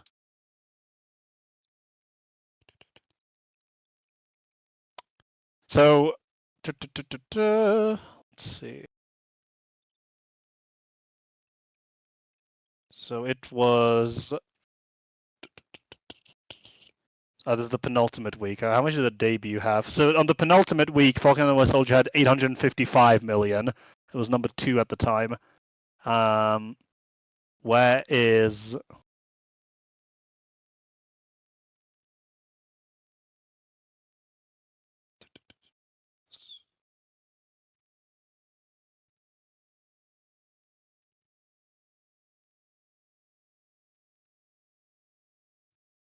the debut Nielsen? I can't find it. Am I stupid? I might be.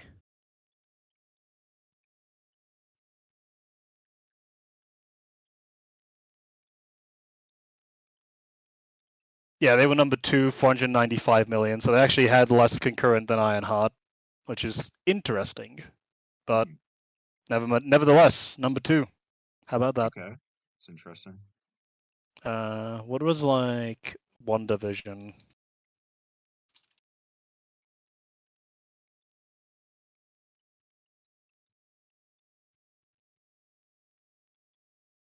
While I look that up, let me get this to finish this up because we have like 9 minutes. Killing him. But again, what's that dude trying to kill him? Let's put it in context. If you're trying to kill me, somebody comes and rescues me, but they don't come get you, I ain't got nothing to do with that. Because you were trying to kill me. Am I right or wrong?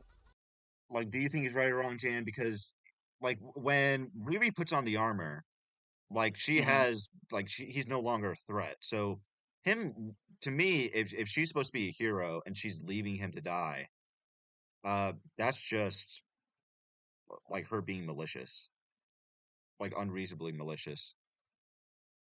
Yeah, I mean, I don't know. Like, in terms of like how reasonably, or if she has full ability to save him, I say yeah, she should probably save him because otherwise, like, well, functionally, like she's cool with killing him basically, and like he tried to kill her or something, right? So I don't know if like I'd fully say that she's necessarily being like hyper malicious, but it's definitely a case of like, all right, well, damn, you're just willing to like leave this guy for dead when you had the ability to save him and take him to the police, right?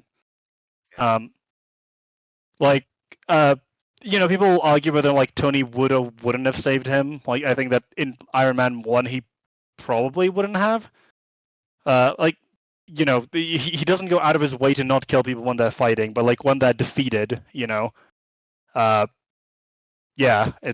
the only time we like deliberately saw him like beyond the pale, like go out of his way to try to murder someone was like Bucky, right? Because then there was like a lot of reasons for that, personal reasons. So yeah.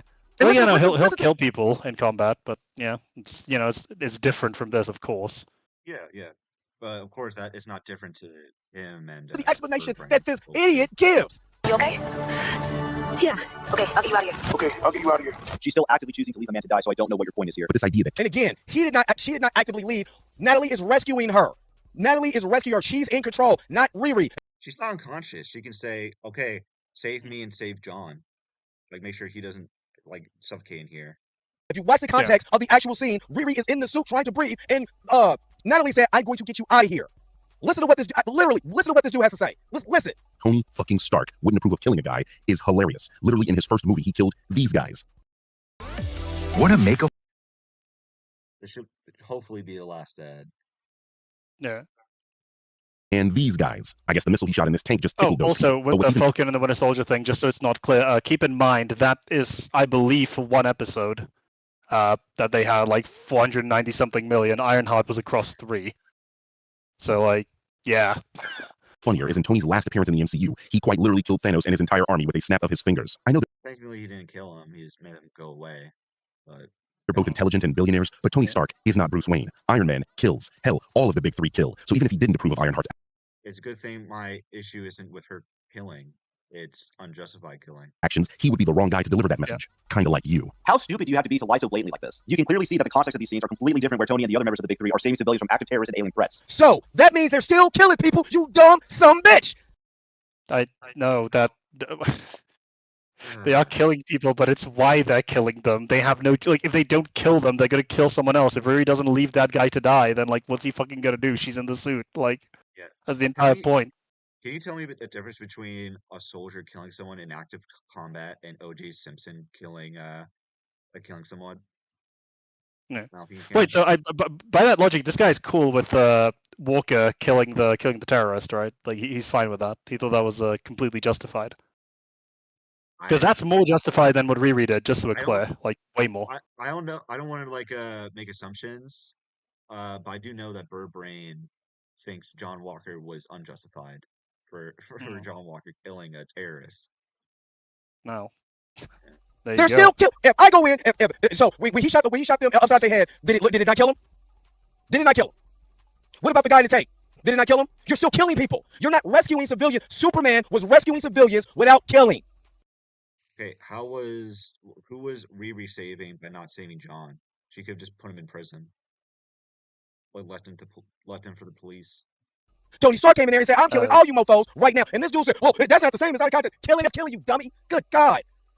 No, oh my fucking god, killing is Mr. fucking Logic. I'm so fucking smart. My brain is throbbing. Killing is killing. Yes, dude, of course, 100%.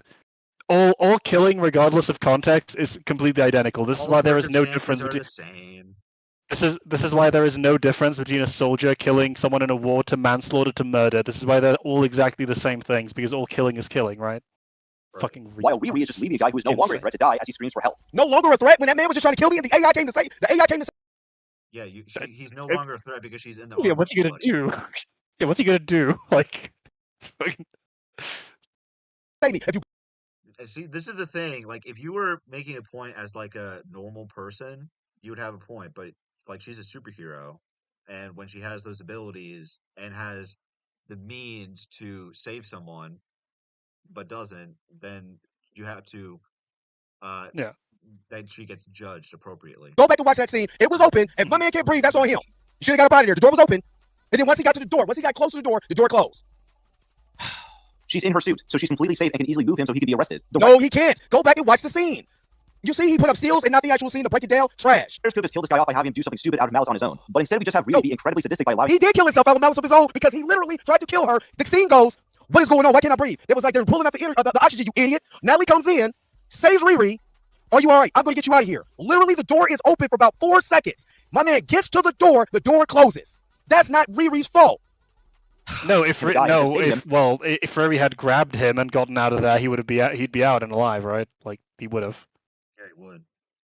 Which is not something you want to see from a superhero that isn't an anti-hero. And the show tries to justify this by saying she's worried about what would happen to her family if the guy survived. When the very next episode, she allows them to be put into danger by refusing to contact Wakanda for help for no reason. Keep in mind literally explains it. So he knows the proper context. Again, she literally explains it when she's talking to Natalie. Oh, is Natalie too annoying to actually listen to when that scene is present? When she discusses, why did you call Wakanda? Oh, let me tell them that I got with a criminal organization and yada, yada, yada. You think they're going to help me now? And her idol. Yeah, because Wakanda would 100% not be down. Wakanda would 100%. This is like, I like referenced it earlier, but like, so number one, she chose to become a criminal knowing it would chafe Wakanda. Number two, even if she was correct, why the fuck would Wakanda like not want to help? Oh, it's a criminal that gave us a tip off, right? It's like, you realize like police use criminal contacts all the time, right?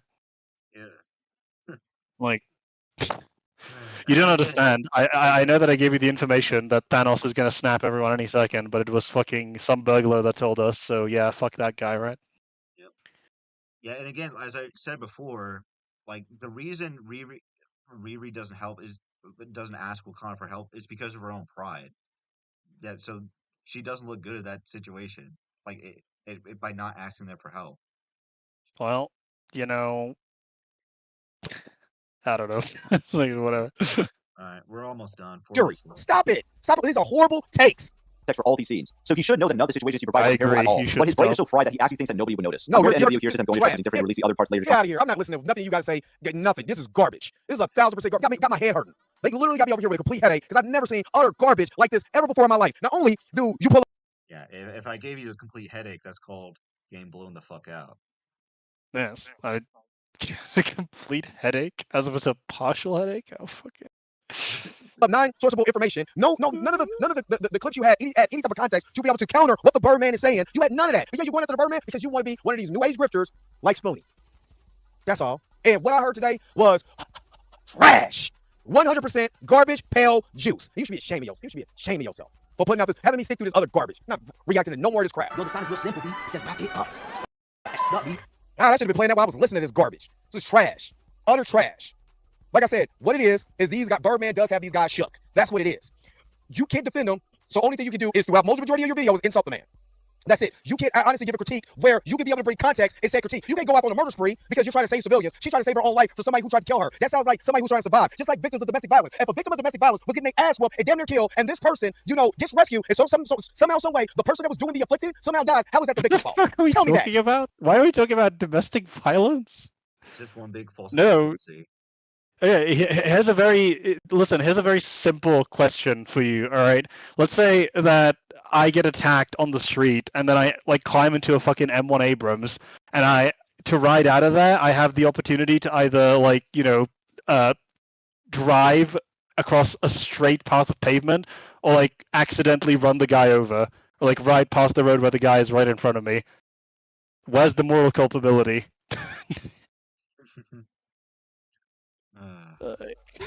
Man. Let's go ahead and wrap this thing up, man. What did y'all think about this video? This is just utter garbage. This is utter garbage. I'm sorry. This is utter garbage. But what did y'all think about this video? Put it in the comment section below and let me know what you guys think because I gotta take a nap after this. But don't forget to like, share, subscribe. Don't forget to hit that. You're pretty retarded. Okay, so yeah. That was That Man. was the Dre Mac Show responding to me. Well, since he asked his audience what they thought about the video, what do you think about the video, Jan? Or his video, like his response, I What should do say. I think of it? It's just so fucking like it's so exhausting. Genuinely to kind of listen to in a lot of ways because it's the same. It's just the same tactics as a lot of people use, where he's just trying to deliberately. Number one, obviously the class. I just need to like organize my thoughts a little bit. So number one, the classic. It's okay when Birdman does the exact same thing, but when you approach the criticism from a similar angle, that's not okay. Then there's the good deal of, this is just racism because I declared it to be, and you need to prove to me that you're not racist because just in my like. The thing that like if on the off chances like makes its way to it, like Dre Mac, like I just want to stick on one point that stuck out to me, where it was like, oh, you're only making this criticism because you're racist. Like you realize that is literally unfair, right? Like there's no fucking like there's nothing that you can like actually reasonably be shown to be convinced otherwise at that point. Because you've determined if a particular stance or a particular like vector of argumentation is adopted, then that automatically means that they're racist. Yeah, I agree. Like this was just a completely ridiculous response. Like, and this was, and I was expecting more from the first person to ever respond to one of my videos. In all honesty, because it was just full of false equivalencies, like straw mans, just assumptions about my position before I even gave it, and just an unwillingness to engage with me, with me or my points, despite at the start saying that he's going to approach it with logic and in a neutral manner, despite the fact that he obviously wasn't neutral because he's a fan of the Birdman. So yeah, Well, yeah. I also want to highlight like the tone of voice thing is a big thing on this one because he's like, oh, the Birdman is like he's like calm-ish. Sometimes he gets like triggered, right? But like he's relatively calm and very sterile when he's like presenting what he's saying. But like you're obviously more humorous about it. Like in any case, you like add more you emote more than the Birdman does in his videos, which Also, is like you, that's not a bad thing, dude. All right, like you can make funnies if you wanna. Yeah. Also, this is what Jan was talking about earlier. Ironheart barely did better than Trainwreck Poop Cruise, that documentary on Netflix, when it was airing. Well, and like the important thing here to remember is this is exactly what like went completely unaddressed by him in the video, but that's across 3 episodes. So that watch time, that's 3 episodes worth of watch time, which is not the same thing as for Squid Game, for example. You'll notice they have 33 episodes there. But so like this is like why sometimes Nielsen is a bit difficult, right? But like generally, the reality is the average viewership. I was just looking at an article about it. Let me see if I can find it. From is it from CBN about the fact that like when the show was over, it averaged about 87.6 million watch minutes per episode, which is not great. Like it's really not amazing for a production of this scope. But of course, like this is the hard thing with TV shows is like when has a TV show failed, right? Is like, well, I guess will it get a season 2? Because that's always an interesting, if it's doing so well, why is it not getting a season 2? Because this is like the thing that the Acolyte people cope over. It's like, no, Acolyte did really well. It's just Disney's just stupid for not renewing it for season 2. It's like, all right, listen, dude. Like Disney is like Disney executives know more about you, more about you too, probably, but they know more about the actual metrics than you do, and they determined that it wasn't worthwhile at season 2. So like, unless you're saying they are retarded, which I don't think they are in this case, like. They aren't going to cancel a TV show because some fucking bigots or whatever you'd say were loud about it, all right? They're going to cancel it because it didn't make money. Or didn't make enough money quickly enough in the case of a TV show. Didn't generate enough interest would be most accurate. It's more true that they would renew it to spite the racists because that would give them positive coverage. Yeah, exactly. There's like plenty of TV shows that get renewals, even though they're very divisive. But somehow, a lot of these Marvel shows never do, unless they're like Loki and doing like. Well, actually, that's an interesting one because I think that one did. What was Loki's viewership like? I don't know. Yeah, but in any case, I have to go to work in a few minutes. I think in terms of streams, this was a success. Like I'm very happy with the level of engagement I got with my viewers and subscribers. And yeah, if you would like to see more of this, let me know in the comments which videos you would like us to respond to. Like I'm in the process of making a first part in a series, uh, giving my thoughts on episodes of the Boondocks. Like very great show. And yeah, I hope you guys tune in for it. And yeah, Jan, do you have any last words? Bad video, 0 out of 10. Don't watch. Yeah, well, and if you guys have any other bad videos you would like us to respond to, again, just drop them off in the comments. And don't forget to like, share, and subscribe. Thank you guys for tuning in. And I'm just Yep. gonna See.